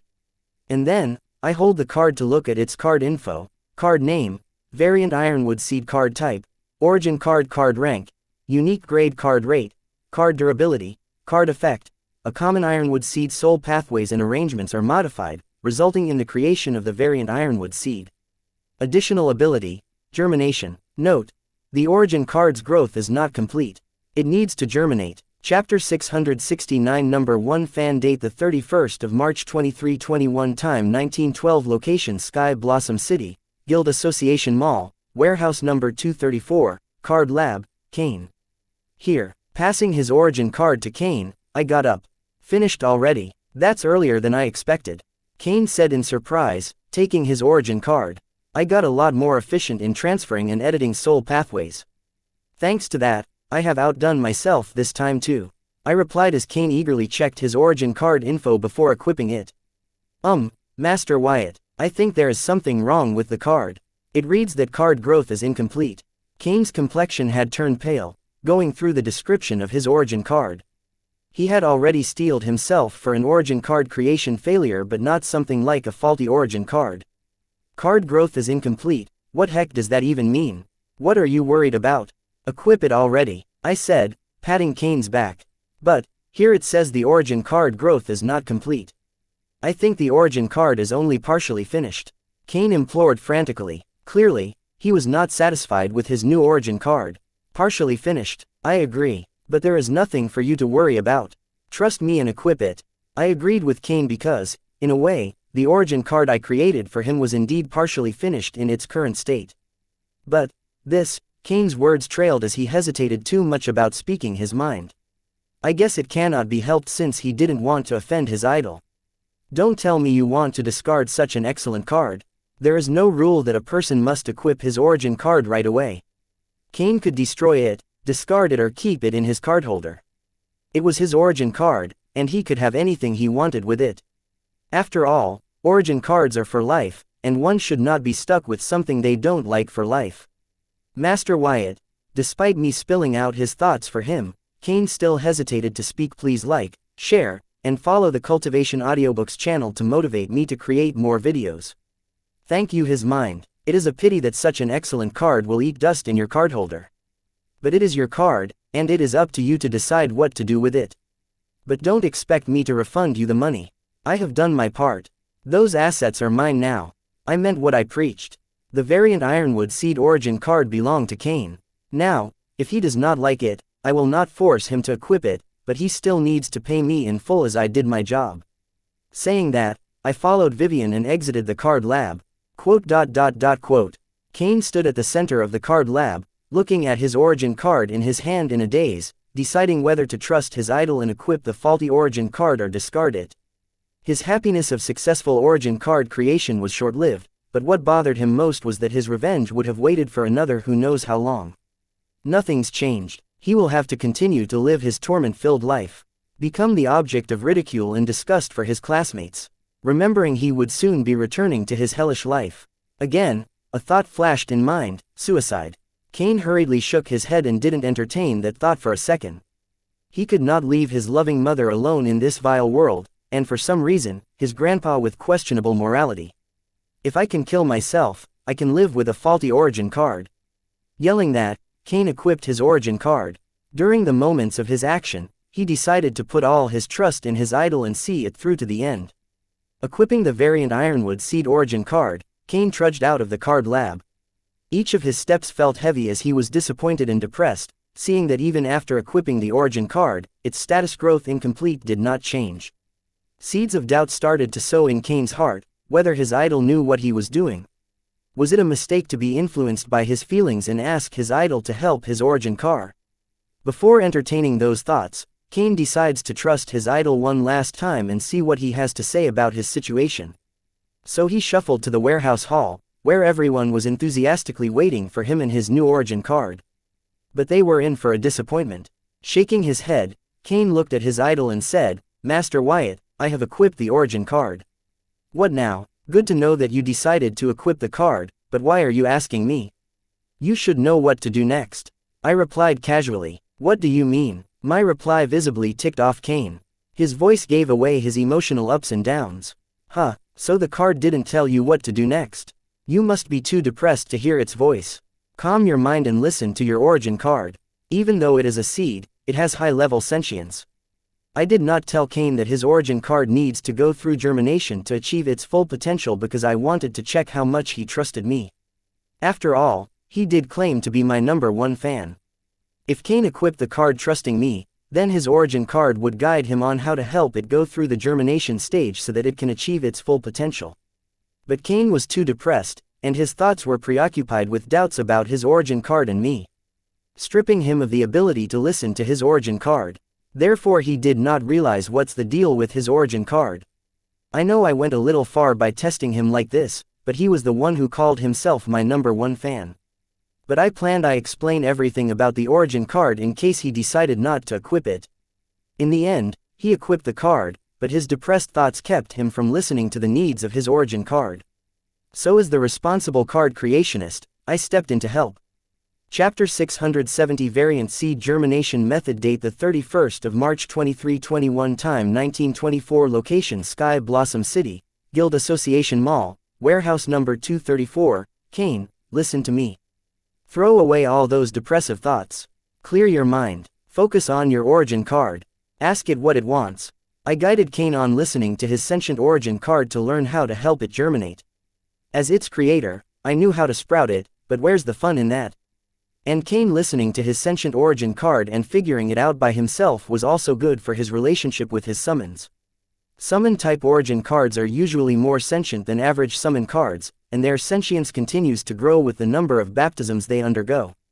With the increased sentience in the summons develop their opinions influenced by their emotions. Insentient origin cards cannot be used as a tool. They need to be handled with the exquisiteness of managing a person. Origin cards are bonded to card apprentices for life, and having a summon-type origin card is like being in a marriage. Origin cards can't disobey a user's demands, but an unhappy summon is like an unhappy wife. Any married man would warn you that you don't want that, especially Kane since he planned to maintain a sexual relationship with his summons.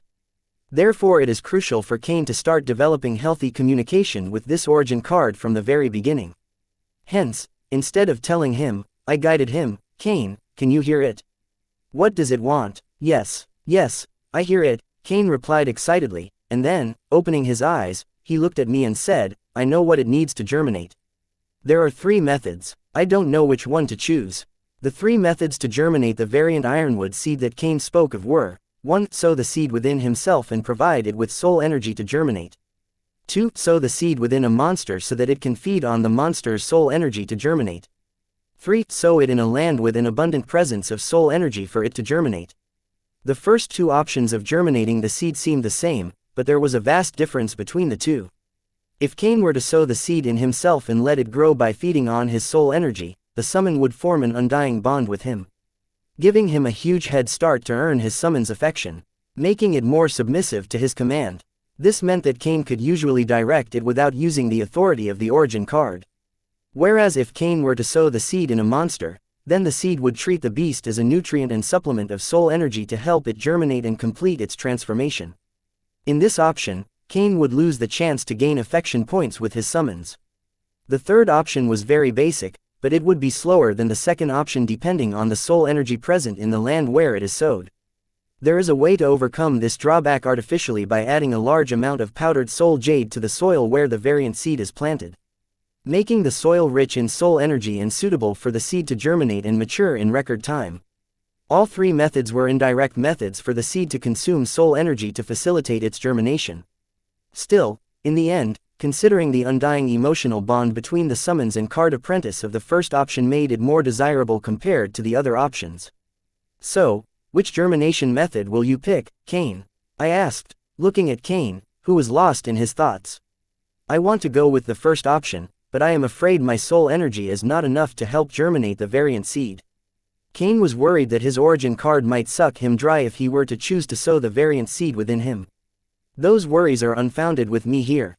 I, too, recommend the first option, as I have a feeling there are more benefits to choosing the first option over others.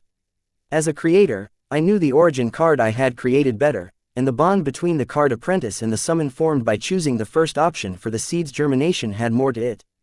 Since this was my first time experiencing this, I did not know what it actually was. Okay, I will do as you say, Master Wyatt. Right now, Cain has mixed feelings regarding his idol. He felt guilty for doubting him and proud of him for creating such a mysterious card. With this mixed feeling, Cain's trust in this idol once again reached the level of a blind believer. Wyatt, are you sure? Won't he die if his soul energy is insufficient for the seed to germinate and mature? Susan asked in concern. As manager of the card boutique, she needed to be the voice of reason to stop her boss from becoming a mad researcher. Don't worry, I have these. Saying that, I take out a bottle of mid-tier silver milk pills. Handing them to Cain, I said, swallow them. When you feel your soul energy is not enough for the germination of the seed. Whoa, are those pills? I feel a lot of soul energy in them. I can have some. Corey exclaimed and asked a few for herself. They are called silver milk pills. Here, catch. I threw a bottle of high-tier silver milk pills at Corey. Considering her cards were helpful in the creation of Cain's origin card, I didn't mind giving her a few incentives. Crunch. Corey popped the silver milk pills one by one like candies and said, they taste like milk candies. Seeing Corey devour a whole bottle of high-tier silver milk pills like candies, Anna couldn't help but look at her twice. Him, I can understand, as he was monstrous even before I knew him. But girl, you two are getting mysterious day by day. Chapter 671 Impregnation. Date the 31st of March 2321. Time 1932. Location Sky Blossom City, Guild Association Mall, warehouse number 234. This, how do I sow the variant ironwood seed in me? Cain asked, holding the variant ironwood seed in his hand. Swallow it, I answered. I won't become pregnant, will I? The seed had already instructed Cain regarding how to sow it in his body, but Cain didn't listen to its instructions, fearing he would grow pregnant with his summons. Whoa, impregnation will be a good name for this germination method of your origin card. I teased Cain. No, I no longer want to use the first method to germinate my seed. Let's go with the third method. I don't care how many soul jades are devoured by the third method, I am willing to pay the price, as long as I don't get to be impregnated by my origin card. My words gave Cain a good scares, and he frantically opposed using the first method to germinate his origin card. Cain, calm down. I was kidding. Learning that I was teasing Cain, all the eyes in the room looked at me. If their gazes spoke, they would be asking, what's wrong with you? That wasn't funny. Master Wyatt, will I or won't I be pregnant if I use the first method of seed germination? Asked Cain with his eyes red while his upper teeth bit on his lower lips. No, You won't get pregnant. So don't be a baby and get started already. I answered, denying Cain's fears. Are you lying to console me? Asked Cain. Clearly, the boy would instead give up on his revenge than become pregnant. What reason do I have to do that? Cain, you came here hungry for power. Right now, I am serving it to you, so why are you hesitating? Swallow it or shove it down your throat. Do what needs to be done, and your hunger for power will be met. Remember, what doesn't kill you makes you stronger. I encouraged Cain to swallow the variant ironwood seed to germinate it using his vitality and soul energy. I had motives for encouraging him to opt for the first method to germinate his origin. How can a card apprentice grow a tree monster using his body as a vessel? I wanted to record this using my soul pupils in Hive AI for my future references. Okay, for power and vengeance. Here goes nothing, gulp.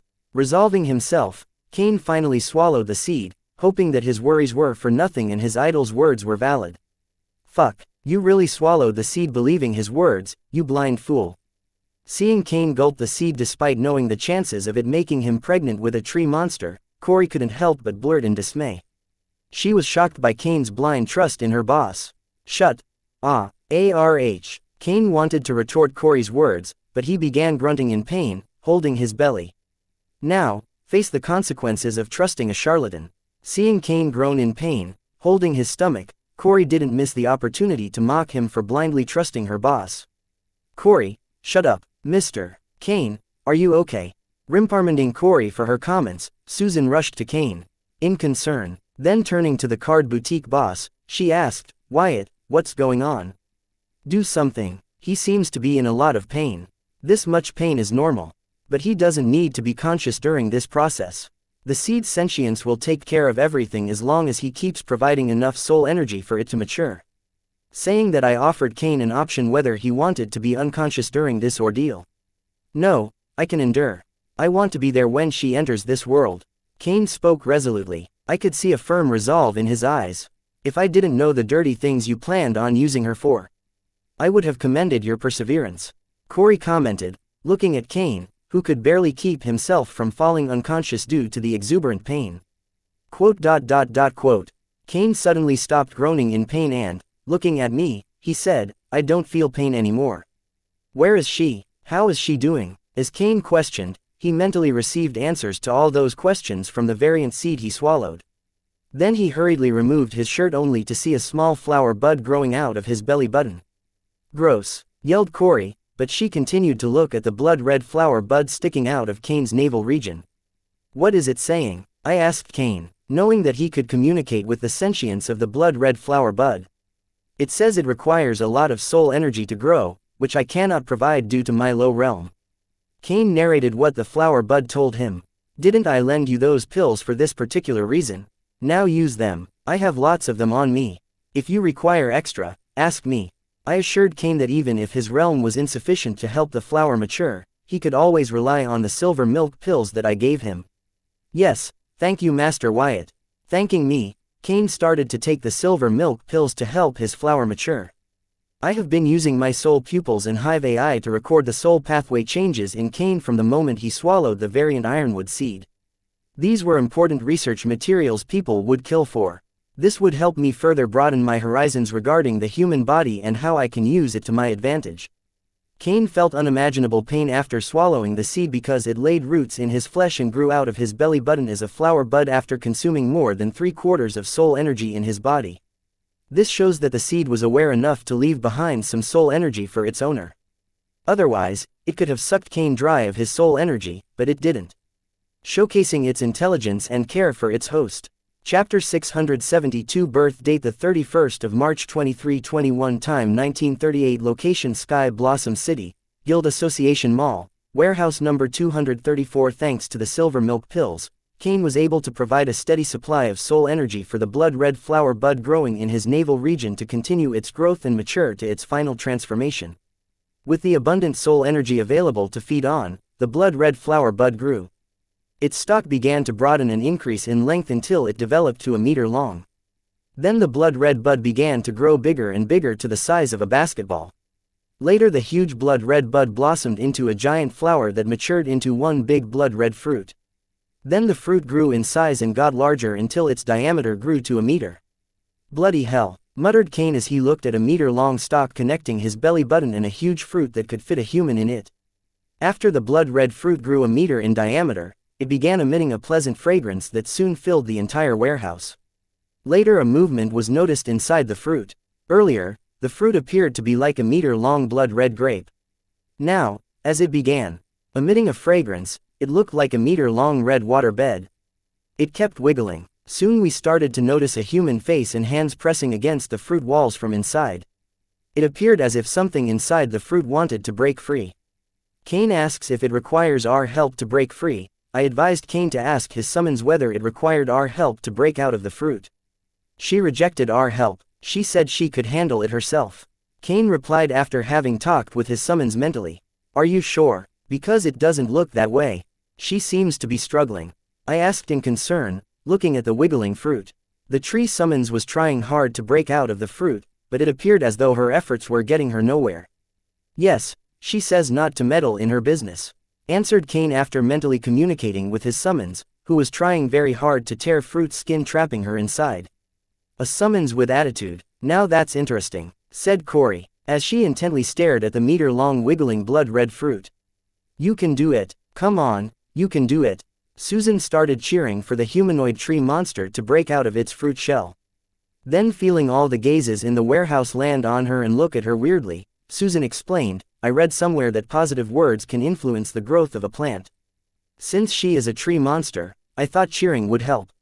You can do it, you can do it. Feeling Susan's explanation reasonable, Cain began cheering for his summons enthusiastically. Soon Corey tagged along, girl, you can do it. Yes, you can do it.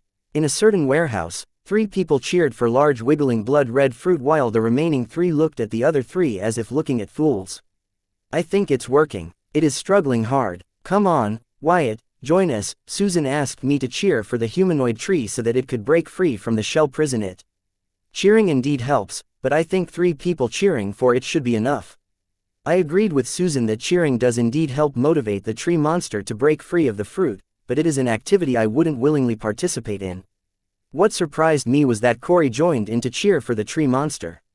I guess she is not a lost cause. Come on, big sister, stop wasting time on that heartless man. The fruit is about to hatch any second now. There she is, the Corey I know, trying to gain points with Susan by throwing me under the bridge. She would never give up on an opportunity to earn points from Susan.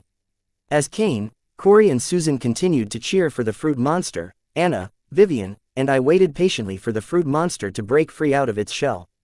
Splash soon, the skin of the wiggling fruit ruptured, and the gore water spilled out and filled the warehouse floor. The people in the warehouse were not concerned about the gore liquid covering their footwear as they were mesmerized by a tall green humanoid female figure with blood-red hair and eyes.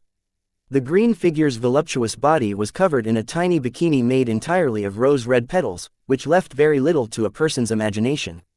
She had long, slender legs and sawn neck. Despite her green complexion, she was an alluring beauty appearance-wise. Her red hair and green skin may be unlike any human female, yet they were breathtaking and tempting. A slight smile on her rose-red lips could capture any man's heart. She had pointy ears. They were of average size, unlike Elf's long pointed ears. It took a while, but I finally noticed that in many ways, she was the green and red carbon copy of Cain's bully's mother. I don't remember adding this appearance to the origin card. Then it hit me, maybe she took the shape her summoner wanted her to see in. Cain, did you ask her to take this appearance? I asked Cain as he could communicate with his summons as she shaped her body. He might have instructed her to take the appearance of his bully's mother. No, Master Wyatt, I would not do anything to put you in jeopardy. Cain hurriedly explained. Keke. The green humanoid spoke, but all she did was let out weird sounds, which nobody understood except Cain. Cain, what is she saying? I asked. As it appeared, she seemed to be answering my question about why she chose that particular appearance. Boss, she says, she took this appearance because I like it. Cain dragged his words as he felt shy and embarrassed to explain why his summons took his bully's mother's appearance. Chapter 673 Memory Sharing Date the 31st of March 2321 Time 1945 Location Sky Blossom City, Guild Association Mall, Warehouse number 234, wear this for now. Susan handed her oversized baby pink-colored pullover to Kane's semi-nude summons. Krek K Kiki, taking the pullover from Susan, Kane's summons made a weird noise, which Kane translated as, "She is thanking you for the pullover." "Don't mention it," Susan replied to Kane's summons with a warm smile, leaving the summons in a daze for a moment before she wore the baggy pullover, which covered all of her curves but left her slender thighs exposed. A green-skinned redhead in a baggy baby pink-colored pullover, cute. Except for the long red flower stalk connecting the belly buttons of Kane and his summons, leaving the reasons for her underdeveloped vocal cord and the vine-like placenta connecting you two aside. "What do you mean by she took that shape because she knew you would like her that way? Does she have access to your memories or entire mind?" I asked, curious how much in sync the Kane and his summons were. Usually, summoners and summons can feel each other's emotions in real time, and some can even exchange thoughts mentally. But this was my first time seeing a summons who knew about its summoner down to his preference for a woman when they hadn't known each other for more than a minute. She asked permission to share our memories. Since it is just the memories and seeing how she will be my life partner, I didn't mind permitting her. Oh shit, that's how she knew to take this appearance. I am sorry, Master Wyatt. I didn't know this was why she asked permission to share my memories. I should have been more careful. Turns out that when Kane was impregnated with variant ironwood seed, she asked him permission to share their memories. Kane unwittingly permitted her to share their memories. And that is how she knew to take the appearance of the mother of Kane's bully. It is okay. No big deal. Memory sharing is an excellent ability for a summoner and his summons.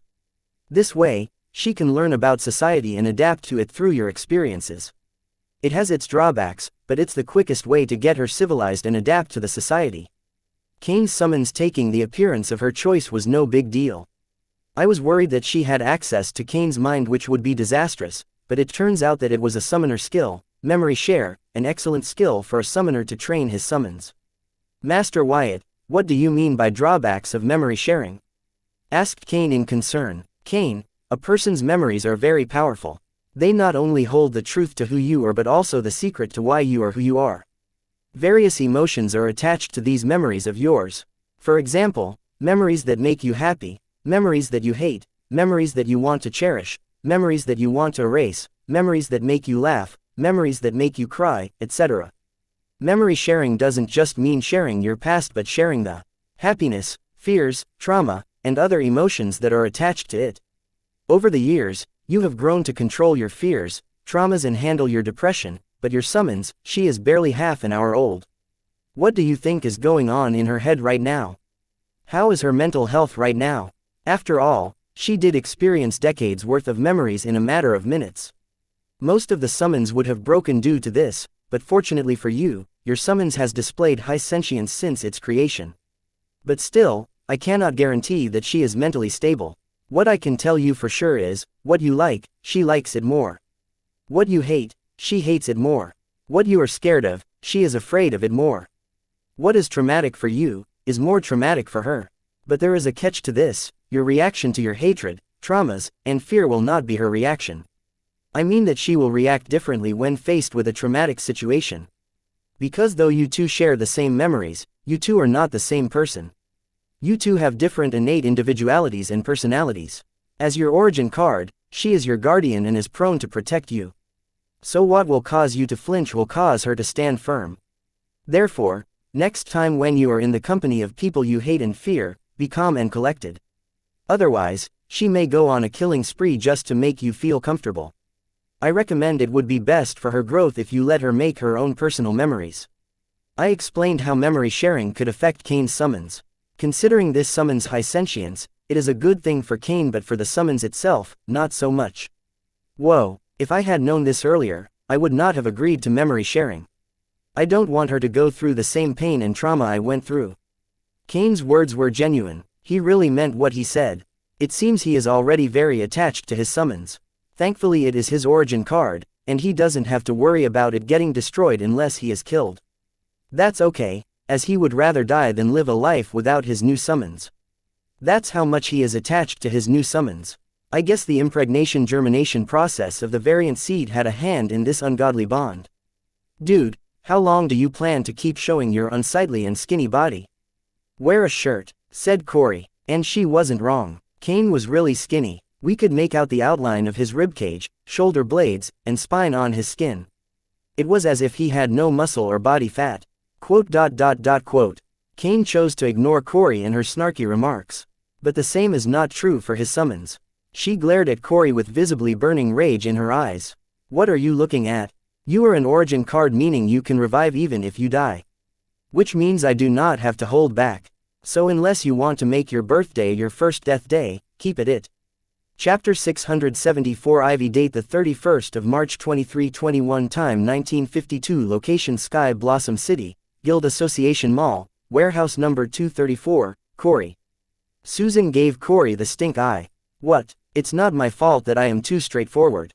Corey replied nonchalantly. You are not straightforward. You are rude. What makes it worse is that you know that and still choose to continue as such. Go bring the mop and clean this goo on the floor. Susan gave Corey an earful and punished her by having her clean the gore goo that spilled as Cain's summons came out of its fruit. Despite its stickiness, the fragrance emitted by the gore goo made it bearable. Fine. Corey wanted to use her cleaning cards but chose not to, thinking that would piss off Susan even more. Master Wyatt, what do I do about this vine? Asked Cain, grabbing hold of the placenta-like vine connecting his belly button with his. Summons' belly button. Following childbirth rules, we should cut it, but let's ask the expert, I said, pointing at Cain's summons. After all, she knew her body the best. She says she can use it to strengthen the bond between us. And is asking my permission to do so. Cain consulted my advice. After the whole memory sharing ordeal, he did not dare to take his origin card's capabilities and the effects of his decision on it lightly. I don't know, but I guess she knows what she is doing, so let's just trust her with this.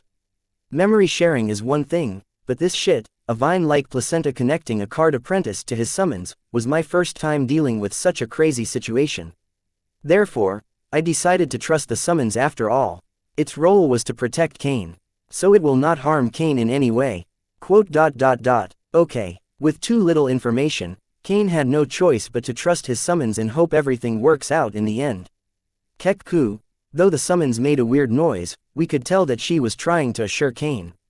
Then she removed the baby pink pullover and handed it back to Susan, giving the warehouse a complete view of her ample curves tied in a tiny rose-red petal bikini.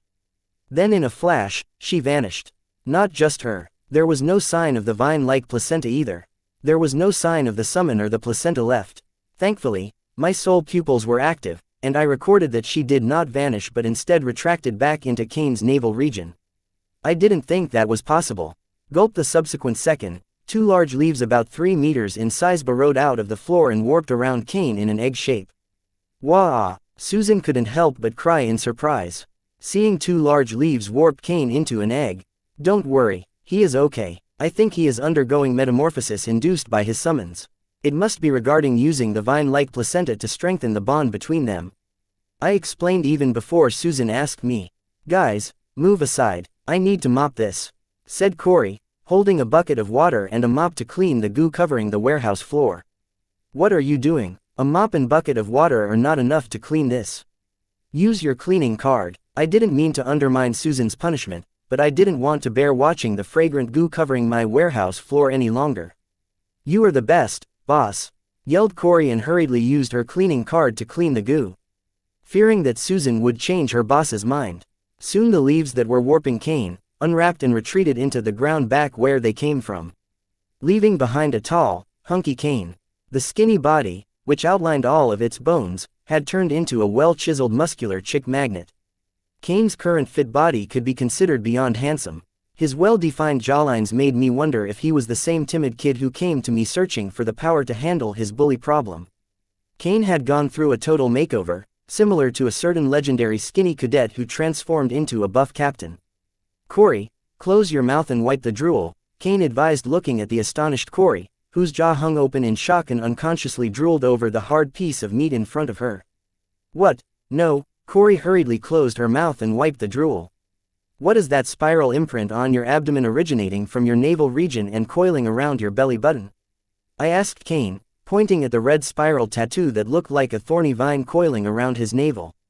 It wasn't present before Cain's metamorphosis. That's a bond imprint between me and my summons. Or at least that's what she said. Cain pointed at his summons, who reappeared out of thin air. This time she wasn't wearing a rose-red petal bikini but a velvet, tight-fitting mini dress with a deep V-neck, which emphasized her ample bosom while giving a full view of her deep cleavage.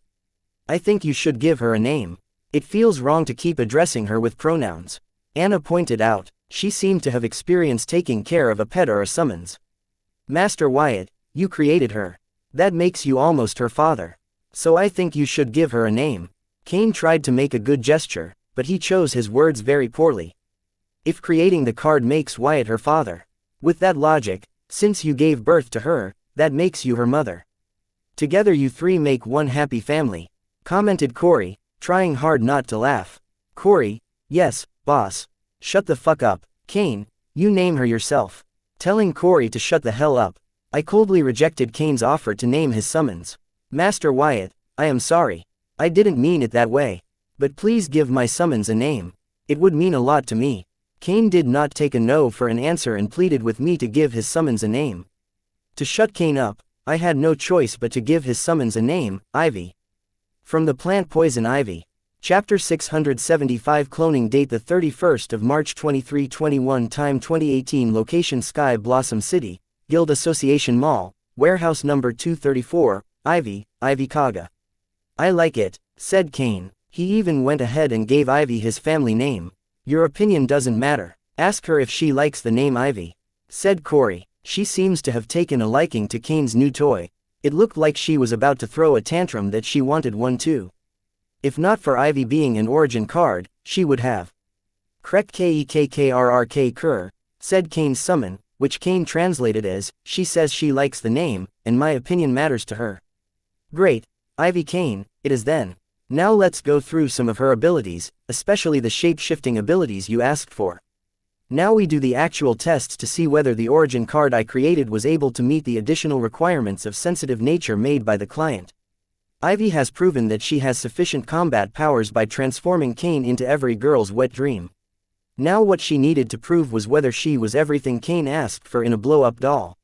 Here, take this. Cain handed Ivy a flask of blood and asked Ivy to use the blood to display her cloning and shapeshifting abilities. Wait, whose blood is that? And why are you carrying it on you? Corey asked, pointing at the flask of blood that Cain passed to Ivy. I, too, was curious to hear Cain's explanation. The blood in this flask belongs to my grandfather's secretary. I got her consent to use it.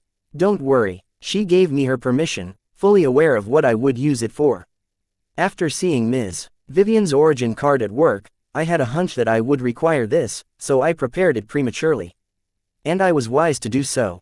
Cain explained that knowing I was going to make use of Vivian's blood clone rune in the creation of his origin card to provide it the ability to shapeshift using the target's blood, he had borrowed his grandfather's secretary's blood to test the skills of his origin card later upon its successful creation. It didn't come as a surprise to me that this kid had thought so far ahead. After all, he had decided to create his origin card in secret so that his bully's grandfather would not blame his mother or grandfather for canceling their origin card appointment. If not for his timidity, he would have been quite popular in his high school. Ivy opened the flask containing the blood and swallowed it in a single gulp. And then she pointed at the warehouse floor where a tree root broke through the concrete floor and branched out of the ground. Soon the tip of the wooden branch grew a blood-red bud, which blossomed into a blood-red flower in no time. The flower shed its petals as it matured to form a fruit that lengthened from the size of a grape to a tennis ball and then to the size of a watermelon. It did not stop growing until it grew 1.2 meters long in diameter. The 1.2 meter long fruit was similar to a big red grape in appearance. A fragrance filled the warehouse as the fruit wiggled and ruptured as a humanoid figure tore out of it. The humanoid looked like a female human with golden blonde hair and blue eyes. She had a pale white complexion and wore a tight bodysuit made out of the large green leaves. The tight bodysuit emphasized the female clone's S-shaped figure from the sides and hourglass body from the front. Though the female clone was alive, she was void of expression, similar to the dead. Her eyes were blank. They lacked the curiosity that Ivy showcased after her birth. Is that her, your grandpa's secretary? I asked Cain as I did not know what his grandpa's secretary looked like, but looking at the clone in front of me, I felt Cain's grandpa knew how to hire a secretary as this one is smoking. You tell me, boss. Saying that Cain forwarded a few compromising images of his grandfather's secretary to my grimoire. The clone is a perfect copy. Don't tell me you got these pictures with her consent too, I said, looking at the pictures that Kane forwarded to my grimoire. Yep, otherwise, I couldn't have captured her beauty from such excellent angles. Kane replied with a positive answer. You grandpa and grandson pair, sure know to live at large, I said, reconsidering certain aspects of life. And then, thinking back to the original topic, I asked, how much blood of the target does she require to create one of these clones? Not much. According to Ivy, the blood in the flask should be enough for her to create 10 such clones. The only drawback I noticed is that the realm of the clones depends on my original realm. Kane explained, but he didn't know that there was another considerable drawback. The drawback that I was talking about was that Ivy could not record the target's blood after devouring them once, like Vivian's elder druids could.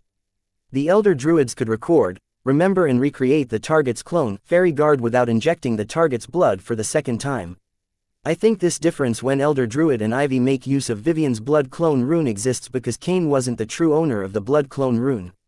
But this difference can be overcome by baptism upon realm promotion and Kane comprehending blood clone meaning of blood rule.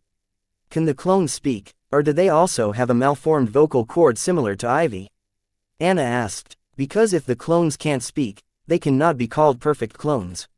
No, they too can't speak, answered Kane dejectedly. Don't worry. I think Ivy undergoing baptism a few times should help her develop her vocal cord. Though Ivy was able to retain the human form, her body was a little different from a genuine human body, for example, her green complexion, her sharp pointy ears, and the underdeveloped vocal cord. They are the differences I know of, and one of these differences had shown up in clones she created, the underdeveloped vocal cord. Chapter 676 Leash date the 31st of March 2321 time 2024 location Sky Blossom City, Guild Association Mall, warehouse number 234 Viltronian soul pathways and arrangements are strong and have high adaptability. They are one of the main reasons why Ivy was able to maintain the humanoid appearance despite the diverse soul pathway pool of ironwood trees, elder druids, treants, entwives, and mandrakes used in its creation.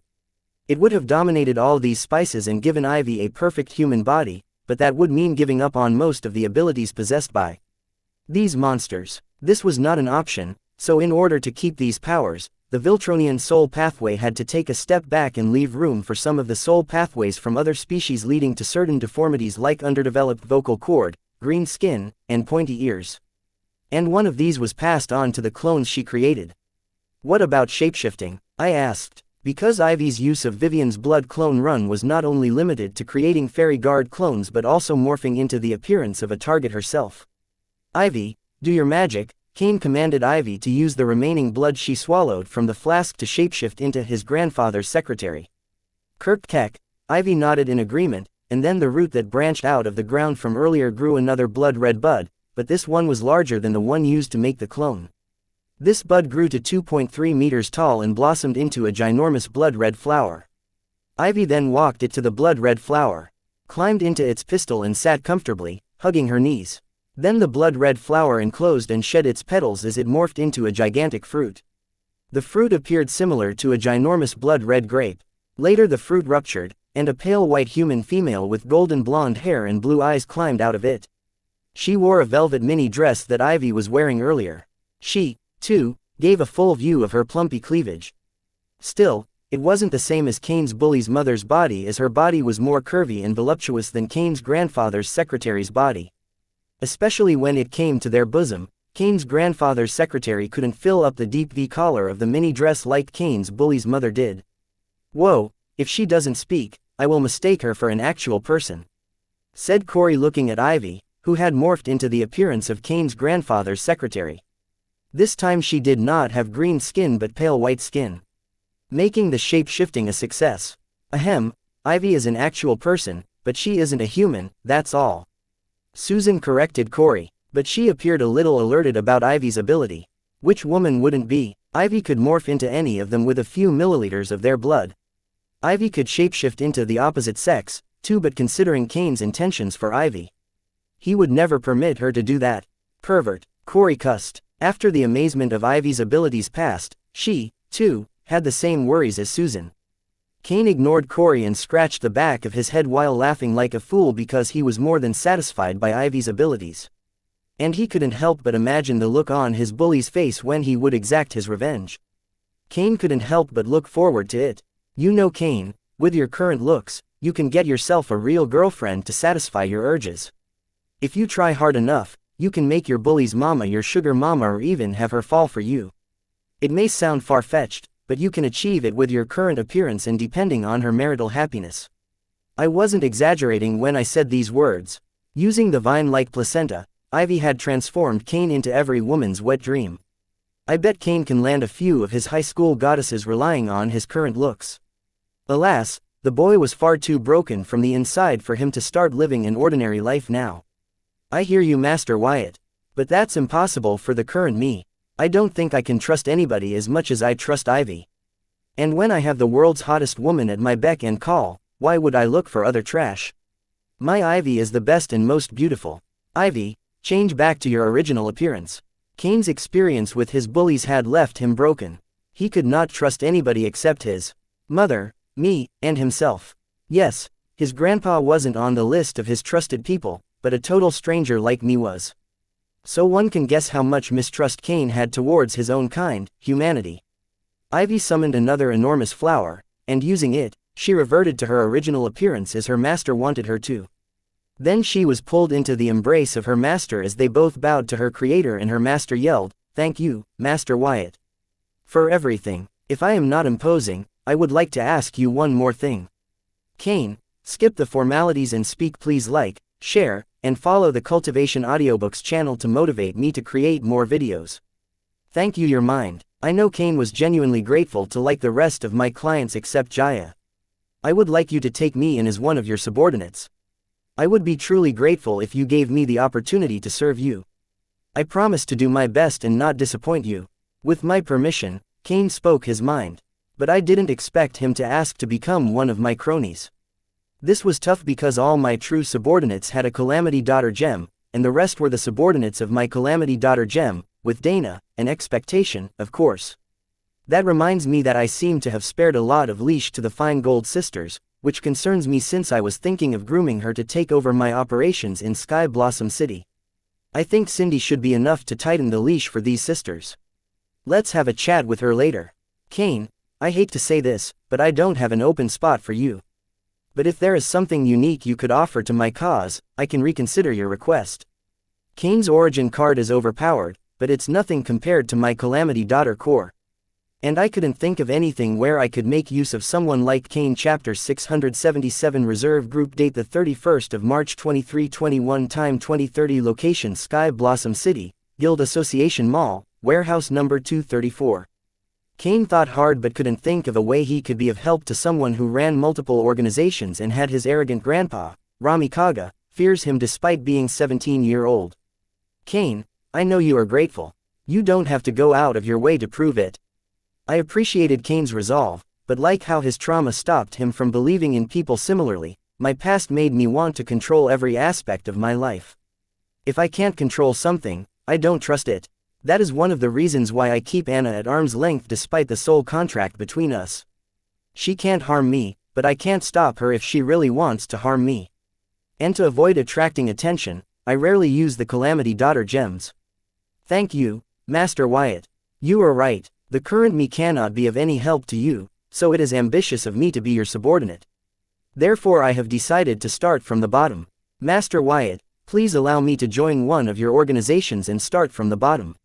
I will climb ranks and prove myself worthy of being your subordinate. Kane did not give up. He understood with his current capabilities, he was of no help to his idol, but he believed he could learn and become someone worthy. I was taken back seeing Kane's resolve to express his gratitude. Honestly, I do not feel like I did something worthy of Kane's appreciation. He already paid me more than enough for the services I provided to him as a card creationist. But I understood where he was coming from.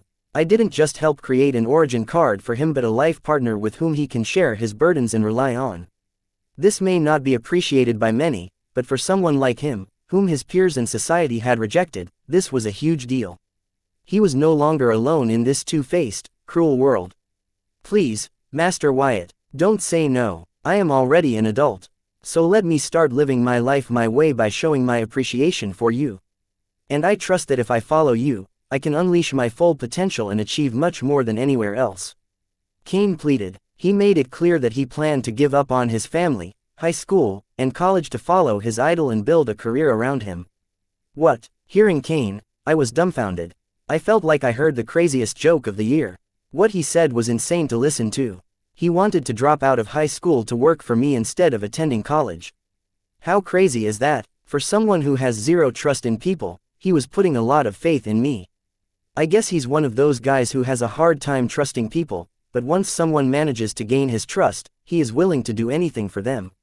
Quote. Cain stared at me with bright resolute eyes. Looking at them, I almost said yes. But his origin card had too much potential to waste time by starting from the bottom. Therefore I decided to give him a test, and by the end of it, if he still wants to follow me, then so be it. Cain, you have great potential. It would be a waste for you to start from the bottom. Instead, I have another proposal for you. If you are up for it, we can reach an agreement. Anything you say, Master Wyatt, Cain replied humbly, but I felt a fanatic vibe from him. And his target of obsession was me. For now, I will add you to my reserve group. It consists of talented people who with proper guidance can become the pillar of the New World Order. I had to create a new group to satisfy Cain's request. And why was I going this far for him? Because I want to. Influencing people to trust me was nothing new to me, but to find someone who was genuinely willing to be your follower is rare. I wanted to test him, and if he passed, I would give him an opportunity for him to become useful to me. Quote. Anna's eyebrow raised, hearing her love interest speak. Please like, share, and follow the Cultivation Audiobooks channel to motivate me to create more videos. Thank you. Big revolutionary words like New World Order. If it were someone else, Anna would have scoffed at him, but her crush was different. If it was him, then the New World Order he spoke of was possible, which was not good news for her family, who are the pillars of the current world order. If it were a month ago, Anna would have nipped any bud that could grow into a crisis for her family without a thought. Even now, nothing's changed except the person in question has stolen her heart. And she cannot bring herself to harm a single hair on his body. Reserve group, I accept it. What are our duties? Cain asked enthusiastically. He seemed to be genuinely happy to be part of something big which had nothing to do with his family. This was his and his alone. To grow, I said with stern eyes. To grow. Despite his blind faith in his idol, Cain felt that he was being treated as a child by his idol. But still, Cain decided to give his role model a chance to explain himself. Bottom work, I have other people for that. What I need you to do is complete your high school, forge your ego fem and attend Morning Star University along with me or as my junior. The TSR Guild, Tiger Squadron, Fine Gold, and Bright Lions were my forces for the Sky Blossom City. I will soon move to the Central Academic City, and I cannot take these organizations along with me to create and establish my power over there. That is where someone with Cain's origin card could come in handy. Chapter 678 Rejected. Date the 31st of March 2321. Time 2036. Location Sky Blossom City, Guild Association Mall, Warehouse number 234. Reserve group, a group I just made up to fit talented people whom I would consider taking along with me to the Central Academic City. Apart from my younger Calamity daughter Gems, Susan and Cain were the only ones to make it into the group. But Cain would not be of much use to me there unless he forges his ego gem. As for Susan, she was a non-combatant, so her managing skills were enough for her to make the cut. I created this group to recruit talented people to help me stabilize myself in the Central Academic City, just like how I made a mark in the Sky Blossom City. So I was not horsing Cain by putting him in the reserve group. It was real, and I needed them. Complete high school, forge ego gem, and attend Morning Star University. Cain looked as if someone had wronged him. He felt his idol was making things difficult for him so that he would give up. Before you jump to a dumb conclusion, you need to know that in a few days, I will be closing my card boutique and moving to the palace for a project, and then 3 months later, I will be attending the Morning Star University. And hopefully, for the next 5 years, the Central Academic Region will be my base of operation. I explained to Kana to avoid complications due to misunderstanding. Quote. Listening to his idol, it dawned upon Cain that his role model was not making things difficult for him. Instead, he was paving a path for him to follow and catch up to him. Realizing this, Cain's eyes burned with an unyielding passion. Cain, I hope next time we meet each other, we meet as a junior and senior at Morningstar University. I didn't think Kane could forge his ego gem in 3 months, another year maybe, so I hoped he could join as my freshman to my sophomore at Morningstar University. What made me so optimistic about Kane is his origin card. Yes, boss, Kane yelled, expressing his resolve to complete my test for him and join me as I made the Central Academic City my bitch. Good, now let's head to the party. Everyone should be waiting for us, I said, looking at the rest. I had tasked the Bright brothers with throwing the party for the Bright loins and arranging a beautiful dinner for 2, that is, Anna and I. Sorry boss, I can't make it to your party. I promised to take Kane out for dinner tonight. Corey reminded me. Hearing her, I remembered when Kane wanted me to create Ivy in Corey's image. Well, I will be taking a rain check on that. Kane detonated a bomb in the warehouse by flatly rejecting Corey to her face in public. Whoa, comment Anna. Yep, she was having the time of her life seeing her arrogant goddaughter be rejected to her face in public. The rejection couldn't be brutal. What, you were the one who begged for it, and now you have galls to reject me in front of everyone. Corey exploded in shame and felt like being put on the spot. She didn't hesitate to lie. If not for Susan grabbing her wrist, she would have pounced on Kane. No, I clearly remember you offered to take me out on a dinner to earn my forgiveness. I should have rejected your offer back then and complained about you. At least I would have helped Master Wyatt cut a tumor like you. Kane wasn't polite. He laid out the facts straight. You, okay, fine by me. It's not like I wanted to go out on dinner with a perverted dork like you. Good for me. Realizing her mistake and seeing no way out of it, Corey swallowed her previous words. Even though it meant that she would be letting Kane off the hook for publicly rejecting her and declaring Kane as the winner of the argument because she shouldn't have lied in the first place, no matter how unexpected and embarrassing the situation was, since she crossed the line, Corey willingly chose to do the right thing and not pointlessly argue despite having lied in the first place. Lies, I didn't have expected much from you, Kane spoke to Corey. Condescendingly. The current Kane was very different from the previous sad virgin, he looked like a fanatic simp. As for his goddess, I bet it is Ivy, his personal blow-up doll origin card. All the other women except for Ivy Kaga are trash in Kane's eyes. Therefore he did not blink twice before rejecting Corey and her dinner date for 2. That's taking it too far. Corey was not interested in Kane, even if his body had morphed into a dashing one. She asked him out for dinner to complete the commitment she had made. Because that is the kind of person she is right now. Too far, you haven't heard the end of it. If not for you being the boss's employee, I would have shown you what taking it too far is. Kane's words were not wrong, but no matter how bitchy Corey is, rejecting her in public was a bit too much. Considering the fact that she could whoop his ass in seconds, Kane could have handled it differently. I appreciated Corey for the fact that she didn't pointlessly stick to her lie and let Kane off the hook for publicly rejecting her. And my appreciation grew further when she let Kane off for publicly humiliating her. The Corey I know wouldn't let anyone humiliate her, but it seems she feels guilty about blurting out lies at the start of this argument. Mr. Kane, please, everyone present here understands that you no longer want to go out for dinner with Corey. I think we should leave it at that. Susan asked Kane not to talk rudely toward her employee. Manager Susan, if you say so. Kane didn't act arrogantly in front of Susan and decided to let Corey off as humiliating her further would not gain him anything. Corey ignored Kane and looked at Susan with googly eyes. She had seen Susan reprimanding her for her mistakes, ignorance, and arrogance. And today, she saw Susan defend her. She felt moved. Only her mother treats her the best. Wyatt, Corey and I will be skipping the party. Hope you understand. Susan decided to skip the party and spend some time with her troubled roommate, Corey. Big sis, you don't have to skip the party because of me. I will be attending the party. This dork is not worth ruining my mood, Corey hurriedly asserted. Kane stared at Corey hearing her words. Bitch, what are you looking at? Mind your eyes, or I will fix them for you. There she was, the Corey we all know and hate. What? Kane's eyes widened, and he was wordless as he felt a vast killing intent land on him. Ivy, who was next to him, came in between him and Corey, sensing an imminent threat coming from her. Sensing the killing intent oozing out of Corey, Anna was astonished. A murderous aura can only be developed by slaughtering hundreds and thousands. And according to her information, Corey was a greenhouse flower raised far from war and violence. So how did she develop such a thick killing intent? First, her love interest with his stupidly insane card creation skills, and now this girl with her thick murderous aura, which almost formed a fog. The more time Anna spent with these two, the more she felt that there was no bottom for these two monsters. Bitch, when I let you win, you should take your trophy and scurry, not bite the hand that gave you the trophy.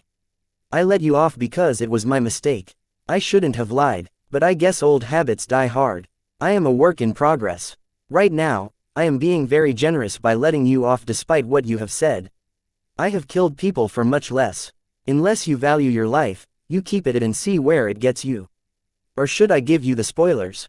As Corey spoke the last sentence, eternal flame of agony could be seen burning in her pupils. Gulp. Cain swallowed his saliva and retreated backward, looking at the wasteland covered in raging red flames, and billions of souls within it screaming in agony were displayed in Corey's iris. Know your place, bitch. Saying that, Corey grabs hold of Susan's wrist and drags her out of the warehouse, saying, "See, big sis. Everything is fine. There is nothing to worry about. Cain, you okay, man?" I patted Cain's back and asked him if he was okay. He looked like he had seen a ghost. "Devil, she is the devil," he muttered. It took a while for him to gather his composure. I don't blame him. After all, what he saw in Corey's eyes was not meant for a young soul like his. "Yep, she is the devil. If I were you, I would steer clear of her until you have the appropriate strength to face her," I advised Cain to stay away from Corey. She didn't physically teach Cain a lesson because of Susan's presence. Knowing Corey, if she gets an opportunity, she would not mind showing Cain who is the boss again. "Yes, boss," Cain nodded, and Ivy kept her eyes on Corey's back, fearing a sudden sneak attack. "Come on, let's head to the party. You have a lot to learn from the Bright Lions. Otherwise, you will get yourself killed." I wasn't kidding. In a way, Cain was lucky that he did not reject Corey privately. Who knows how she would have reacted in a fit of rage and humiliation. "Yes, boss." Cain, though physically present, mentally, was still lost in the agony-filled cries of billions of souls in the wasteland covered in a red flame. No matter how hard he tried, he couldn't erase that sight from his mind. The weirdest thing was he heard the cries of the billions of souls in the flame. How is that possible when Corey only displayed that gruesome scene in her iris? Many questions ran through Cain's mind, but he was afraid he would never get answers to them. Because the only person who could answer his question was Corey, and he had pissed her off. Chapter 679 Bright Lions for Life. Date the 31st of March 2321. Time 2049. Location Sky Blossom City, Old City, Abandoned High School, Bright Lions Party. "Boss, you are here." Bright brothers and other small leaders of Bright Lions greeted us at the gate of the abandoned high school. "If you didn't have enough budget for the party, you could have called me." I was not satisfied with the venue Nick chose for the party. Though the Bright Lions have taken over most of the gray operations of the circle in the city, it hasn't been long since then, and the projects weren't lucrative yet. It seems I should allocate separate funds for them. "Boss, you seem to have misunderstood. I didn't choose this school as the venue because we lack funds. We chose it because of its history. Though this school is in ruins now, before the Monster War, this institution was where the best and brightest of the city's future got their education. Later during the Monster War, many brave students got together to protect their city and used this building as their base of operations. And then, after the Monster War, the old city, along with its infrastructures, was in ruins. Hence abandoned as it was more lucrative for the city hall to build a new city. Though the elder generation had abandoned the old city, the younger generation never did. This school is a symbol for all the students. It represents what a bunch of students can achieve when they set their minds to it. This symbol later became a show of power for many high school gangs. Later conquering it became a tradition. Every year different high school gangs will gather here with one common goal, which is to conquer this abandoned high school by planting their flag on the school terrace. So this time of year, this place would be a battlefield for a bunch of high school delinquent gangs trying to subdue other high school gangs and showcase their dominance by taking over the abandoned high school. This year, though, because of your presence, all the other high school gangs have disbanded and joined Bright Lions. Some needed more convincing than others, but we managed to make the Bright Lions the only high school gang in the entire city. So by default, we, boss, you, are the sole ruler of this place. Nick explained the history behind the venue and the significance of choosing it as he walked us to the administrative block, which was at the center of all the buildings in the high school. Good. After knowing what the abandoned high school symbolized, I was no longer dissatisfied with the venue. But still, Nick could have tried to bring the action to this abandoned dust-reddened ghostly place. Stopping 100 meters from the administrative block, Nick stepped forward and yelled, "Bright Lion's boss is here. Let the party commence." *Sui. Boom boom. With Nick's command, fireworks shot to the skies, and various light beams under the moonlight lifted the school from the darkness. Though the school's outline was visible now, an incognito darkness still loomed over it like in the nightclubs. After the fireworks and lighting, soon the loud music and sick beats followed. Finally, it felt like we were in an actual party, not a haunted high school. Nick turned to me with a white flag with golden lion head embroidery. He passed the flag to me and said, "Please do us the honor." "The honor is mine." Taking the flag, I flew and landed on the terrace of the administrative building, and with precision, I erected it on the concrete roof of the school. With that, my actions were followed by another round of fireworks. Then loud applause and chanting followed as I saw a swarm of high school students gather around the building chanting, "Bright Lions for life! Bright Lions for life!" When I arrived, I had already spotted them lurking in the shadows. Seeing them finally walk out of the darkness, I guess they planned for this grand welcome.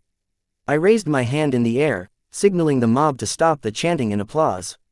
And said, "Tonight, we begin our conquest from here and will only stop after we have conquered the world. Bright Lions for life." My words were once again followed by loud applause and continuous chants, "Bright Lions for life. We have come a long way from a bunch of misfits delinquents. Together we became bright lions. I bet it was tiring, so tonight we party. Tomorrow we claim the world," I said, after the crowd had time to settle down. Once again, my words were greeted with loud applause. Without waiting for the crowd to mellow out, I flew down from the terrace and let Nick take the lead. "Bright Lions, you know where the dance floor, drinks, and food are at. Now let loose." Yelling that, Nick once again prioritized attending to me. "Conquering the world, don't you think you are too young for that?" said Anna. She didn't mock her crush as she felt that if it was him, then those words may come true. Yes I am," I said, and looking Anna straight in her eyes, I added, "I got to start at some point." "This side of yours turns me on," replied Anna, caught me and the others next to us off guard. Susan and Kane's faces were tomato red, and Corey had an irritated look. While the Calamity Daughter gems remained expressionless, the look of the other small leaders of the Bright Lions was full of admiration for the capability of their boss. Though they didn't know who Anna was, her beauty was self-introductory, and for a bunch of virgin high schools, this incident was right out of a porno. "I thought we agreed on waiting." I remind Anna about our agreement. "So, what, now?" "I cannot be honest about my feelings. You are too controlling for someone who is not my boyfriend. But all is forgiven since I like it." Anna spoke in a sultry voice, biting on her lower lips. She gazed at me with seductive eyes. Looking into those eyes, I almost lost my footing. Chapter 680. Trouble. Date the 31st of March 2321. Time 2058. Location Sky Blossom City, Old City, Abandoned High School, Bright Lions Party. "So, what do you think?" I asked Anna, looking at the rooftop candlelight dinner arranged by Nick for my dinner out with Anna. "It is far from the party noise. I guess it is okay," said Anna reluctantly. "Come on, it is excellent. The starry night sky, moonlight, candles, expensive wine, rooftop dinner, what else do you want?" In my books, Nick had pulled all the stops for dinner for two. Though it was a tad bit romantic as long as it kept Anna satisfied, I am good with it. But she wasn't. Sigh. What was I expecting? Let's get over with this. Anna had a lot of lovers, each pampered her to their best. Compared to them, her current crush's efforts seemed a bit lacking and insincere. Funny how out of all of them, she lost her heart to this one. The only consultation was that others were doing it to get into her pants, and this one wasn't. What is that supposed to mean? I asked as Anna's sigh got my mood down. This arrangement may be excellent for a mortal woman, but compared to dinner on the clouds, this is nothing. Anna complained. Dinner on clouds? Did you just compare my rooftop dinner with a dinner on the cloud? Good. I can't fall behind now, can I? Especially after hearing that. Though I wasn't interested in a dinner date with Anna, I hated doing things half-heartedly. So I couldn't let Anna have a rooftop dinner when she compared it to dinner on the clouds. Oh, then what are you going to do about it? Anna asked with a naughty smile. She enjoyed that I finally began to care about the dinner I promised her. Stone Viltronian, I choose you. I summoned a Stone Viltronian. This one was special as it has managed to comprehend the float meaning at the bifurcation point of the gravity rule. The next part was obvious. I had the Stone Viltronian float the entire building we are standing on to the skies above the clouds. I had the entire building float above the clouds so that catering services would be available as Anna and I had our dinner floating above the clouds. Nick hurried downstairs to control the catering staff and assure them that everything was under control. Now, have you ever had dinner on the rooftop of a floating building? I asked Anna. Actually, floating restaurants are pretty typical in the capital city, said Anna, but looking at my sullen face, she consoled, but I never got to have the entire building to myself. This is better. Even though I know you are saying things to console me. I will take the win. Comparing what I could provide with the luxuries Anna had experienced would be foolishness. So I took the win that Anna gave me. Good. I like a smart man over a foolish one who always feels insecure and compares with others. Saying that, Anna walked to the edge of the terrace and, looking at the full moon in the night sky, she muttered, "It's beautiful. Good to hear that you like it." And with my signal, the band started playing soothing music. Anna and I stood side by side, gazing at the moon in the starry night sky. The music had us fully immersed in the beauty of the universe. Since we have music, would you like a dance? Anna asked. It would be my pleasure. I took her hand, walked to the rooftop center, and signaled the band to play slow music. Something we can dance to. Music. With my arms warped around Anna's waist and her arms warped around my neck, we slowly swayed to the music. Anna's head rested on my chest, and my forehead rested on top of her head. Thank you, Viltronian height. We didn't speak, just enjoyed each other's company. Despite the background music, we could feel each other's heartbeats. They seemed to be in sync. I haven't felt this peace for a long while. I missed it, Anna murmured softly. I did not know how to reply to her, so I decided to listen. Can you hold me for longer? Asked Anna. Anything you want. Tonight is your night. Honestly, I, too, was enjoying Anna's company. A little companionship would not hurt, so I agreed with Anna. Music. We continued to sway to the music silently. We seemed to have forgotten the passage of time in each other's embrace. I don't know about Anna, but my mind was blank and relaxed. But this tranquility did not last for long. It was disturbed by a call to my grimoire. I ignored the call, hoping to salvage the moment and believing that whoever was calling would take a hint. But nope, they called me again. Pick it up, it must be urgent. The moment was gone. Anna let go of me and walked away from my embrace. Pissed, I checked the caller's name ID. It was Van. Couldn't he just use Hive AI to contact me? Yes, what is it? Boss, it is about your cousin Ronnie, Van spoke solemnly. Yes, what about him? So Ronnie is the real culprit to be blamed here. He committed suicide, but failed. Van replied. What happened? He ran away from Southern Academic City to escape the Bob Butcher's men. But failed to escape. Then he resorted to using suicide to threaten his pursuers, but they didn't budge, and the accident happened. Van explained. Where is he now? Hearing the context behind Ronnie's suicide, I could not help but frown. Bob Butcher's men sent him to the medic. Though Ronnie's life is out of danger, he is still in a coma. But our source down there says that they are planning to transfer him. We could not get the transfer location, but it is safe to assume that they are transferring him somewhere they can give him proper health care and keep an eye on him. Van narrated the information he got from his sources in detail. Chapter 681. My property. Date the 31st of March 2321. Time 21:08. Location Sky Blossom City, Old City, Abandoned High School, Bright Lions Party. Who else knows about this? I asked, hearing that Ronnie will be soon imprisoned in Butcher Bob's custody. Ronnie tried to ask help from college authorities, but Butcher Bob has managed to keep the college authorities quiet about it. All the professors in college have a guest officer position in the Butcher Bob industry. So it is safe to assume they run the college. Ronnie seems to have reached out to college for help, but they became the eyes that monitored his every action. That is how Butcher Bob's men knew when and where Ronnie planned to flee. What about Ronnie's family? It is safe to assume that Ronnie's family doesn't know about this yet. Otherwise, they would have come knocking at my door for help. Ronnie did not want his family to worry, and Butcher Bob didn't want his family to make a ruckus regarding this incident, so they made sure that Ronnie's family didn't hear about it. Van replied. What do you need to get my property back? Ronnie was no longer my cousin.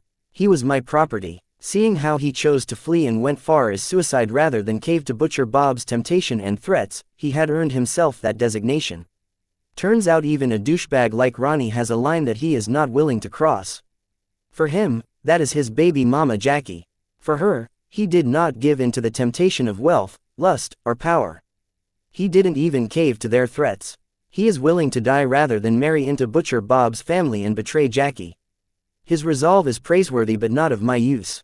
Boss, since you have called off the ambush on the circle plan today, I have enough personnel for this operation, but I think it would be best if just Fred and I went. Van suggested that rather than sending guild members for the task, it would be better if I sent just 2 of them. This way, we could get the job done without attracting much attention. Okay, come to my location and bring old Ben along with you. It's about time I upgraded you guys. Butcher Bob is a huge company. Underestimating them would be a mistake. Therefore I plan to send 3 of my strongest Calamity Daughter gems to get the job done. Yes, boss, and one more thing, I have found a bunch of suitable candidates for the Sin Squad. Great, how many within the Sky Blossom City? I asked with tremendous enthusiasm. Sin Squad is going to be my shadow army.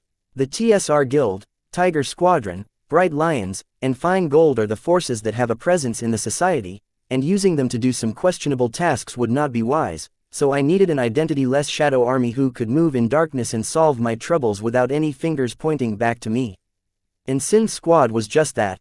4 card lords and 21 card grandmasters.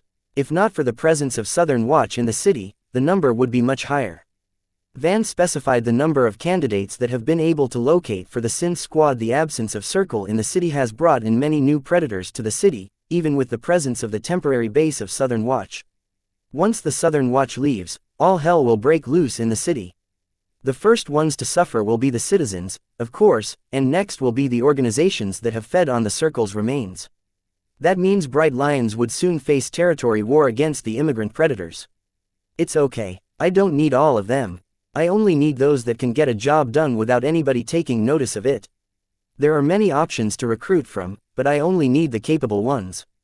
That leaves us with 4 card lords and 7 card grandmasters. These guys are more ruthless and cunning than demons. They are involved in all kinds of crimes one can and cannot imagine. But nobody has ever been able to tie them with their crimes. These maniacs are very meticulous and never leave behind tracks. But when they are done, you know they are to be blamed but can't do anything as there is no evidence to prove it. Interestingly, they never engage against someone stronger than no matter how many advantages they have. Van stated the number of capable candidates for the Sin Squad. Sounds like the people I am looking for. And I have forwarded my location to your grimoire. Hurry over. Tonight is going to be a busy night. Ruthless and more cunning than a demon, meticulous people with patience to cover their tracks, these are people I wanted in the Sin Squad. Yes, boss, right away. Saying that, Van hung up the call. I thought tonight was my night. As I hung up the call, I heard Anna complain. It still is. Just excuse when I ask for a bathroom break. There is no need to ruin a perfect night over nothing. Speaking of which, by chance, did Luna send over the platinum grimoire she promised? I know I was hypocrite by asking about work even though I stated otherwise. With the demon cult attack on the base, she didn't have time to attend to your request. But here are some platinum grimoires I collected from the demon worshippers. Anna answered with a frown, and her gaze seemed to be saying, I will forgive you this once. If it repeats, I am out of here. A few, that's a dozen of platinum grimoires. I thought, inspecting the storage card handed by Anna. Would you like to continue our dance? I asked Anna politely and reached my hand to her with noble manners. No, I don't want to.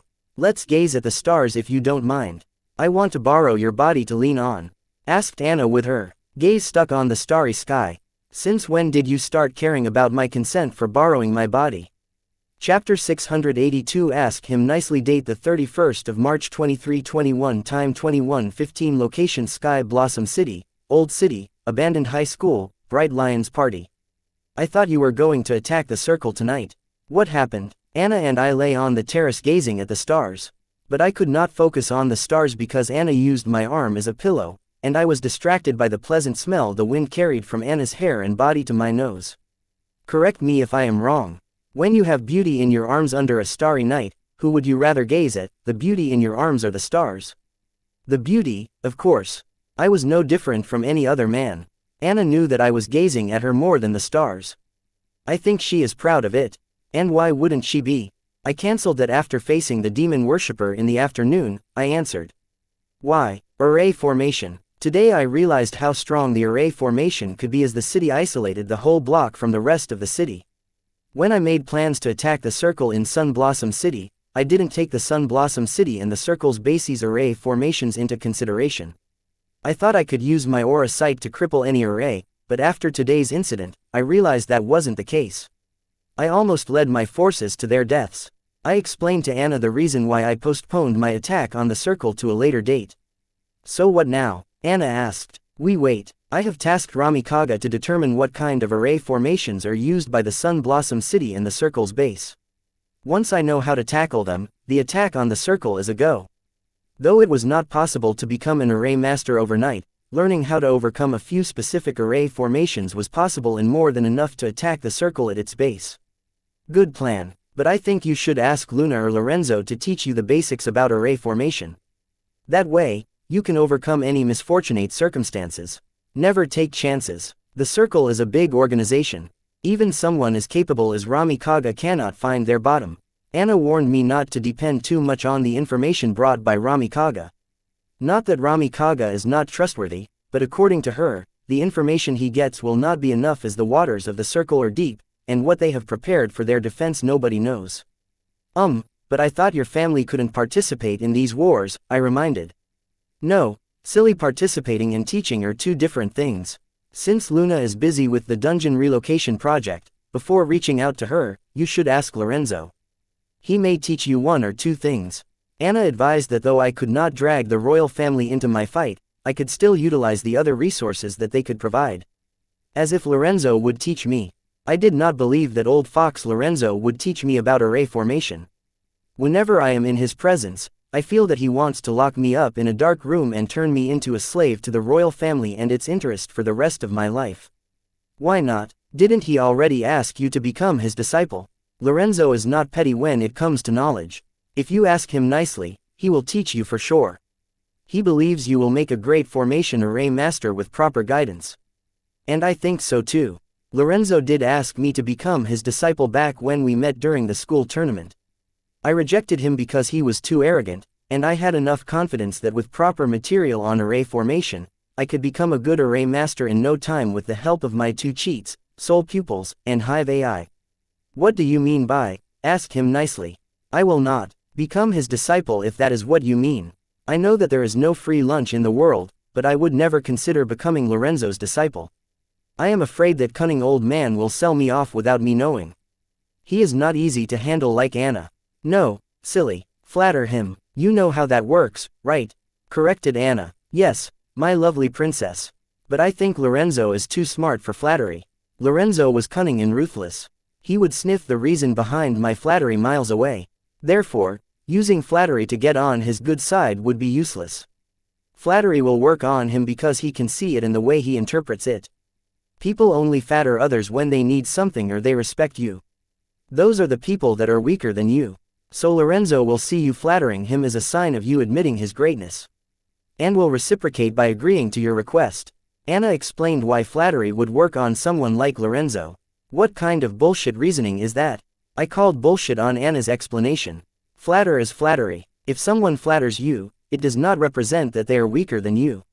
Yes, sometimes it does mean that people need something from you, but that's it. Quote. Anna felt like the pastor who was shot trying to mediate between local tribes and immigrants. Anyway, if it is to obtain knowledge, I would never shy away from it. So don't worry, I will ask Lorenzo for his teaching in array formation, nicely. I would never let my pride come between my pursuit of knowledge, but it would be another thing if I had to risk my life as I need to be alive to pursue knowledge. I need the break I asked for earlier. I will be back soon. I excused myself after Van used Hive AI to inform me that they had entered the floating school building and awaited my arrival. Chapter 683 Plans. Date the 31st of March 2321. Time 21:23. Location Sky Blossom City, Old City, Abandoned High School, Bright Lions Party. Here, take these platinum grimoires and upgrade your gold grade grimoires, I said, handing a platinum grimoire to Van, Fred, and Old Ben each. Thank you, boss. The Calamity Daughter gems thank me for the platinum grimoires. Remember, upgrade your grimoires but do not break through to the next realm unless I tell you to. Van, Fred, and Old Ben all had cultivated their active soul control percentage to the peak of the Card Lord realm. And thanks to the Calamity Daughter gem, these guys had already begun comprehending rules. They could break through to the next realm whenever they wanted. With the help of a platinum grimoire, I gave them, breaking through to the Card Overlord realm had become much easier. But I cannot have them breaking into the Card Overlord realm. Because following the government laws, their citizenship will be upgraded to a new second-rate or, if the lucky first-rate city. Where Card Overlords are not a rare sight. If that happens, I will be losing 3 of my strongest and most experienced Calamity Daughter gems. Which I cannot let happen because I need these 3 to lead the 2 of my current biggest armed organizations, the TSR Guild and the Tiger Squadron. Not to mention they were required to spearhead the attack on the Circle's branch in Sunblossom City. In the end, I needed Van, Old Ben, and Fred to present here in this city, managing my organizations in my stead. Therefore I forbade them from breaking through to the Card Overlord realm. Yes, boss, the 3 Calamity Daughter gems agreed. Make use of the funds I gave you to obtain a few AA rank and S rank mythic grade cards you fancy. If you cannot get those cards here, buy them when visiting the Southern Academic City. If you don't have enough funds, ask me. I want you at your strongest all the time. Having a platinum grimoire wasn't enough. They needed to have the appropriate grade cards to showcase the true power of the platinum grade grimoire. Thank you, boss, but we have sufficient funds. Van replied. It took a while for the TSR Guild to get back on its feet after the merger of what remained of the 3 allied guilds and had finally started to yield. It could be considered to have become more than lucrative. Therefore Van was not short on funds. But the same could not be said for the Tiger Squadron. They had become a private force after cutting ties with their previous employer, City Hall, and coming to work for me. Not to mention, they don't have any work of their own to raise funds of their own. They are a work in progress. I plan to wait until after we took down the Circle branch in Sunblossom City to make a few arrangements for them, and the plan hasn't changed. Boss, Tiger Squadron doesn't have enough funds. Old Ben has been trying hard to gather funds for the Tiger Squadron by using his bloodcraft, meaning of the blood rule. But one person alone cannot shoulder the entire expanse of an organization. Of course, I am an exception. Van provide the necessary funds for Captain Ben's cards. Since both organizations belong to the same parent organization, there was no reason for the TSR Guild not to help the Tiger Squadron. After you 3 are done upgrading your grimoires, take this and recruit the members for the Synth Squad. Van update them about how our organization works and the duties of the Synth Squad. Also, help them unlock the second transformation of the Calamity Daughter gem and take them along with you to the Southern Academic region. Let them complete the task. You 3 don't show up unless it is absolutely required. I handed Van a storage card containing 13 Calamity Daughter gems so that he could make use of these gems to recruit the 4 Card Lords and 7 Card Grandmasters into the Synth Squad. Putting it vaguely, the people who I was about to recruit are bad people. And the best at what they do. Their reconnaissance and anti-reconnaissance ability are top-notch. They commit the most heinous crimes yet manage to evade any repercussions. These guys were perfect recruits for my shadow army, the Synth Squad. The retrieval of my property from the Butcher Bob's men will be my first official task to the Synth Squad. And Van, Fred, and Old Ben will be there as backup. This way, I could see if I had recruited the right people for the job. Okay, boss, anything else? Asked Van. Here, take these documents.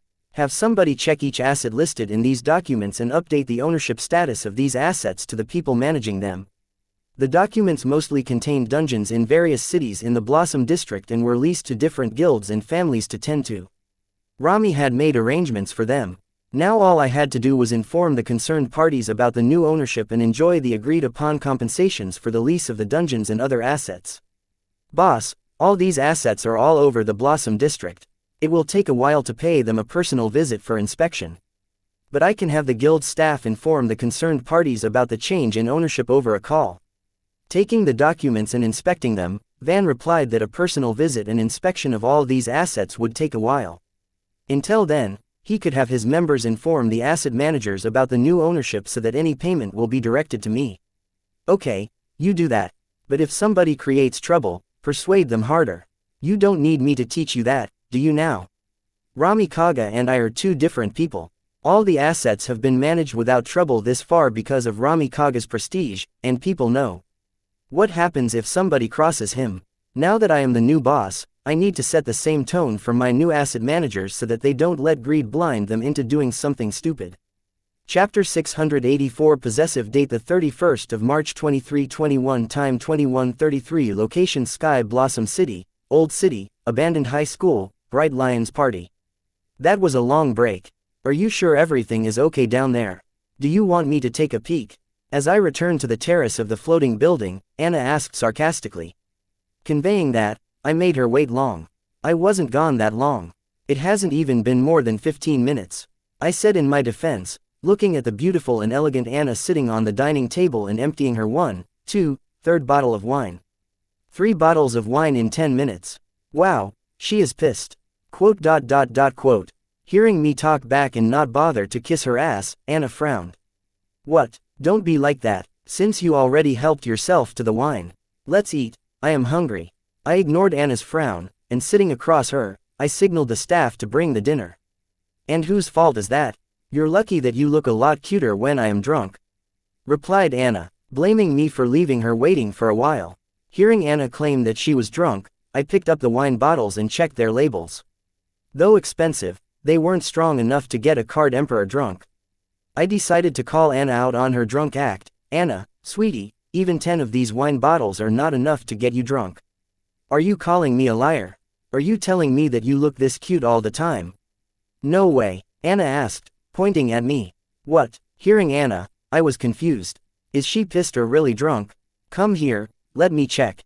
Anna climbed onto the dining table between us, and kneeling on it, she started to touch and grab my face with her hands.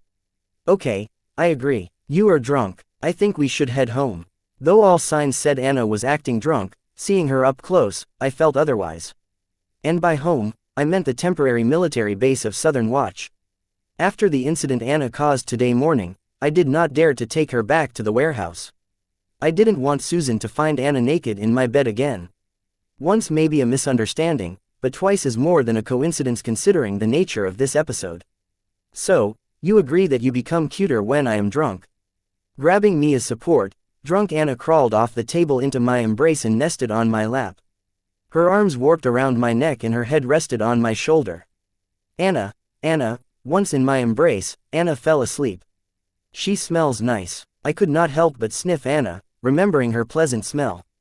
As I was about to carry Anna in a princess carry and drop her off at the temporary base, the catering staff brought dinner. Hearing my stomach growl in hunger, I decided to have dinner with Anna sleeping in my embrace. With my physical strength, that wasn't tiresome. Sniff ** sniff, I am hungry. No, it wasn't me sniffing Anna. It was Anna sniffing the food. She woke up from her half-asleep state and said she was hungry, looking intently at the piece of monster meat steak on my fork. Ignoring Anna, I moved the fork towards my mouth, but Anna opened her mouth wide. Hearing her, I frowned, thinking that now not only do I have to babysit drunk Anna but also feed her. Still, I diverted the fork with a piece of steak meat to Anna's mouth. Whenever I would bring the fork close to my mouth, Anna would open her mouth wide as if telling me to feed her. Before I knew it, the plate of juicy steak was empty. Still, I was hungry and drunk Anna is to be blamed for that. And the same repeated with the sides and dessert. I finished the dinner, yet I was hungrier than before. Pack a few monster steaks for takeout, I ordered the catering staff, knowing with Anna by my side, I would not be able to eat. Soon the catering staff returned and handed me a G-rank storage hot case card containing my takeout. Fancy. It seems Nick did not spare any money for hiring the best for dinner. I could not comment on the food because I never got to taste it. Thank you to Anna. Boss, would you like me to escort Her Highness Anna back to the Southern Watch base? Nick offered his help, but for some reason, even before considering his offer, I rejected his proposal. Now that came as news to me.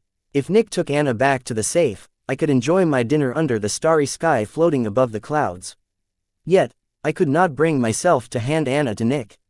Nick was my calamity daughter gem, which meant he was more loyal to me than himself.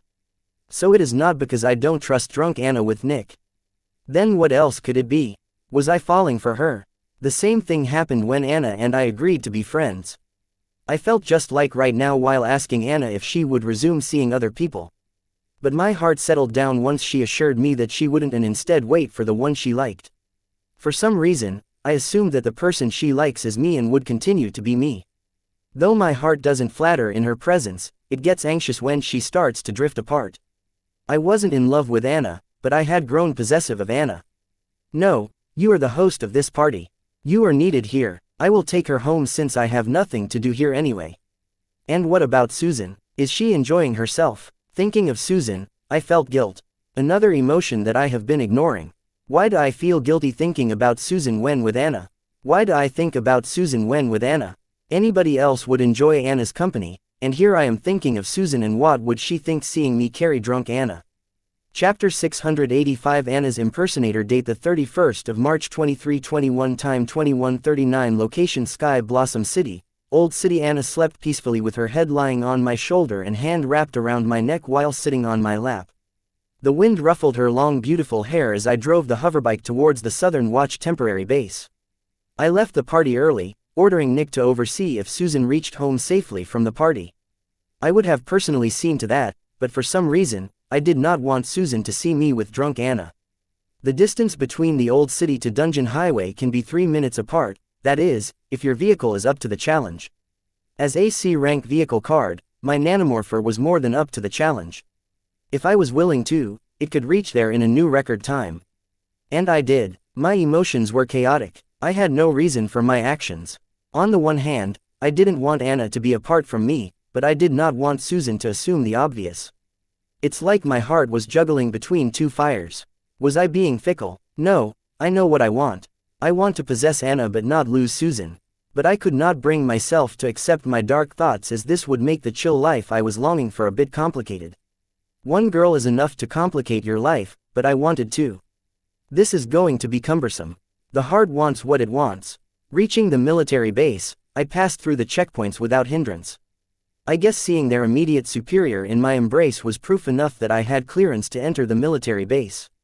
But considering the fact that they faced the demon cult's attack in the afternoon, the security was too lax. It may be because the array formation covering the base has expanded by another kilometer. I guess Lorenzo is already aware of my arrival. Soon old Lorenzo flew over to my location with a female soldier. I did not need instructions. With an understanding, I handed Anna to the female soldier, knowing that she was here to escort Anna to her barrack.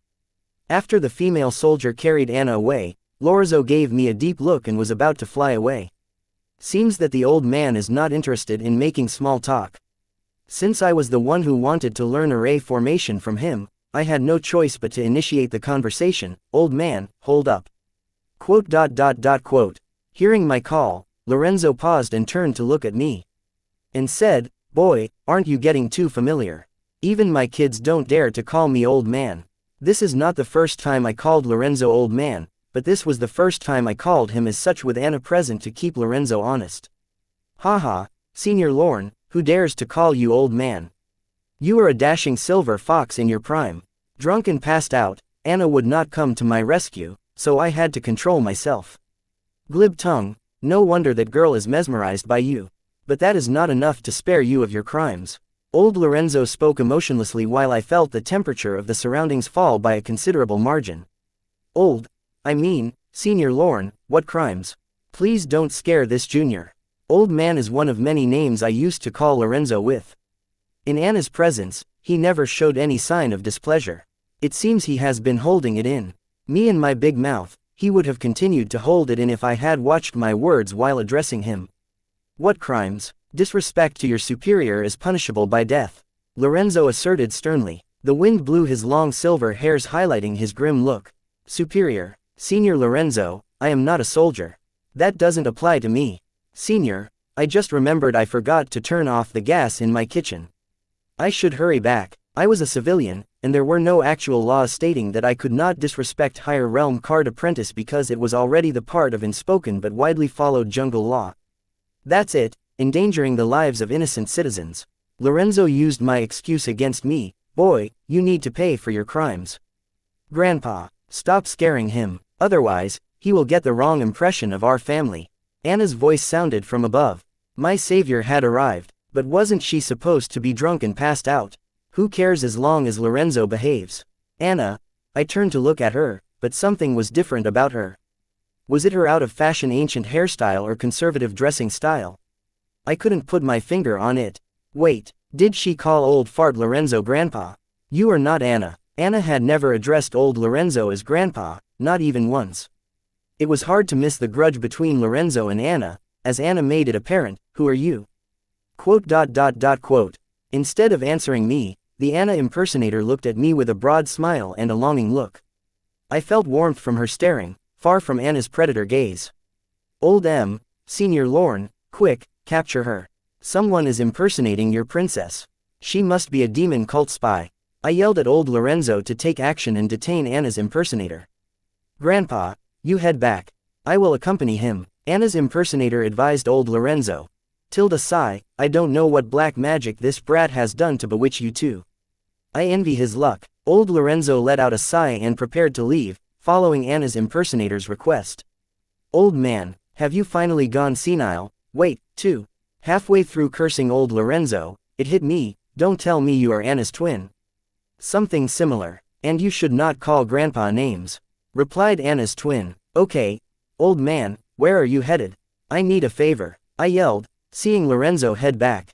Chapter 686 Favor Date the 31st of March 2321 Time 21:45 Location Sky Blossom City, Southern Watch Military Base. Favor, not only do you disrespect me, but you dare to ask a favor. Boy, your skin is thick. Come on, lay it on me. I want to hear what outlandish demand you want to make.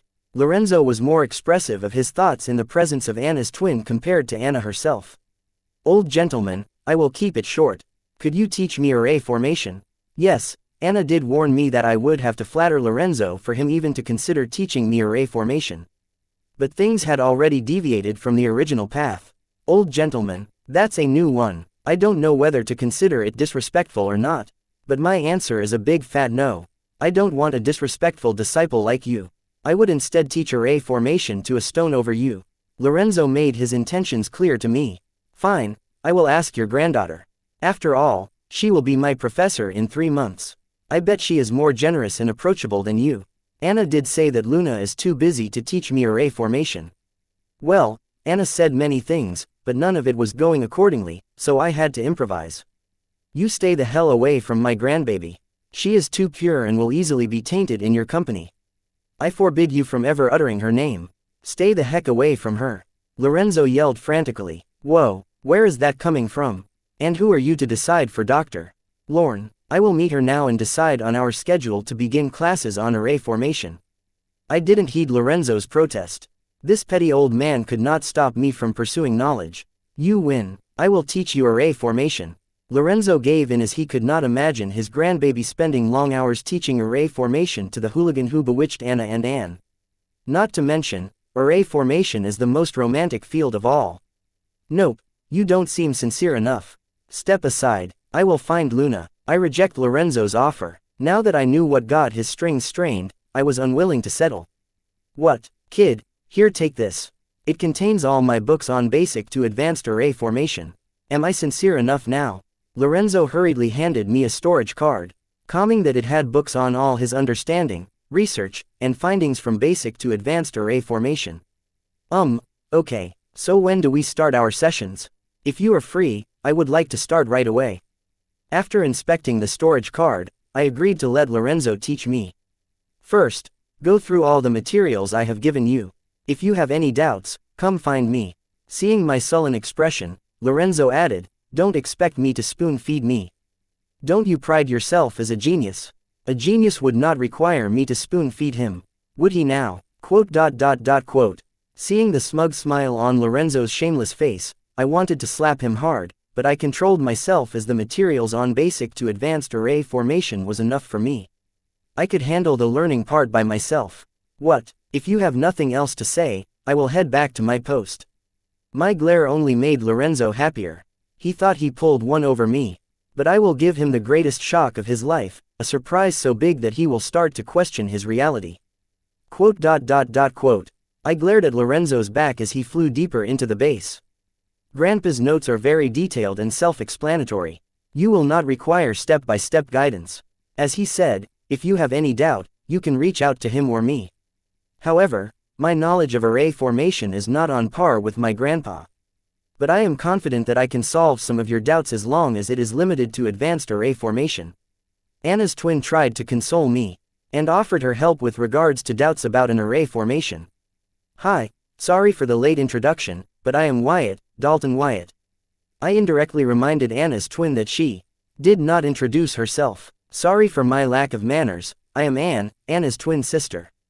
Anne wanted her suitor to treat her like a person rather than Anna's summons or worse, a card. Therefore she lied. Ms. Anne, nice meeting you. Forgive my rude remarks earlier. Anna never mentioned that she had a twin. I apologized to Anne for calling her Anna's impersonator earlier. No need to apologize. You didn't know, and I should have introduced myself earlier. Unlike Anna, Anne sounded polite and humble. If you compare the twins' fashion styles and speech patterns, you can notice that despite their external similarities, they are opposite to each other personality-wise. Anne was everything Anna wasn't. That included boring and plain. I didn't mean it as an insult to Anne, but it was my observation. Thank you, Ms. Anne. You are too polite. It's getting dark. I should head back. I made an excuse to take my leave. But hearing my words, Anne's face expressed disappointment. Master Wyatt, I was about to have dinner. Would you care to join me? Anne invited me to dinner out of nowhere. Sure, why not? I have a takeout of monster meat steaks with me. We can share it. Anne did save me from Lorenzo, so I couldn't bring myself to reject her. Oh, that's great, Anne replied excitedly. She seemed thrilled to hear me accept her dinner invite. Then I followed her into a standard military tent. Entering it, I was surprised to see the inside of the tent was more spacious than it appeared from the outside. Tammy, bring dinner for two, Anne ordered her personal aide to make arrangements for dinner for two. Right away, madam, Anne's aide replied politely and hurried to make the necessary arrangements for the dinner. Master Wyatt, please make yourself home, Anna said, seeing me look around the tent with curiosity. Chapter 687 Array Formation. Date the 31st of March 2321. Time 22:12. Location Sky Blossom City, Southern Watch Military Base. That was nice. A satisfying dinner with beautiful company. It's late. I should head back now. After finishing dinner with Anne, I decided to head back to the warehouse. Wyatt, you flatter me. You, too, were a delightful company. It indeed is late. How about you sleep over? Anne offered with an enthusiastic tone. Sleep over, here? I asked in surprise. I guess I shouldn't be surprised. After all, she is Anna's twin. Yes, I can have my aide arrange a cabin for you. Anne persuaded me. Oh, you mean a separate cabin? Sure, why not? This way, I will get to meet Luna when she is available. The warehouse was cold and empty, and so was the Southern Watch cabin. At least the Southern Watch base was protected by a reliable array formation. Okay, I will have them prepare the cabin and inform you when Luna becomes available. Anne was very hospitable. I was touched. Her first impression is way better than Anna's. She not only had arranged a separate cabin for me, but she also asked her aide to inform me when Luna's schedule became accessible. Thank you. Getting comfortable in the military cabin arranged for me, I equipped the storage card handed to me by Lorenzo to summon his books on basic array formation mastery. Array formation is to alter and modify the soul pathways and arrangements present in nature to our requirement using an external stimulus. Nature has its own soul pathways and arrangements that influence the weather, temperature, humidity, gravity, vitality, etc., of the region. The essential thing as an array formation master would be to feel them. One cannot become an array master if one cannot get insight into nature's soul pathways and arrangements. Thanks to soul pupils, I don't need to gain insight into nature's soul pathways and arrangements. I see them. I could see each soul pathway in nature, where they are headed. How are they arranged? How do they react with other soul pathways in nature? What external factors are affecting them? How do they influence nature? I could see everything related to the soul pathways, making array formation simpler. Other array formation masters had to spend hours in the field trying to gain insight into the soul pathways in surrounding nature and calculate all the variables that could become a liability when they arrange a formation array. They achieved this by studying and observing nature. They monitored nature to deduce the soul pathways and arrangements related to it. They did this because, unlike me, they couldn't see soul pathways, they could only see nature. So they made use of what they could see to calculate what they could not see. Since I could see the soul pathways, I had a huge advantage. I did not need to deduce soul pathways by studying nature. For example, in a certain field, most array masters would start to gain insight into nature's soul pathways and arrangements by seeing wind flow patterns, the vitality in the land, the soul energy in the surroundings, the presence of life forms such as grass, bushes, trees, the influence of elements, mountains, rivers, underground water, the habitation of different sentient life, the gravity, the water levels, the moisture in the air, etc. Considering all these factors, the array master thinks about what soul pathways can relate to the parameters they had calculated. After numerous calculations, the array master finally has a rough grasp of the soul pathways and arrangements in the surroundings.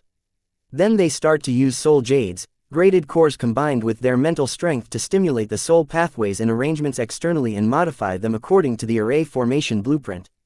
Graded cores are refined monster cores that can be used as replacements for origin cores to create regular cards. In array formation, they are used as the core of the array formation. Unlike in the creation of cards, where all the soul pathways are stuffed into the core, here, the soul pathways in the core are extended out to connect with the soul pathways of nature. And the bond between the soul pathways of nature and the core is strengthened using the soul energy of the soul jades. Apart from that, the soul jades also act as power sources of the array formation to empower nature's soul energy. If the grade of the array is equal to the realm of the array master, an external power source like soul jades is not required.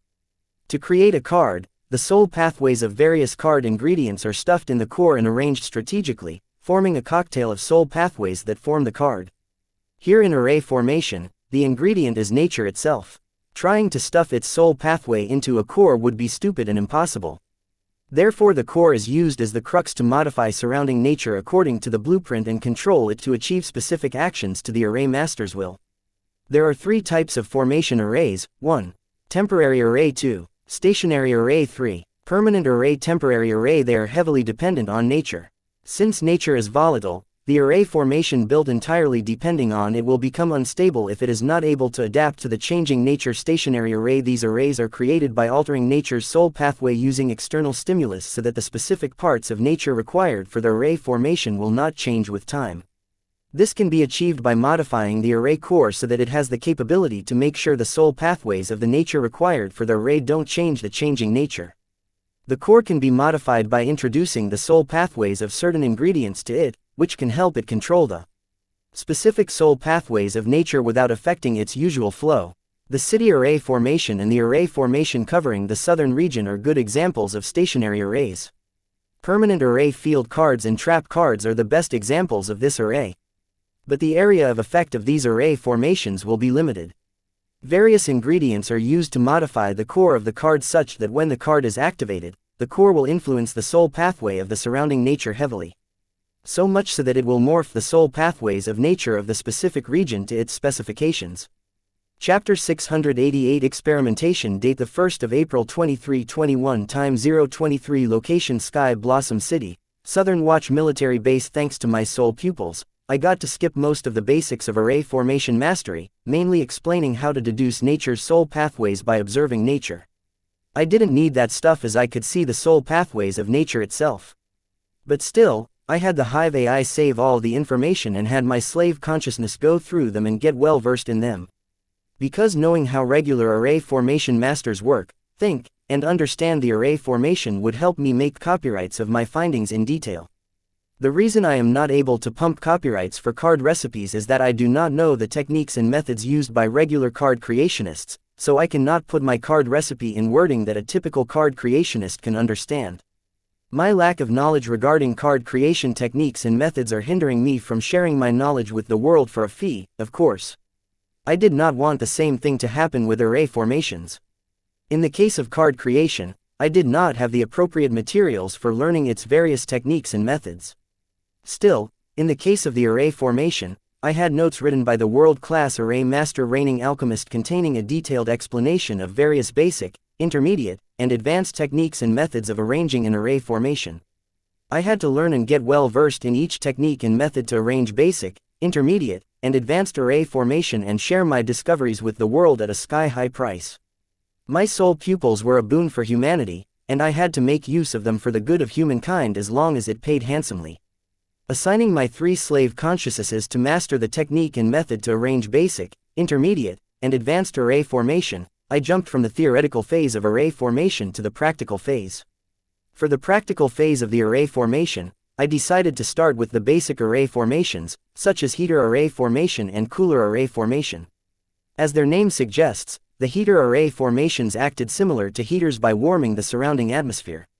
In contrast, the cooler array formation worked similar to a cooler by cooling the surrounding atmosphere. Both these array formations were low-level temporary array formations.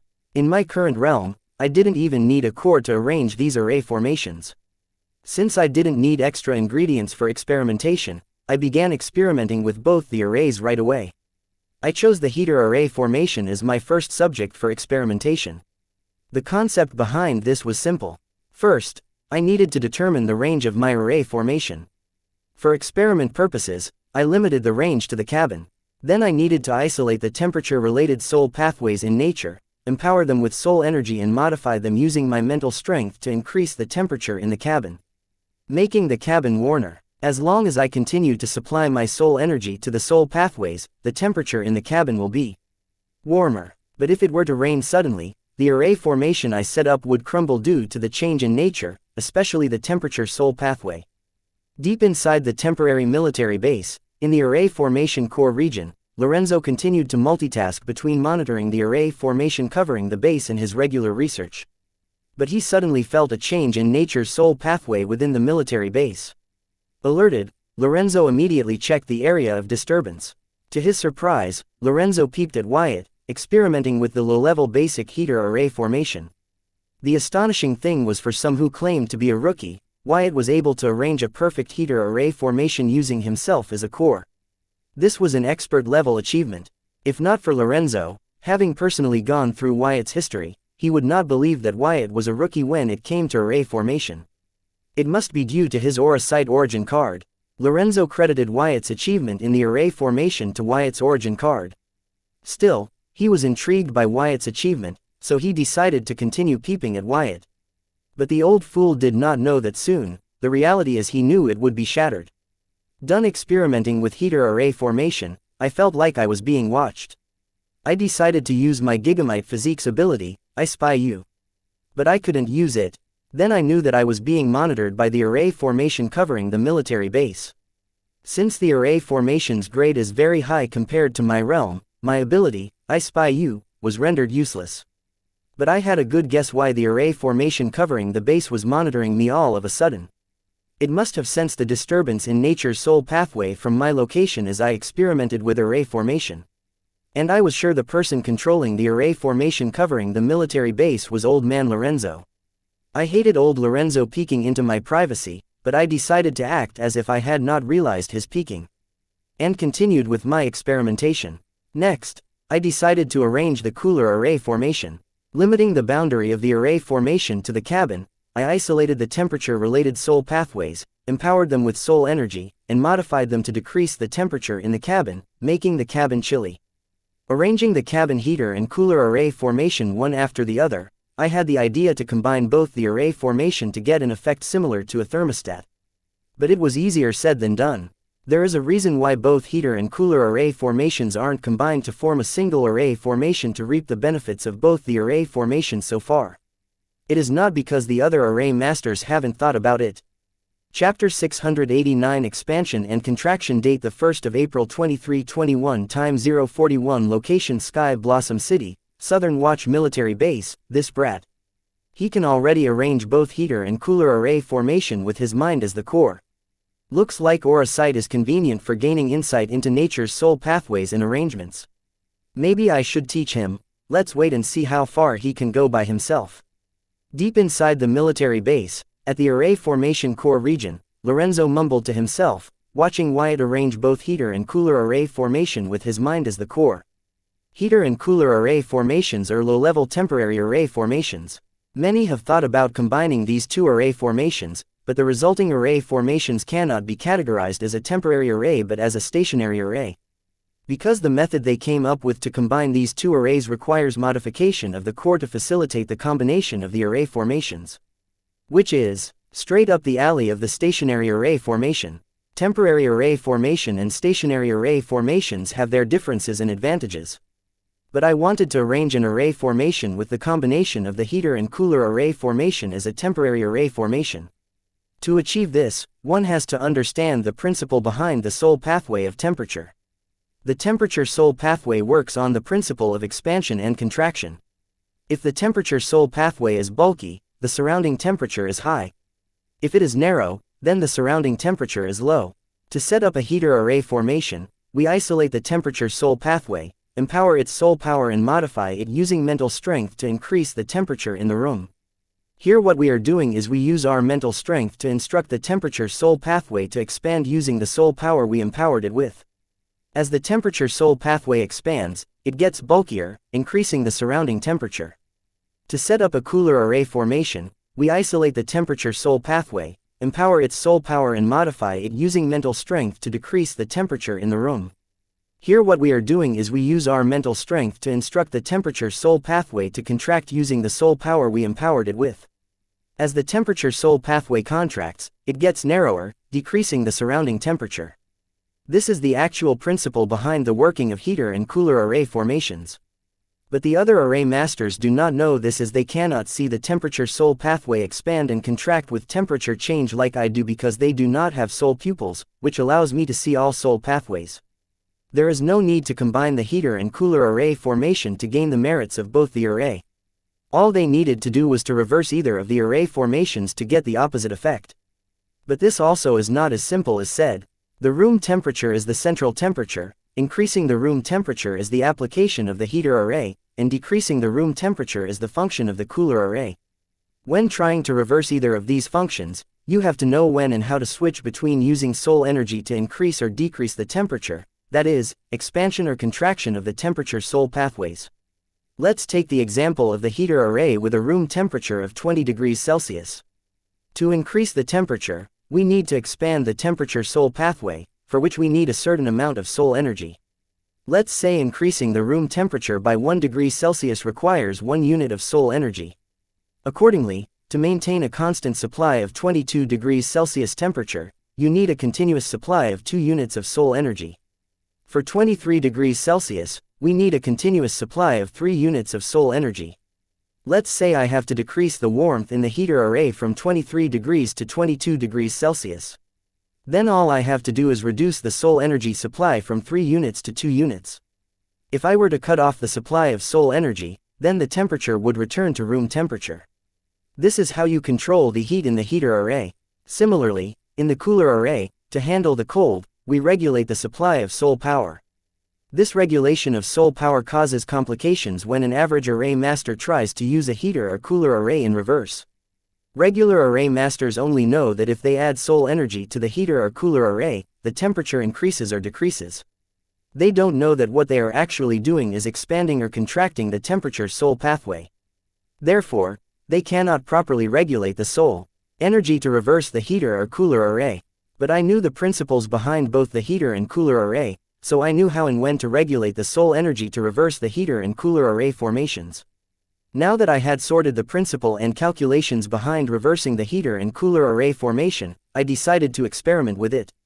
First, I isolated the temperature soul pathway and then set a boundary limit of the array within the cabin.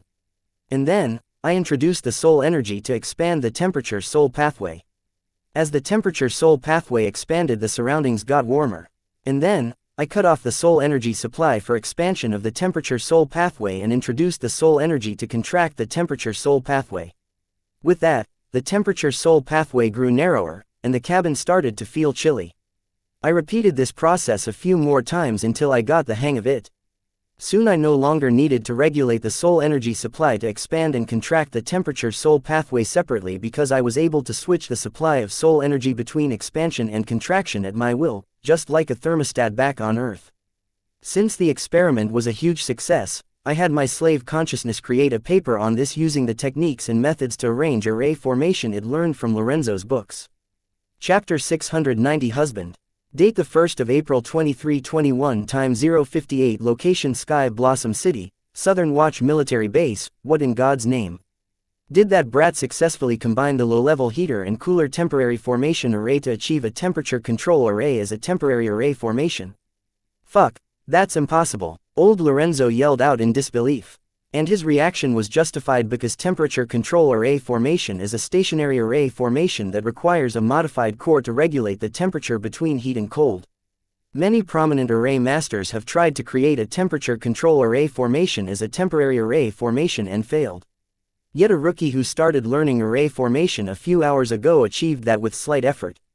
Lorenzo felt like his entire worldview had been shattered by the monster named Wyatt, Dalton Wyatt.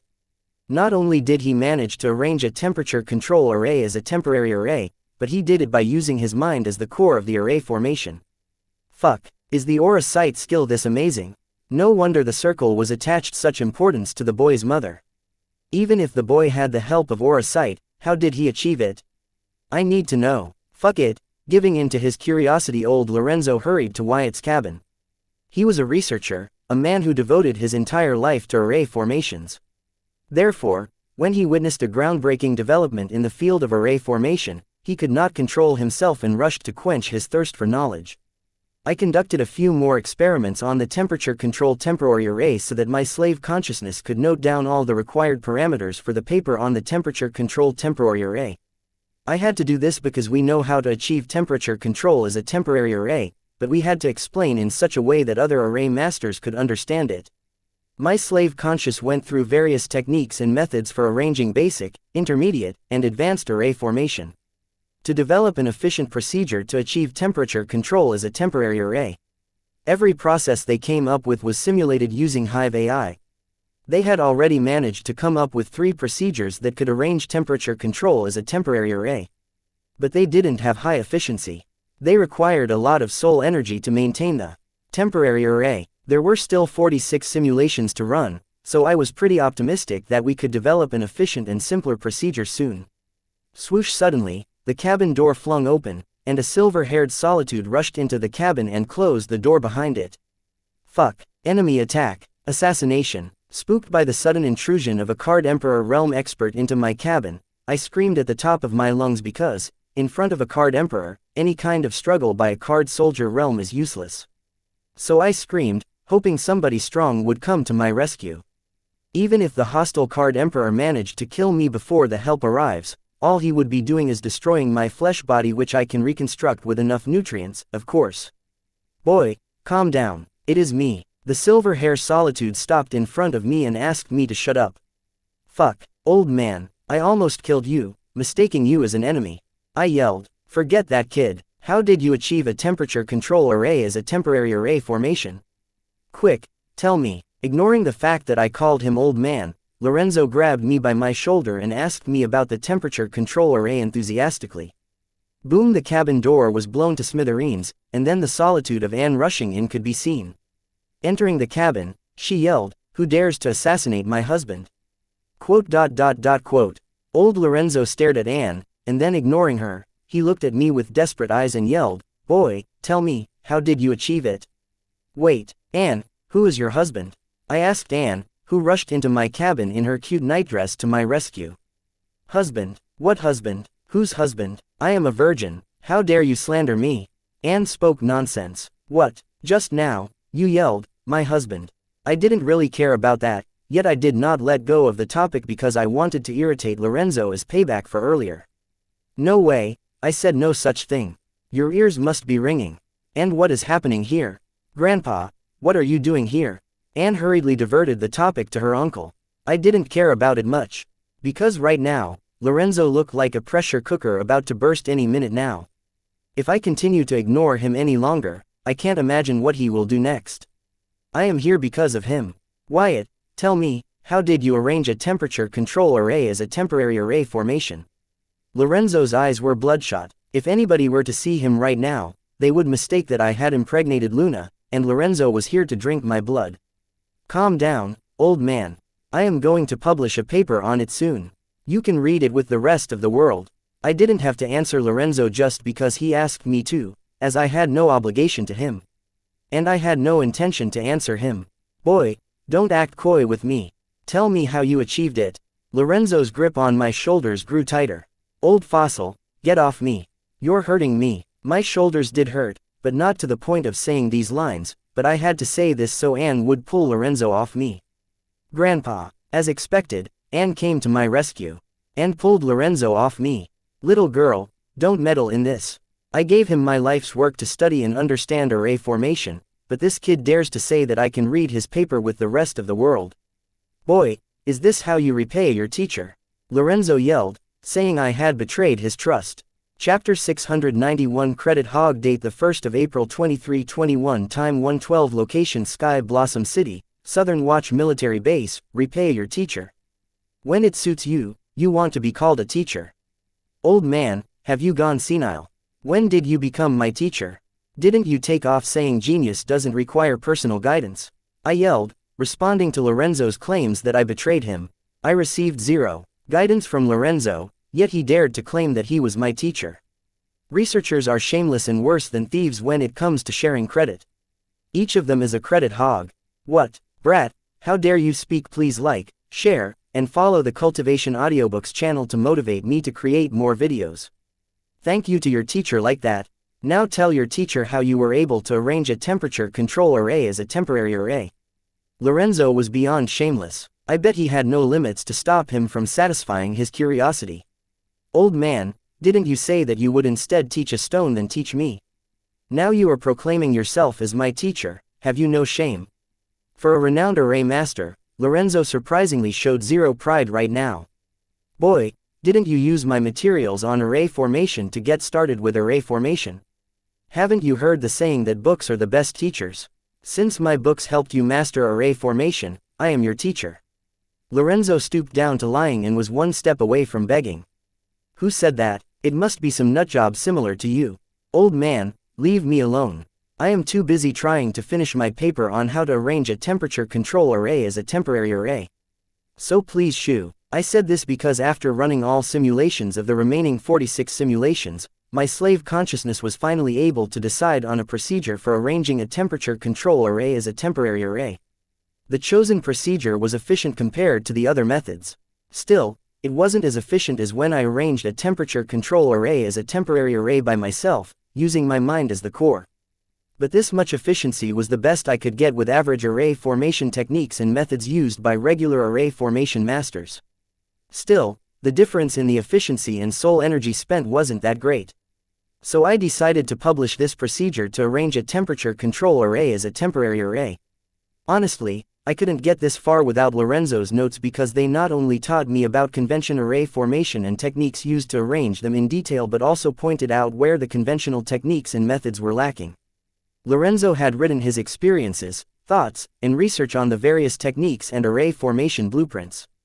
He pointed out ways to increase the efficiency of the different array formations based on his experience and gave a very detailed explanation regarding the subject. His insight into the basic, intermediate and advanced array formations was profound, which saved me a lot of trouble and time. Lorenzo's notes did help a lot, so I guess I can cut him some slack. Boy, come on, let the past be water under the bridge.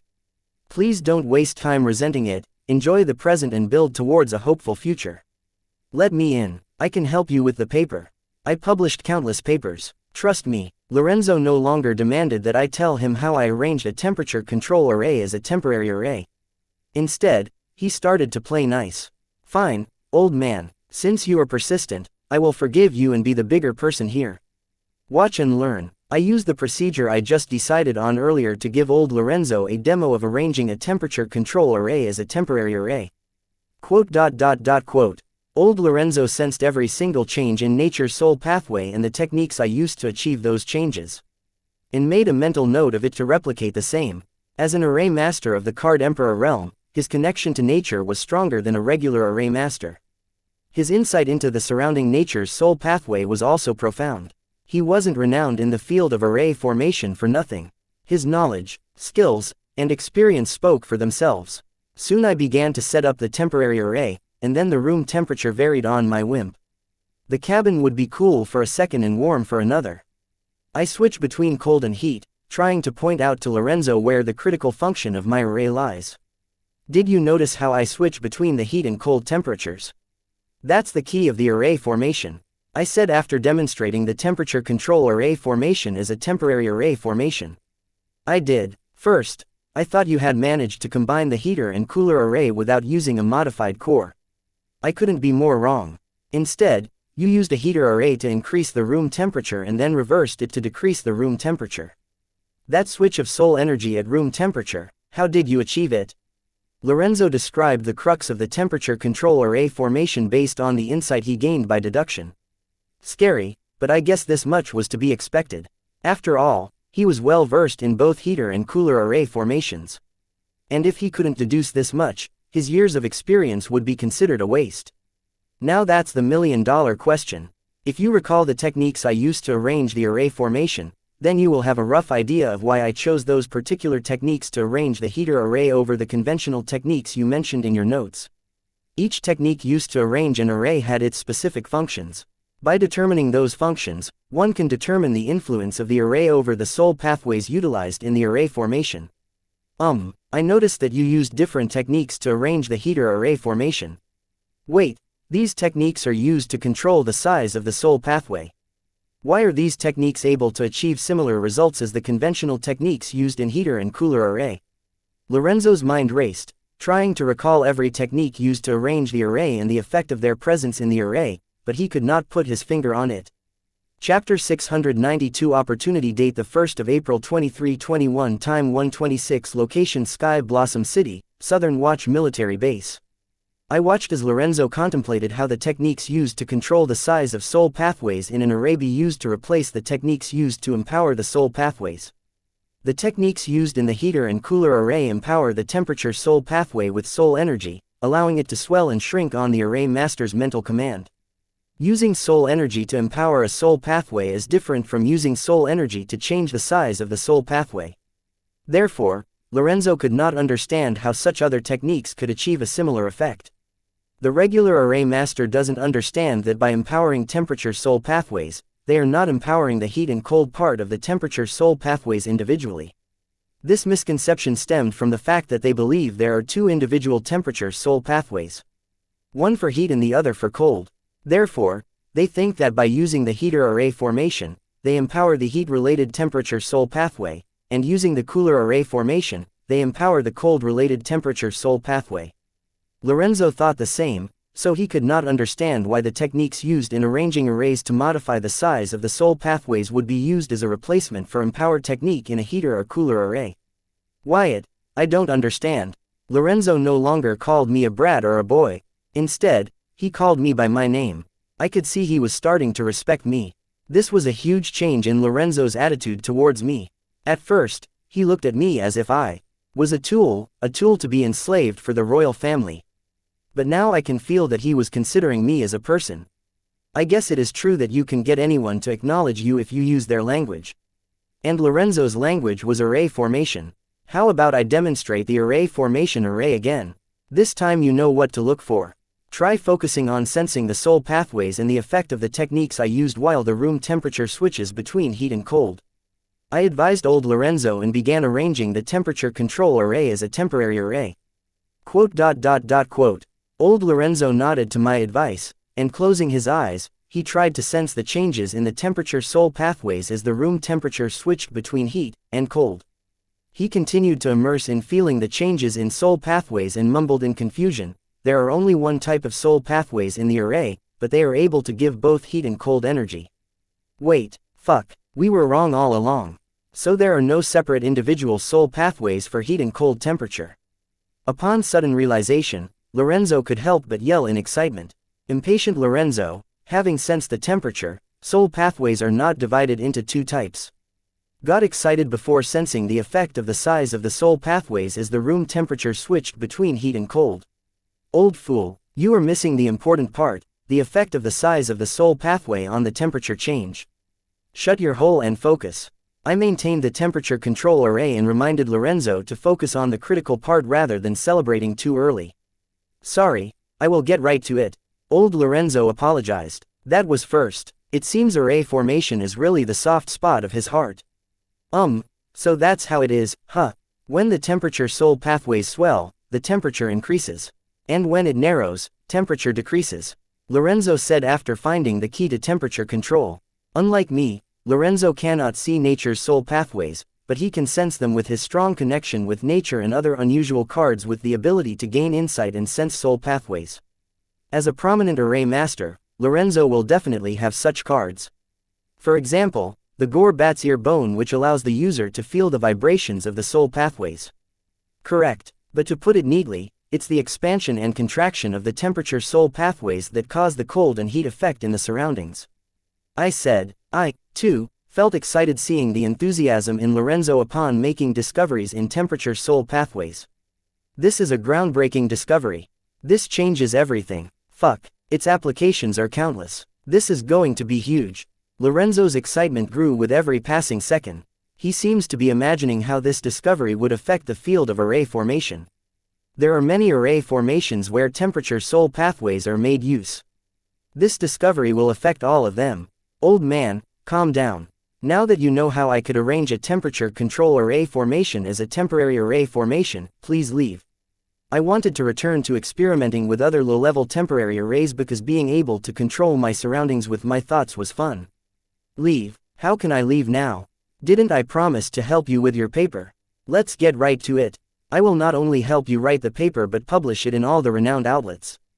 Lorenzo wanted me to publish the paper as soon as possible and share the discovery with the world. But I disagreed with his thoughts. Are you dumb, old man? If you keep giving me such dumb ideas, then please leave. I said sternly. What? How is publishing the paper on your research a dumb idea?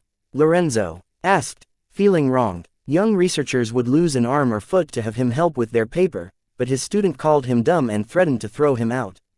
Don't you see it? I asked Lorenzo. What? What don't I see? Lorenzo didn't seem to get my point. Old fool, this is a golden opportunity. Don't you see if we use it properly, we can get rich? How can you let such a golden opportunity go to waste? Just because you are impatient to share the discovery with the world. Chapter 693 Negotiations. Date the 1st of April 2321. Time 1:42. Location Sky Blossom City, Southern Watch Military Base, Rich. Are you thinking of monopolizing your discovery? Weren't you going to publish your discovery? Lorenzo had a puzzled look on his face.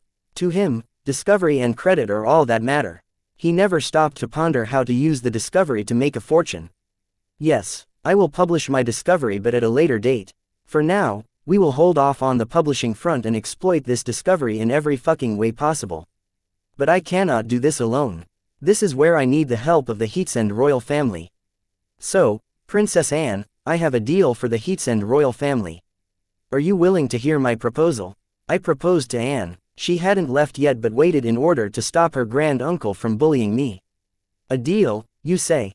The royal family is willing to support all the dubbing minds of the state. If your proposal is good, you have our support. Speaking of trade, Anne's expression turned serious, and the words she said sounded like they were rehearsed. I don't want the royal family's support. I want to form a new partnership like the one we have in the Silver Milk Powder Project.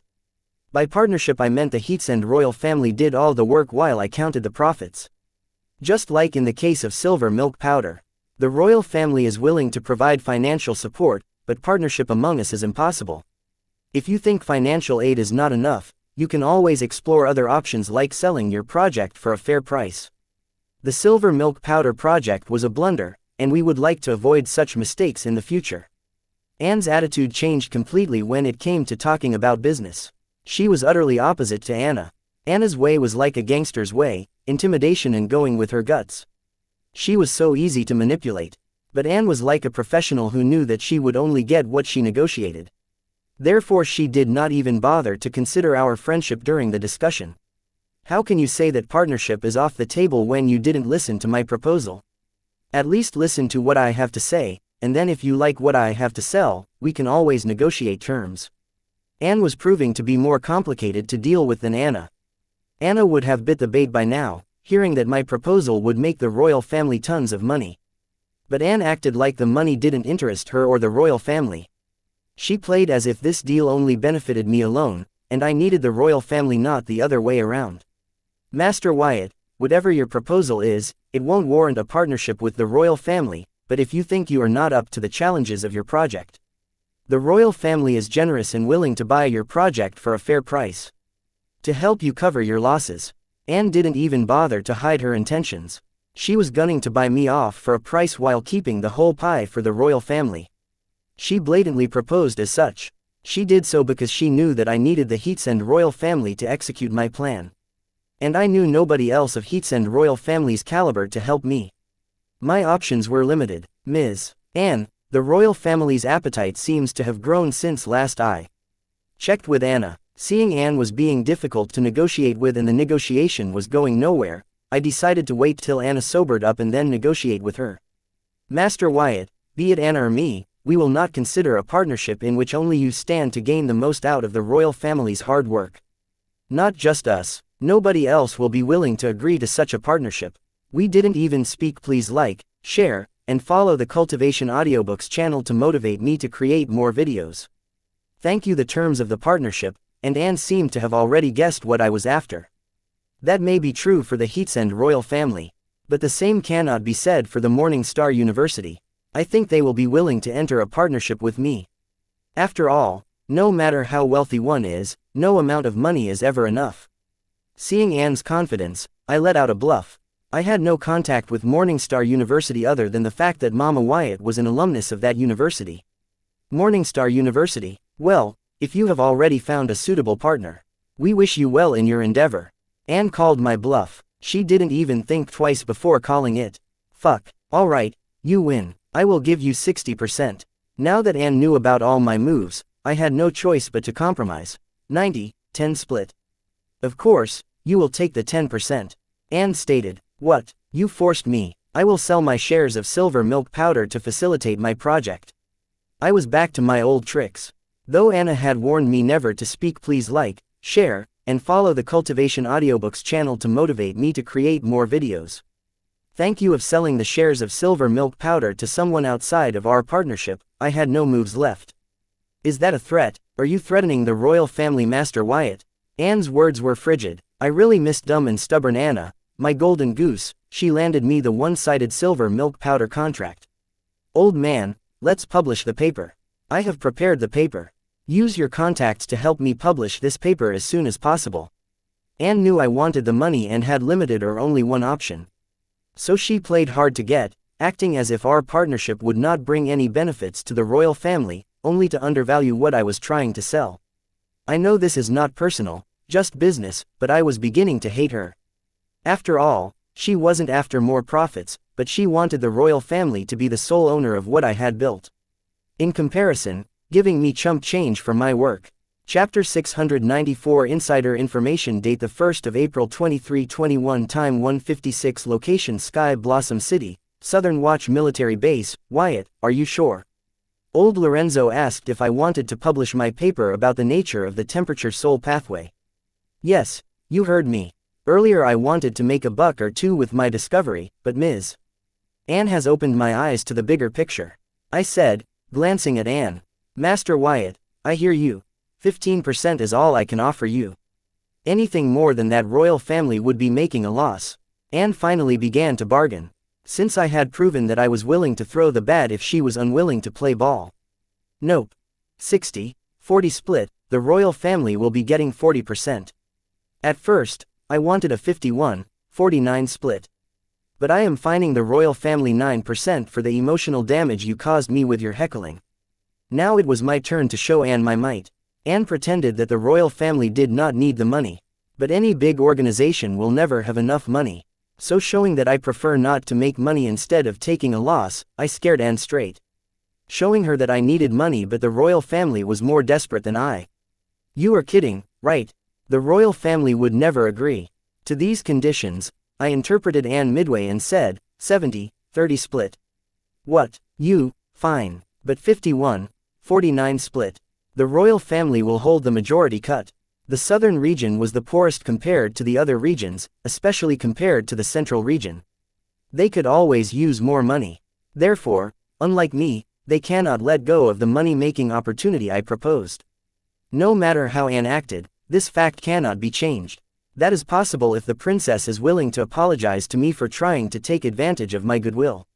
And if the Heatsen family is willing to sign a sole contract stating that it does not try to squeeze me out of my shares later and protect me from other parties.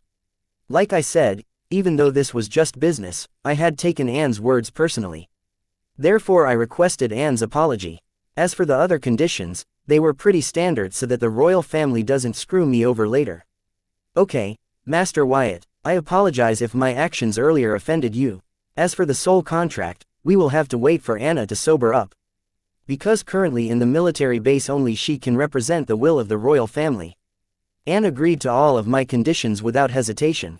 I was surprised to hear that even Anna's twin couldn't represent the will of the royal family. It seems being the heir is a big deal. Okay, then let's discuss it tomorrow. Since the contract cannot be signed without Anna's presence, there is no point discussing further. Wait, we haven't discussed your proposal yet. Anne, finally, asked about my proposal. Wouldn't it be better to discuss in Anna's presence since both of you don't have any authority to make decisions? Only Anna, as the official heir, had the power to represent the Heatsen family. Anne and Lorenzo, at most, could only act as her advisors. Okay, I will go get her then, Anne replied. Isn't she drunk and wasted right now? I didn't know how Anne planned to get Anna to attend the discussion. I have my ways. Saying that, Anne headed out of the cabin to fetch Anna. Old man, you start preparing a list of array formations which utilize temperature soul pathways in them. And we have to acquire all of their copyright, especially those that are no longer in use. We can get their copyright for pennies. This was my plan. This only worked if I didn't share my discovery with the world. Therefore I didn't have to worry about getting double-crossed by the royal family. The plan was to modify all the acquired arrays using the principle of temperature soul pathway and reintroduce them to the market. Not all of them will pan out, but those who do will make a fortune. After all, we would be buying the copyrights of the arrays for dirt cheap. This was kind of like insider trading. Oh, so you want to buy all the arrays for cheap now, and when your discovery is made public, they will be worth a fortune. And the passive income from their copyright will indeed add up to an even greater fortune over time. Lorenzo understood what I was up to. Correct, I believe that with my discovery and your expertise in the array, we can make all these arrays to get operating at 100% more efficiency than the before. Old man, you need to be very smart about this. Even the unproven array hypothesis that relates to our field is worth buying. Who knows, the new principle of temperature soul pathway may open new possibilities for these arrays. If we play it smart, we can single-handedly monopolize a massive chunk of the array market. This is the main reason I required the Heatsen royal family's help. Though I have insider information, I did not have enough capital, workforce, or prestige to make the most of this information. Therefore I had to shake hands with the Heatsen royal family. They will do all the heavy lifting in our partnership once again. The royal family will do everything in its power to buy the copyrights of the arrays, but they will only own 51% of each copyright. At the same time, I will hold the remaining 49% of it. And eat the fruits of their hard labor. I will get right to it. Wyatt, you did it, said Lorenzo before turning to leave. What? I didn't understand what Lorenzo was talking about. You changed my reality, as I know. Like you said you would. I have grown old, it's time I passed my legacy to the young. Chapter 695 Nether Witch Date the 1st of April 2321 Time 2:12 Location Sky Blossom City, Southern Watch Military Base. Hello, Uncle. You haven't slept yet, Anna's mother answered Lorenzo's call. You haven't either. So what's keeping our princess awake late at night? Lorenzo knew with his brother-in-law and nephew at the front lines of Way Beyond. All the state's work had fallen on his elegant niece's lap. Thankfully she was a demigod. Otherwise, even a card emperor cannot bear this amount of workload and months of sleepless nights. It's Sansa Baylor. I had my people monitor her movements. It seems she has sniffed that Wyatt is still alive, replied Anna's mother. Ever since the Heatsen family knew Clown Mask's predictions were accurate, they added Sansa Baylor, the matron, to the top of the state's enemy list, which was only accessible to the demigod realm personnel. What about it? As long as Anna personally protects him, Nobody can harm a single hair of his body in the southern region. Lorenzo assured his niece confidently. Sansa Baylor has made an appointment with the Nether Witch. I think she is planning on cursing the boy. Curses are not Anna's strong suit. Anna's mother said in concern. Wait, don't you know that Anna has given him my sister-in-law's ring? She told the boy that you asked her to give it to him for his protection. Lorenzo asked in surprise, as he thought Anna would have consulted with her mother and other family members before passing the family heirloom to others. What? She did what? Why would I say such a thing? That ring signifies a promise to a soulmate, to cherish and protect them unconditionally. Doesn't she know she cannot pass the ring willy-nilly to some fling of hers? I didn't dare give it to her asshole father even though his love blinded me for years. Yet this dumb daughter of mine handed it to a fling. I about to die of anger because of her. Anna's mother's voice grew cold and frustrated after hearing Anna's actions.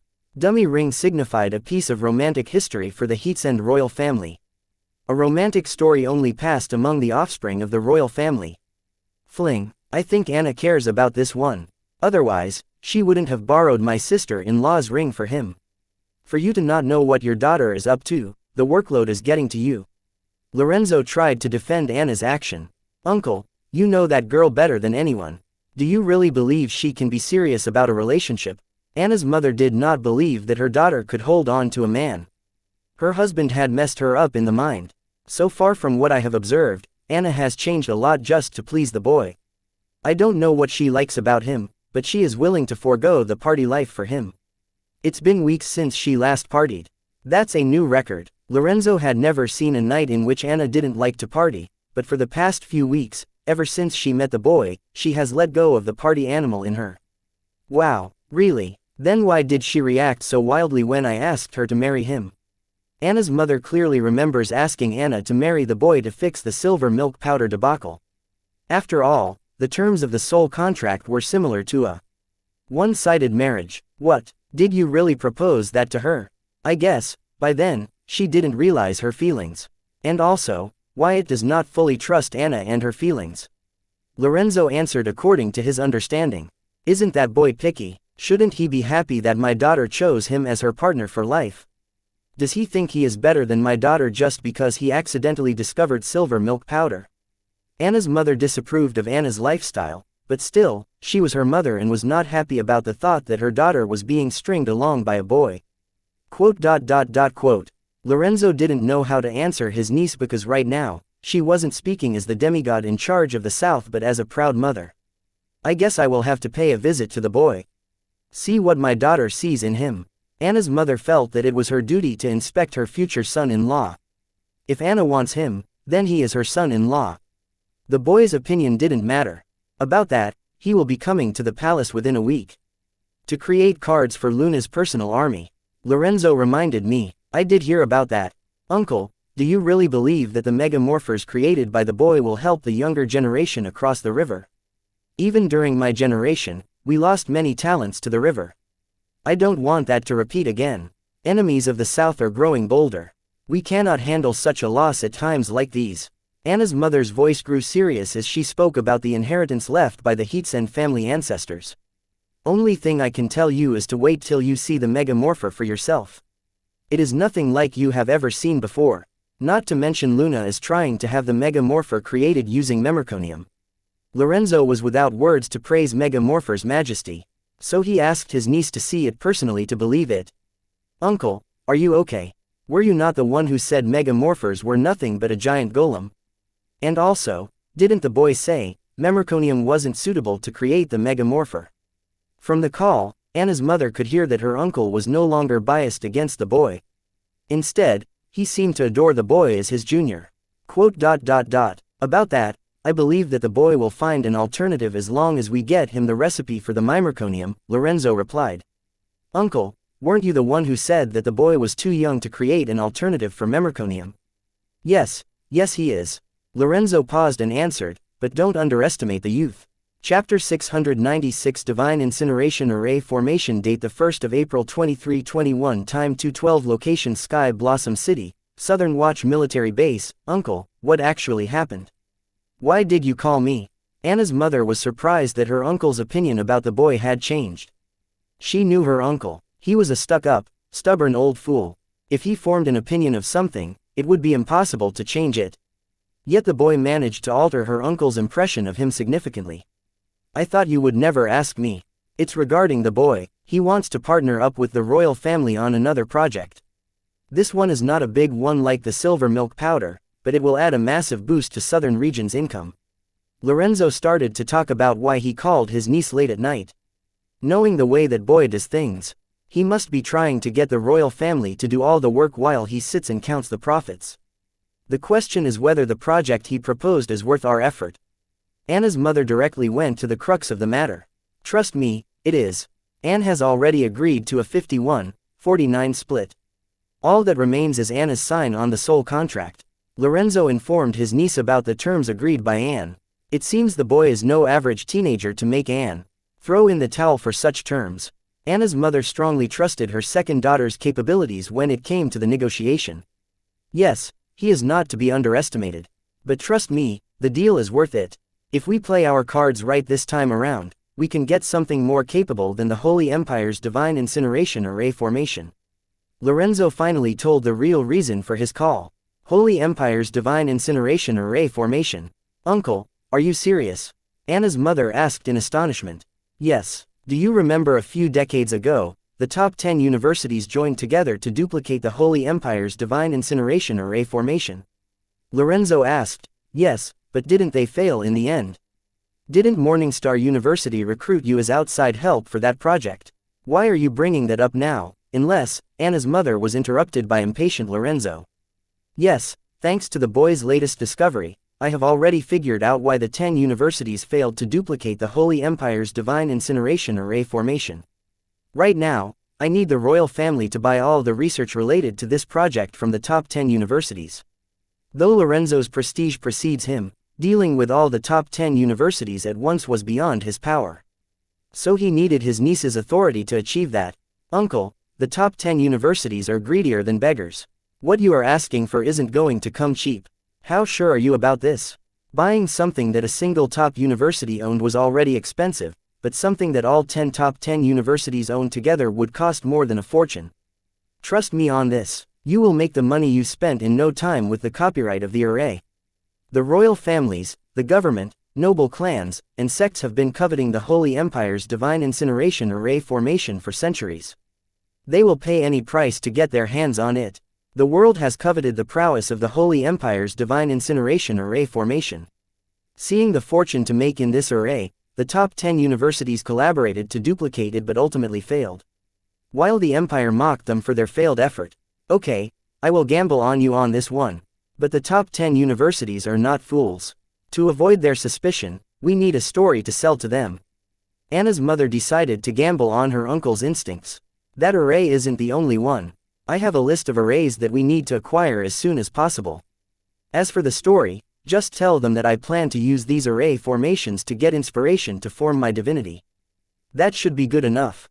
Lorenzo then forwarded the list of array formation copyright to be acquired to his niece's grimoire. These are too many, uncle. People are bound to ask questions. Going through the list, Anna's mother was astonished by the number of arrays listed. We don't have to buy all of them, but the ones I underlined have to be purchased no matter the cost. Those arrays will pay for themselves at a later date. As for the people, I trust you will think of a way to erase their curiosity. Lorenzo believed that if anybody was up to this task, it was his niece. Uncle, I will worry about acquiring all of these arrays. You worry about fixing them up and reintroducing them into the market. These copyrights will serve as the backbone of our family treasury in the long run. Anna's mother assured Lorenzo that she would acquire all of the arrays mentioned in the list. Niece, aren't you forgetting about the boy? Lorenzo reminded his niece that they had a partner with whom they would have to split half of the profits. How can I forget my son-in-law? Anna's mother implied that if Anna were to marry the boy, everything would stay within the family, and their children, her grandchildren, would own 100% of the copyright. I don't think the boy feels about Anna that way. Lorenzo liked his niece's idea, but he felt that the boy had someone else in his heart. Uncle, the only reason I am letting the boy take advantage of our family is that I see him as one of us in the future. If that is not possible, Lorenzo immediately interrupted his niece. Even if he doesn't become a part of the royal family, we need him. He is the only person who can help the royal family stand on the same stage as the central region and the government. Dear niece, it is not clear who is taking advantage of whom. He is the goose that keeps laying golden eggs for us. Don't let your ignorance kill the goose for momentary gains. Chapter 697 Happy Cooperation. Date the 1st of April 2321. Time 3:12. Location Sky Blossom City, Southern Watch Military Base. So, that's how it is. Expansion and contraction of temperature soul pathways, who would have thought? Such a simple action can explain the temperature change in the atmosphere, said Luna as she arranged a temperature control array formation following the procedure my Sav consciousness prepared. Like me, she, too, did not require a core to set up a temporary array. Instead, she used her mind as the core. After hearing about my discovery, Luna paused all the work regarding the dungeon relocation and hurried to my cabin, requesting a personal class on my discovery. So I read her my paper on the behavior of temperature soul pathways and explained to her the procedure that my slave consciousness came up with to efficiently arrange temperature control arrays as temporary arrays using the conventional techniques used by regular array masters. Remind me again how this will help us keep earning a fortune for generations to come, Anna asked. I don't know how Anne got her up, but ever since she got here, she has been in a foul mood. We purchased the copyright of all the old out-of-use arrays that use the temperature soul pathway for a dirt cheap price. Then modify them using my theory and reintroduce them in the market as the best version of themselves and better choice over their competitors. I repeated myself. I don't know why Anna was doing this, but I left that she blamed me for what Anne did to get her sober. Quote. Anna kept nodding but never moved forward to signing the contract. Anna, I have already discussed terms with Wyatt. All you have to do is sign the soul contract. Anne reminded Anna that her work here would be done with a single sign. Now that the negotiations were over, Anne was back to calling me Wyatt. Quote. Anna glared at Anne menacingly. This wasn't the first time, and from this, I have gathered that though Anna and Anne are twins, both have opposite behaviors and beliefs. Hate is a strong word to define their relationship, but they don't get along with each other should be appropriate. Anna, what happened last night? Those wine weren't strong enough to get a Card Emperor drunk, but you were wasted and passed out after emptying a few bottles. Seeing that Anna was in a foul mood, I decided to talk about something else other than the soul contract. Quote. Hearing my question, Anna's face turned tomato red in embarrassment, and without answering me, she looked at Anne and said, "Where is the soul contract? I will sign it right away. I have already forwarded it to your grimoire. Sign it and forward it to Wyatt," Anne said with a neutral, but her eyes gave her away. I could see she knew why Anna got drunk and passed out over a few bottles of low-level wine yesterday night. I was curious as to what it was but decided to wait till Anna signed the soul contract establishing a new partnership between the Southern royal family and me. Done. Wyatt, I have sent you the contract. Please read and sign it. I am feeling sleepy, so I will be heading back to bed. Saying that, Anna hurried out of the cabin. Wait, I wanted to stop Anna, but she left in haste before I could say a word. Wyatt, you are curious, aren't you? The answer is simple. Anna can't handle her liquor. Usually, she makes use of the passive skill card, which keeps her sober regardless of the amount of liquor she drinks. But yesterday night, she wanted to get drunk with you, which only ended with her getting drunk, you pampering her, and feeding her. Not the night she had planned but the best dinner date she had. Anne explained Anna's embarrassment, but I didn't know which part she was embarrassed about. Is it the part where she could not handle her liquor, or is it the part where her drunk self acted like a child and ate my dinner? It was a one-of-a-kind experience for me too. Since Anne dubbed yesterday's dinner as Anna's best dinner date ever, I had no room to complain but to agree with her with a broad smile. Then I turned my attention to the soul contract forwarded to my grimoire by Anna. The terms were pretty standard, especially the part where the Southern royal family would offer me protection. Anne wanted to add a clause like the protection is only valid if I do not harm the Southern royal family interest. I had it removed because harming the interest of the Southern royal family wasn't specific and could mean anything. Yet, Anne insisted on adding yet another clause that I cannot ally with enemies of the Southern royal family. I didn't agree with this either. Enemies of the Southern royal family could be the ant stealing the sugar from their kitchen pantry. This clause, too, wasn't specific and gave all the power to the Southern royal family regarding the termination of the soul contract. Anne came up with more of such clauses which either gave the Southern family the power to terminate the soul contract at their convenience or to control and limit my actions and whom I am friends with. No matter what, Anne's only objective was to give the Southern royal family an edge over me in the contract. When I threatened to cancel the deal, Anne backed off, and I signed the soul contract on my terms. Happy cooperation. You were a great opponent. I felt like I had met my match. Anne extended her hand for a handshake with a broad smile, and the simple seemed genuine despite our disagreement during the negotiations. It seems she gets off on this kind of stuff. No matter the victory or loss. Yes, happy cooperation. I shook Anne's hand as I got what I wanted from the deal and more. Now I don't have to worry about the Southern royal family ever betraying me. Or planning to throw me away like a used bottle.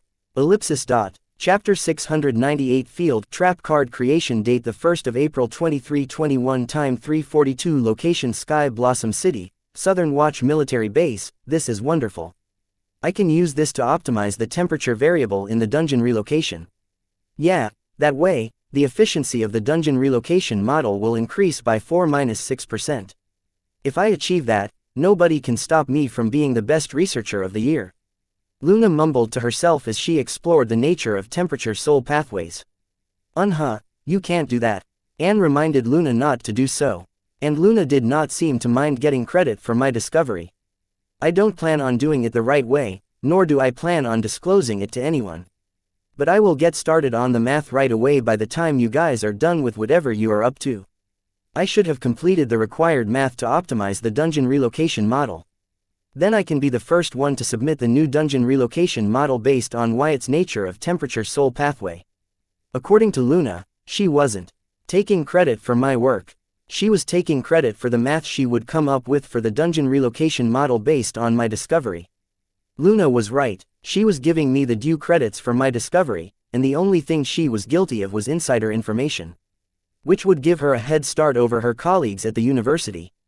By the time they hear about the nature of temperature soul pathways, Luna would have already used it to create a new optimized model for dungeon relocation. Okay, but Luna, be careful. This information cannot leak because the family is very invested in it. A lot of money is involved here, and if people know what our family is up to, we will be making a lot of enemies before even beginning to reap the harvest. So we cannot afford any mistakes. Wyatt, the same goes for you. Anne warned Luna to be careful with her research and not let it fall into the wrong hands. Suppose the world knows what the Heatsend royal family is trying to do before achieving its objective.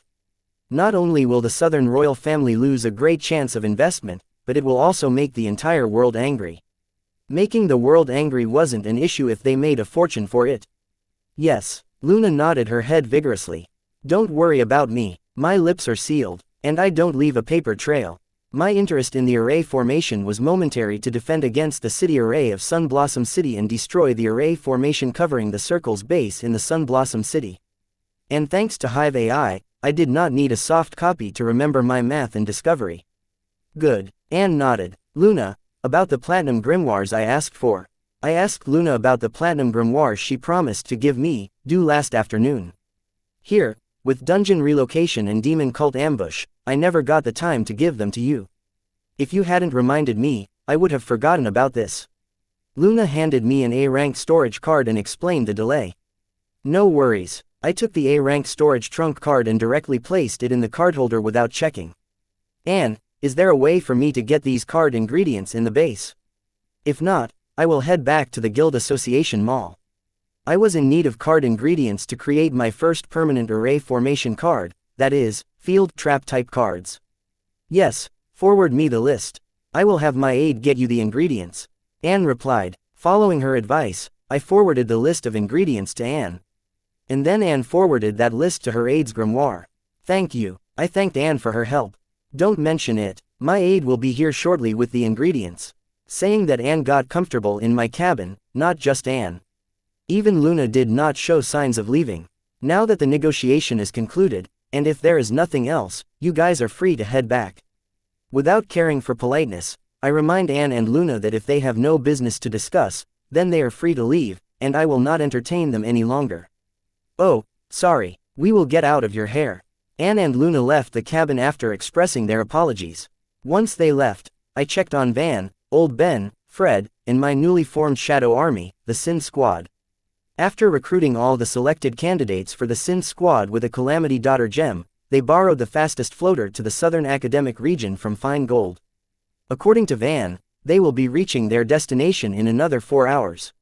I didn't have to wait long, and Anne's aide knocked on my cabin door.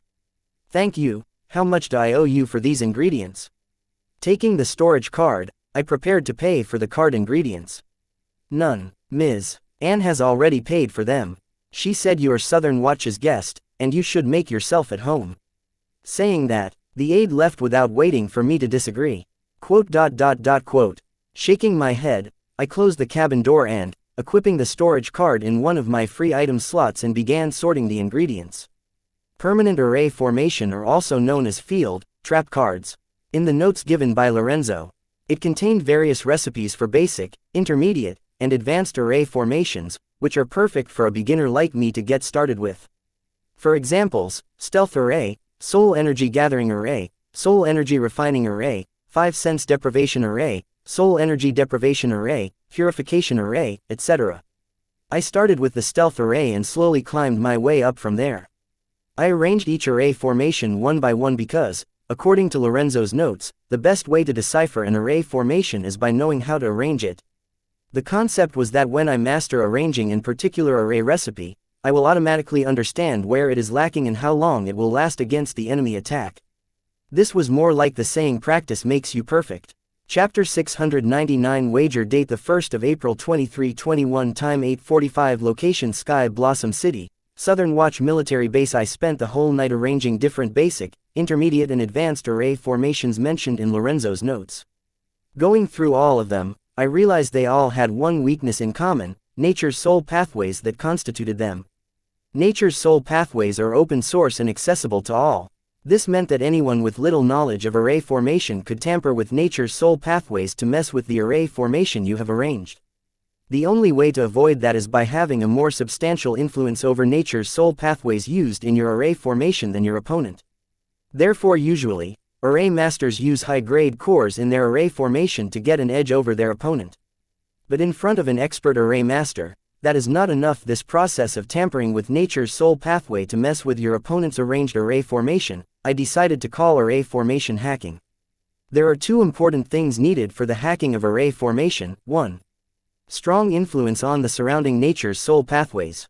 2. Average knowledge in array formation and minimum knowledge about the arranged array formation. Strong influence over nature's soul pathway surrounding the array formation is required to bypass the enemy's influence over nature's soul pathway, allowing us to tamper with the array formation. Once you have a strong influence over the surrounding nature's soul pathways, you require to know which soul pathways of nature are being used in the arranged array formation. By tampering with these soul pathways, you cause the enter array formation to break down. Now that I had come up with this theory, I was willing to go one step further and create a card that would precisely help with the hacking of array formations through nature's soul pathways. For that, I needed a lot of specific card ingredients. I could have Anne's aide get them for me, but I felt that Anne had been hospitable enough, so I decided to head back to the warehouse. Good morning, Wyatt. I planned to leave the base quietly without the hassle of saying goodbye, but I guessed wrong. As soon as I walked out of the cabin, I was greeted by Anne and Lorenzo. Getting greeted by two card emperors earlier in the morning was something. Ignoring that feeling, I returned the greetings. Good morning, you two. Where are you ahead? Asked Anne. To the warehouse to freshen up, I replied. You can freshen up here. Use the base's shower room, or if you don't mind, I can use dirt purge on you. It is a lot faster and cleaner. Anne suggested. About that, old man, your notes didn't have any array formation recipe for arranging a cleansing array. Why, I wanted a cleaning card for a while now, so when I learned how to arrange array formation up to advanced array formation, I wanted to create a cleaning card for my personal use, using permanent array formation. But to my surprise, Lorenzo's notes didn't have any recipes on cleansing array formation. Even the most basic recipes on cleansing array formation have copyright, Lorenzo answered nonchalantly. What? How can that be? There have to be old recipes that don't have any owners now. Right, I asked in astonishment. No, the chore cards have been recently discovered. In olden times card apprentices were too busy surviving to care about such luxury cards. These cards flooded the market recently. Therefore, free recipes for cleansing array formation are not available. Lorenzo narrated the history of chore cards, aka cards that make a card apprentice's life easier. I see, but you are a renowned array master. You should have one or two cleansing array formation recipes of your own. Right, I asked to see if Lorenzo could lend me one of his cleansing array formation recipes. Boy, nobody got time for that. Instead of researching a cleansing array formation, I could do something of more significance at that time.